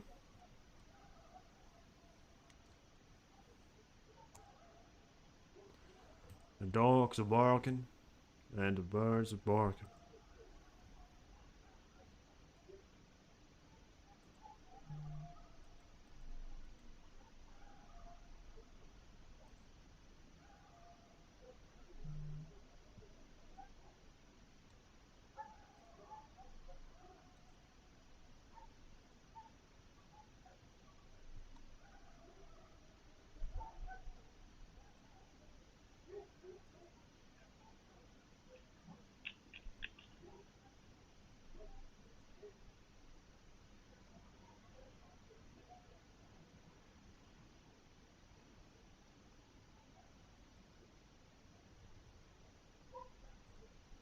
Oh, so those two TU M22 M3 two linear, so they're not from a linear, they're going to a linear apparently.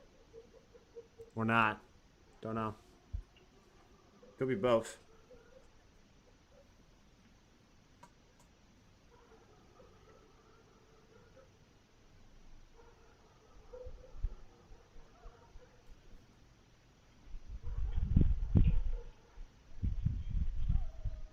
Well, the Hungarian prime minister, I've said it before, he's pretty much a dictator, but people don't want to say that. And apparently, dictators can be allowed to be part of both the EU and NATO, which makes no sense because he makes no serious contribution towards the NATO or the EU confederation.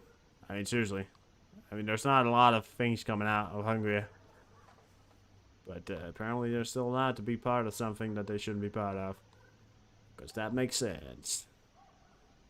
Romania can't be, or Turkey, but Hungary can. Oh, that makes sense.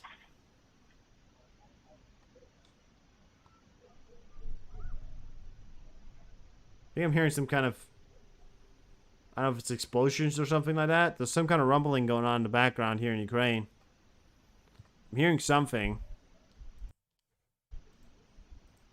I don't know if that's the explosions. I don't know.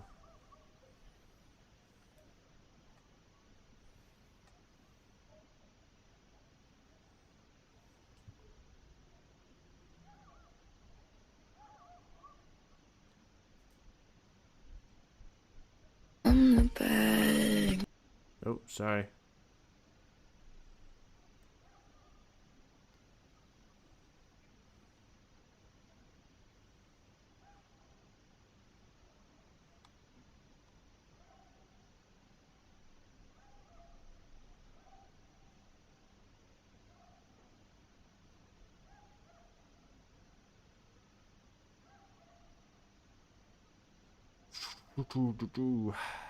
Wait sometimes kills me.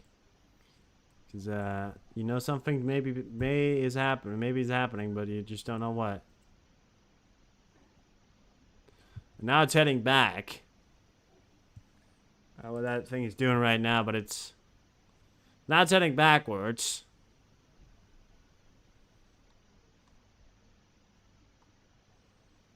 And that just made its turn right there. I don't know if it's going to start doing surveillance. But now it's heading back or something like that. I don't know.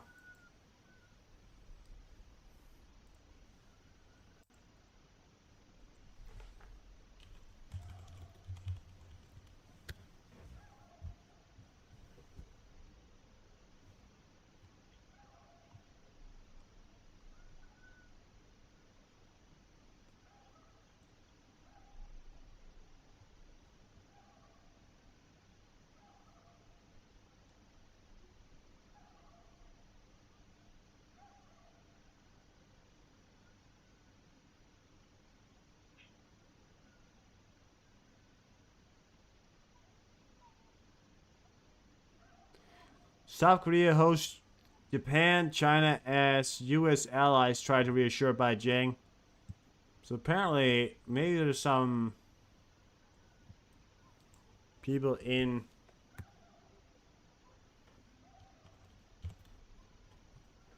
Beijing. Apparently, there's some diplomats going on there in South Korea. That could be why we're seeing some air traffic. But very little air traffic for all that to be happening. Oh, just look at that. Oh, what is that? What is that? Is that a fucking... I've never seen China have some of these up. What's that?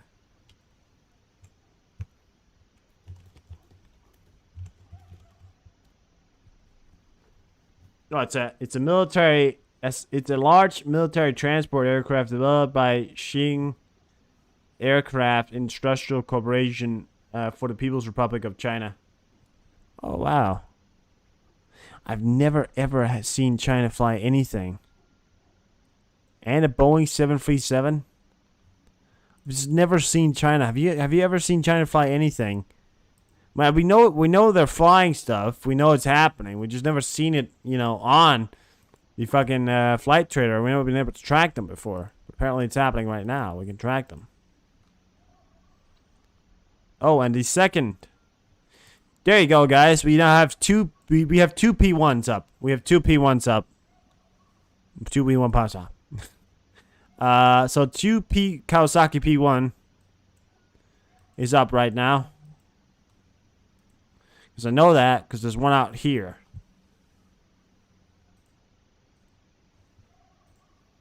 Never ever have I seen them fly something in China. Apparently we're seeing it right now. There's a two Kawasaki P1s. I mean, that's a lot of surveillance for nothing to be happening. You know? A lot of surveillance for nothing to be happening.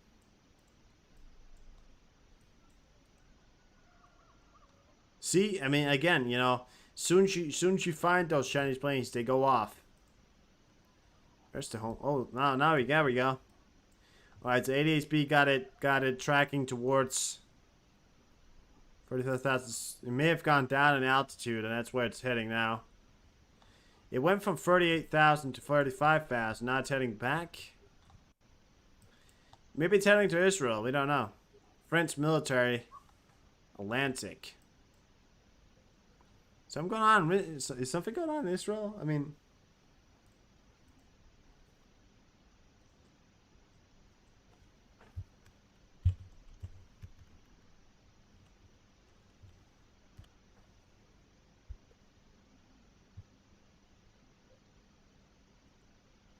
I don't know. Nothing appears to be going on.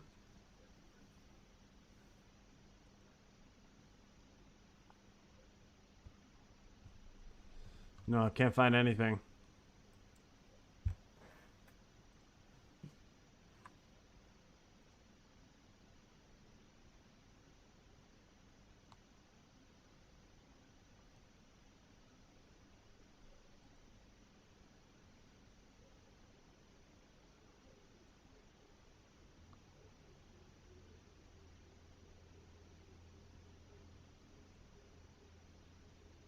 Oh, I don't know.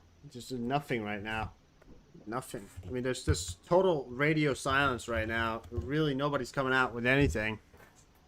The air raids are still on. Many of the areas. There's nothing,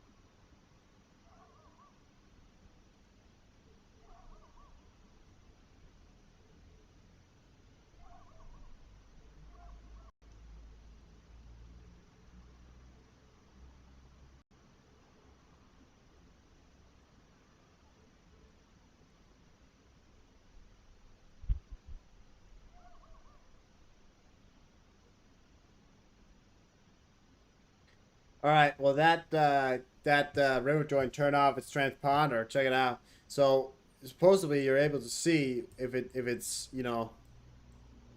So it turned off its transponder. They tried to guess where it is, but it's over here now. That's what they're saying. However, it turned on its transponder here. So it obviously didn't do a that. It probably went around like that. So it had its transponder off right there. Now we didn't see anything. I don't know. Maybe it's kind of a weird thing to be doing. Just flying in South Korea and then flying straight out again. I mean, isn't that a bit weird to just fly Pyongyang, which is and they're landing at the airfield. Look how small that fucking airfield is. I mean, it's the only airfield in the country, and it looks like shit. Of course it does. It's fucking, you know, it's. I mean, they got airfields for military purposes, right? But I mean, other than that, they really don't have anything.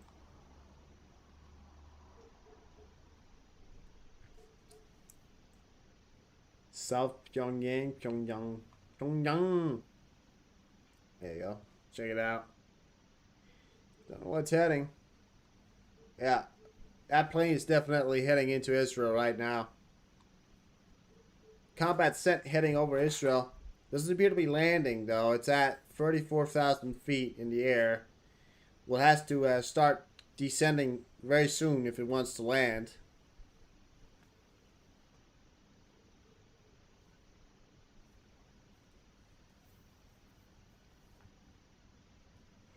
Has to start descending very soon. I think it's going to land. I think it's going to fly across. I wonder where it's going to go then.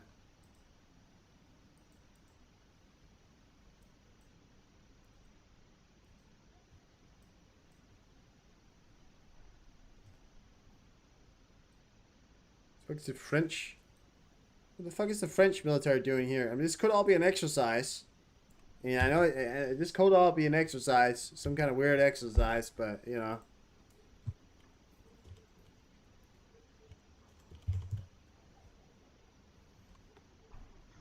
Though the primary mission of the Atlantic anti-submarine and anti-surface warfare, its secondary role includes search and rescue, mine laying, and detection and long-range Mediterranean surveillance. The Atlantic can carry either guided ASV torpedoes such as Mk-46 torpedo or 12 depth charge or 2 AM.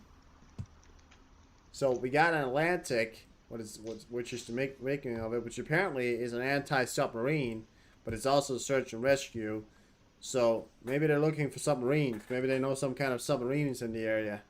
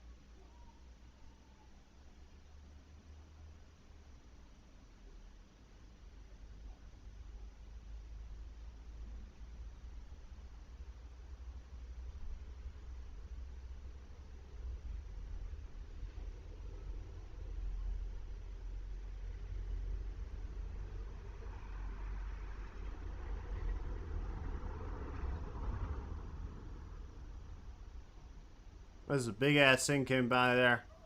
Kind of sound like a tank.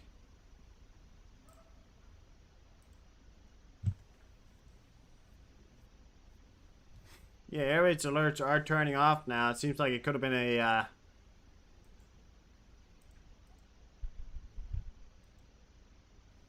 false giveaway or something like that.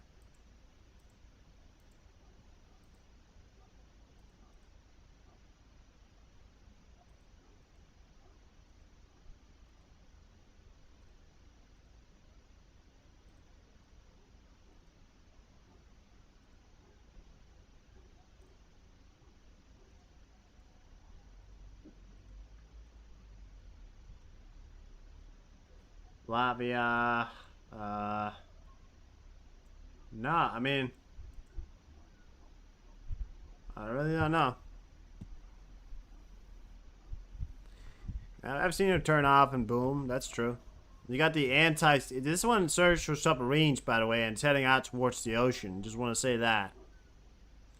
This one search for submarines. That's the combat scent right there, and it's heading over Israel. Don't know what it's fucking doing there, but apparently it's doing something because it's heading over there.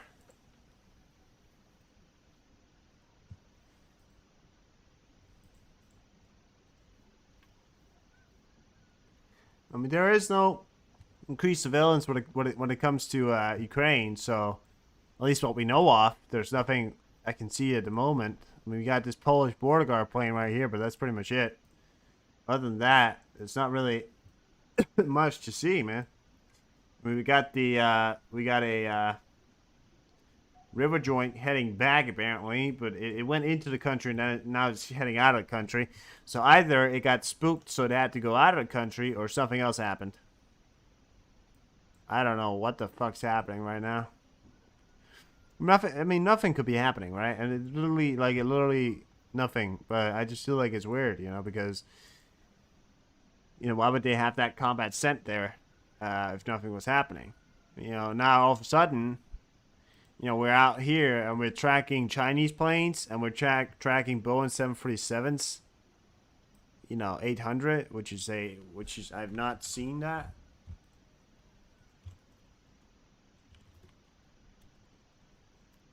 And so much, there's so much air activity over Japan. So much air activity over Japan. Yeah, look at that. 2 Kawasaki P2s. Look at that. Sorry, 2 Kawasaki P1s. Look at that. I mean, I've never seen 2 at once fly. Actually, never ever have I seen 2 of them fly at once, because they rarely fly 2 at once, and I've rarely ever seen military flights over China like this. So I don't know if they're doing something right now.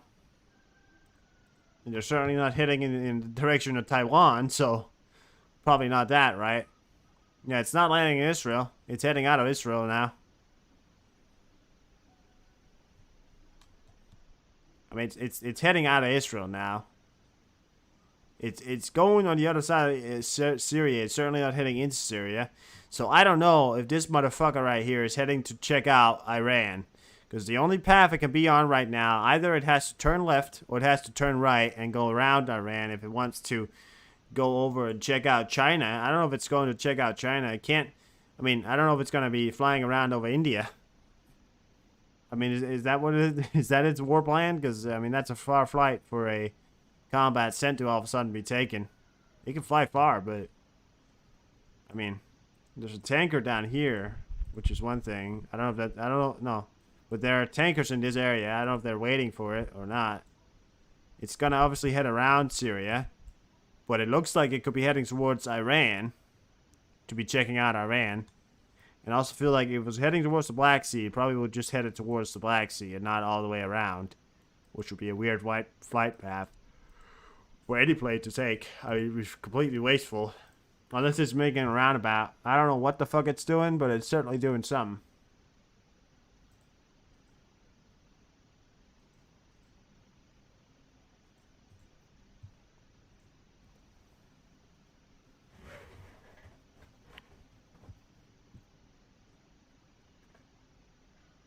And all these planes and bombs we're hearing about, I'm just not hearing shit happening right now, so I don't know. I mean, they're not saying nothing is happening because they're still keeping these on. But there's still some kind of threat that they're waiting for something, but we don't know what.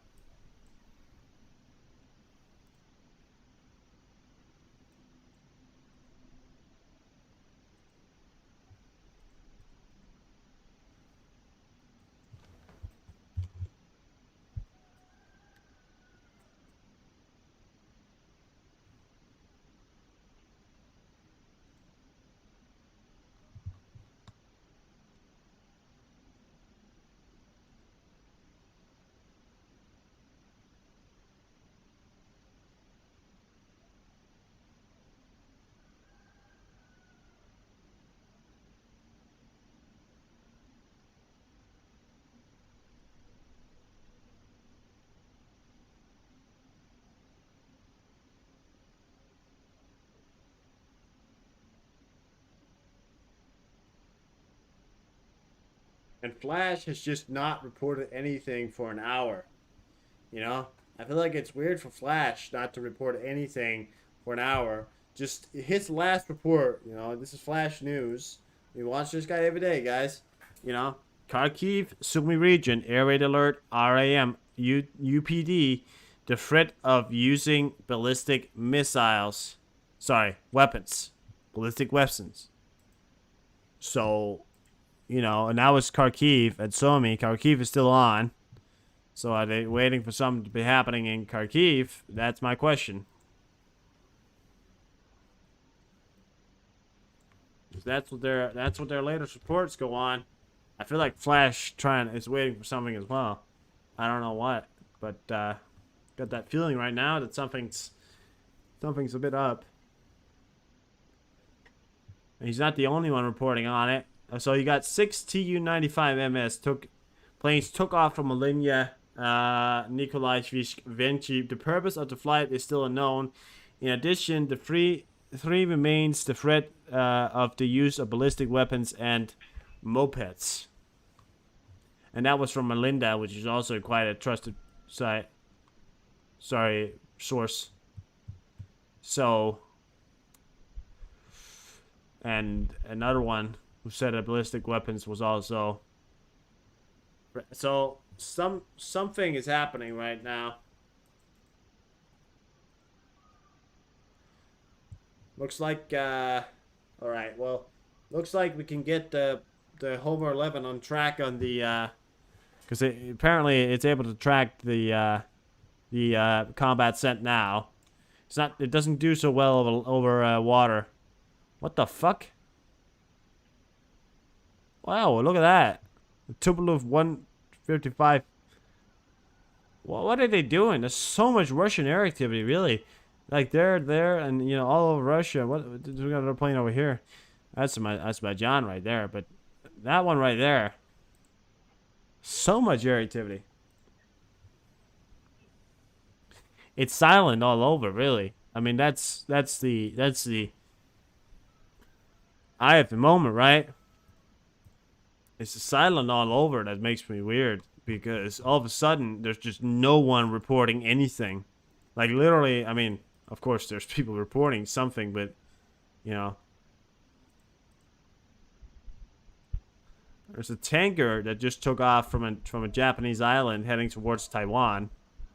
I'm not even kidding you right now. There's a tanker, you know, refueler that I don't know if it took off from here, but it's heading towards Taiwan, at least in the area of Taiwan right now.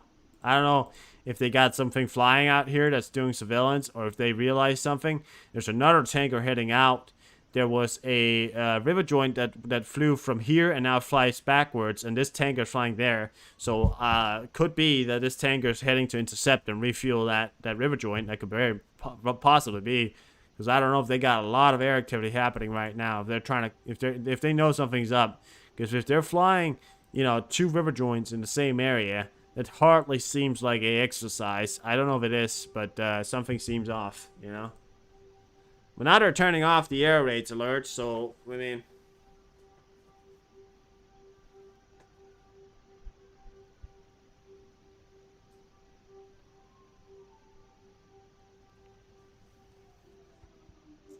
mean, now they're turning it off. So threat averted, it appears. I mean, I don't know.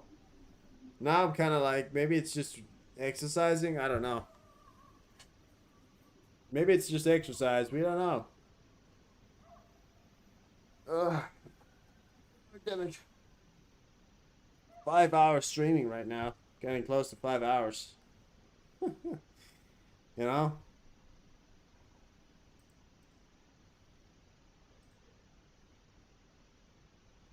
Oh, no, don't start doing that now. Just fly straight.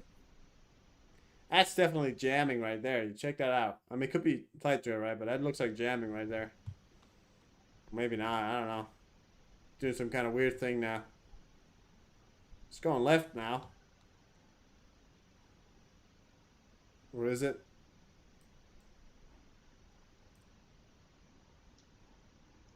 Combat sent. Is it heading towards Syria? Would they fly a combat cent over Syria? That's Syria. And that's and that right there is not the United States area.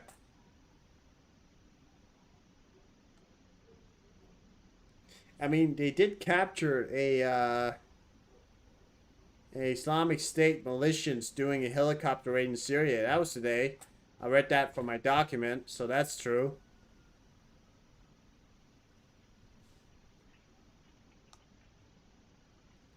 Other than that, not really anything else. I don't see how that will respond with a combat cent, but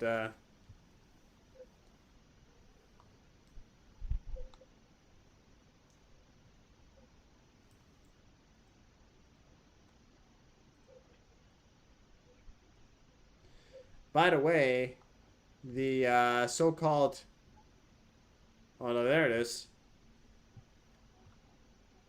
I don't know if they got 2 river joints up. I doubt they have 2 river joints up, but now we have this river joint up again. So I don't know if this is the same river joint, if they got 2 river joints in the same area, but there's a river joint here again now. So I don't know what the fuck they got going right now.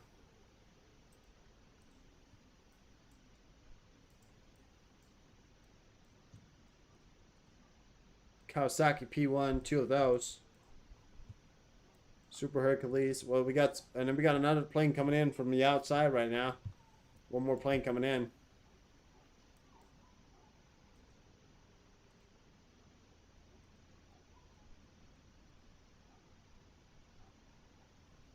I do wonder where that E6 is heading, because it's kind of been flying. I mean, it's flying across the country right now.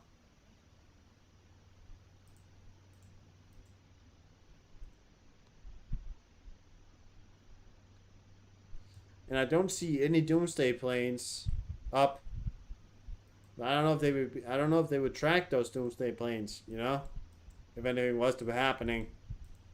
If anything was to happen, do you think they would turn on the transponders on the Doomsday planes or Air Force One or anything? I fucking doubt it. I fucking doubt it if anything was to happen. Right? Because why would they? Why would they turn it on? Doesn't make sense. There's no military exercises? Well, perfect. It only needs one option, that they're keeping an eye on something.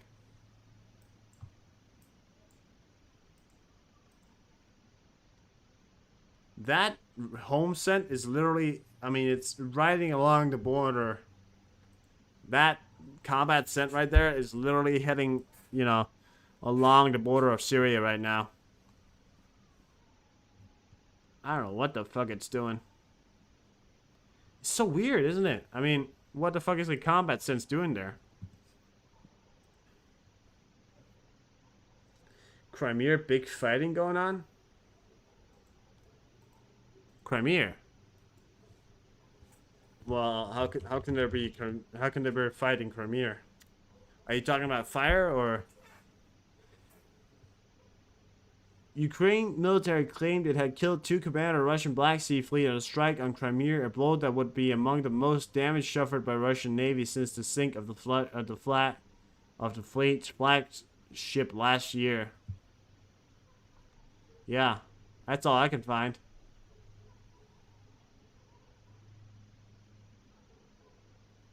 Viktor Solokov, but that's Viktor Solokov. We know he was killed. I mean, I've known that for quite a while. I mean, fighting in Crimea, I feel like that'll be weird, because how is the Ukrainians in Crimea? You know what I mean, like explosions. Well, Vaughn, yeah, I know what you're saying, but do you mean explosions or do you mean fighting? Because they can't be fighting. because there's no Ukrainian soldiers in Crimea.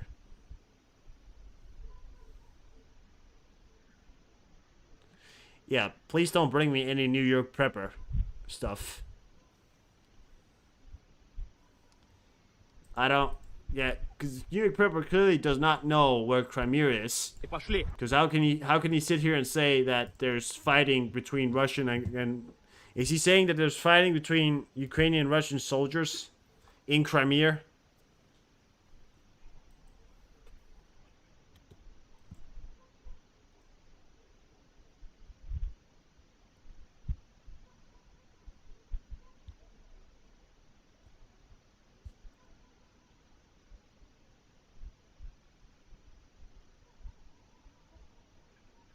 Because Crimea is not near the front line.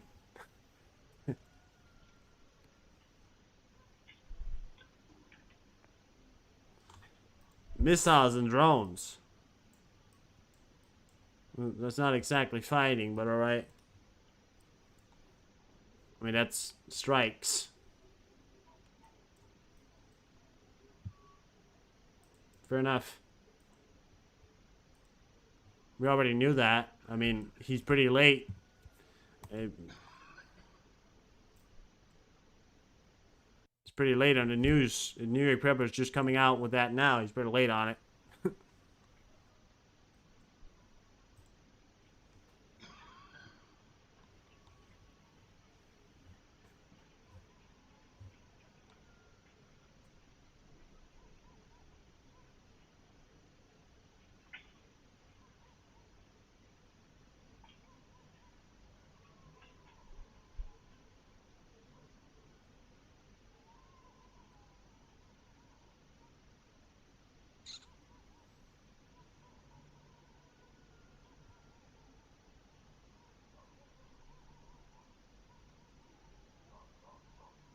So I got this combat center right here, right? It's right next to the Syrian border. Like, it's literally flying, like, along the Syrian border in Jordan. I don't know if it's going in. It doesn't appear to be going in. It appears to just be cruising along the slide there. Or the side. I think that they're not, you know, not exactly welcome in Syria. I wouldn't think so. The only I think the U.S. is backing areas up here in Syria. I think is the U.S. backed area. I don't know. I just feel like it's weird that they would send a combat cent. And now it's going backwards. He just swung the plane around, so now he's going backwards. I think it's just having a bit of a temper tantrum right now.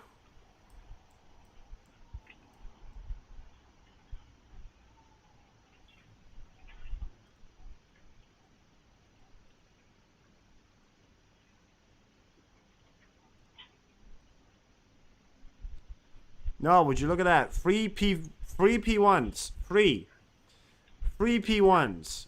There's free P1s up right now. That is not fucking usual. That is not usual. And now there's a P8. Yeah. A P8 in Japan. You tell me that's usual? Kawasaki T2. Boeing Kawasaki P1. Free Kawasaki P1s. Super King Air. Shit ton of civilians. A fucking combat center in Syria, and a tanker, and a fucking tanker heading out. A tanker heading out there? No. And a river joint in South Korea, and another tanker heading towards South Korea. And another tanker just took off. Yeah, no, that's not fucking normal. Okay, that right there is not fucking normal. Right? There's a Kawasaki P1 over here. We got one here, and we know there's another one in the area as well. So there's 3 Kawasaki P1 civilians, you know. And then there's a P8, which, I mean, the P8 is a sub Hunter, and that's now in Japan. You know, this can't, I mean, one hell of an exercise if this is an exercise.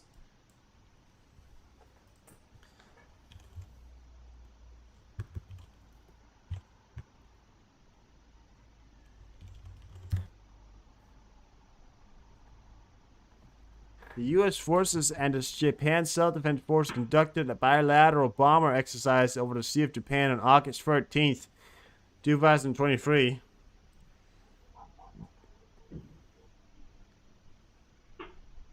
Yeah, but that can't still be ongoing. I mean,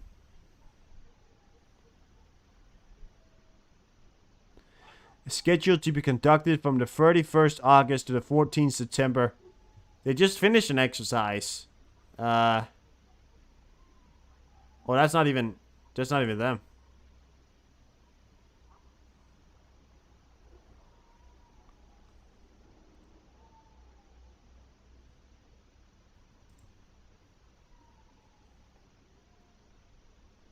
I mean, there's no one right now. I don't know, but this just seems weird. I mean, that's a lot of civilians.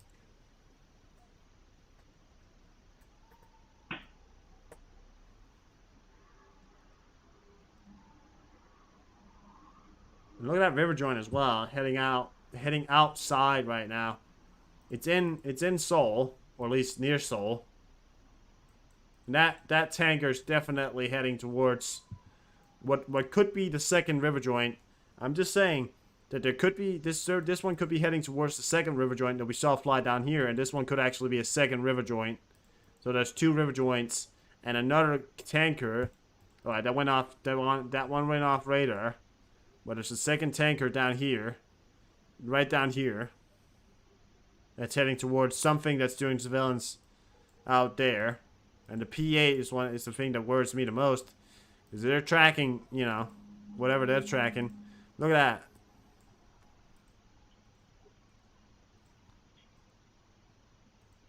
Two Kawasaki C2s again now.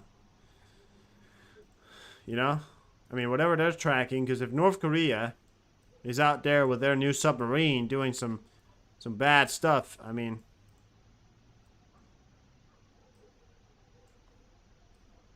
that they're war games right there. Feels weird timing. It just doesn't feel right because they just launched a military cooperation with Russia. Like it doesn't feel like this is true. I mean, what the fuck, right? I mean, that can't be.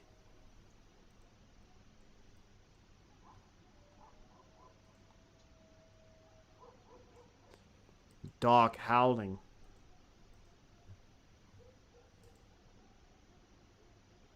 So fucking weird right now.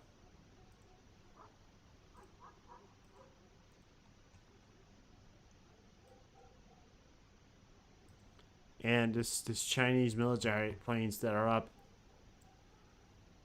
Ugh.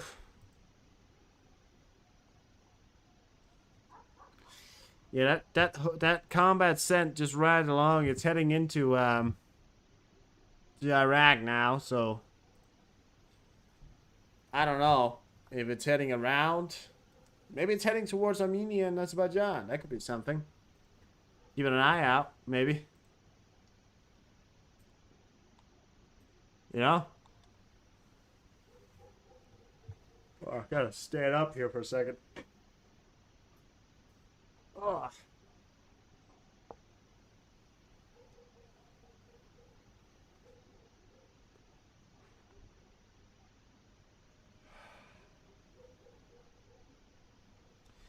God damn it. So fucking, it's keeping me up because I know something may be coming, but I don't know. Because it's a lot of civilians right now.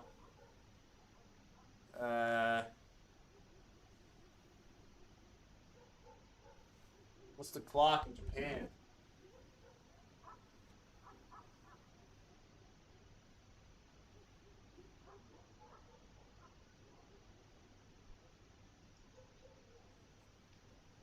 It's 10:31. Well, in the morning in Japan, so kind of early for all this activity. I'd say. Not really early. I mean, unless they got a lot of stuff to do. two Boeing 767 heading out there.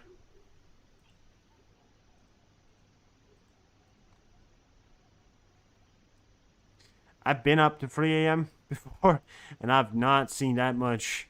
You know, I mean, this is...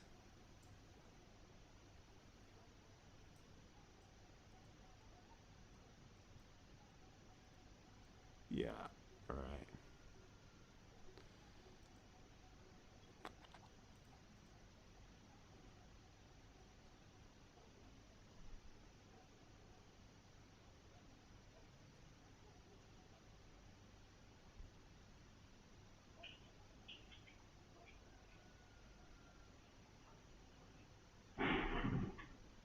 Crazy.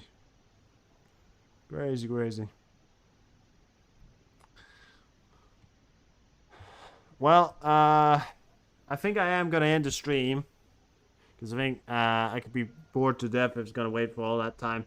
So, if anything does happen, I'll probably come back live. But I will end the stream now. Thank you so much for watching. I'll see you tomorrow, hopefully. I hopefully won't see you in 20 minutes or something like that. But, yeah. See you all tomorrow. Have a good day. And, yeah, goodbye. Goodbye. I'll come back if anything serious happens. Don't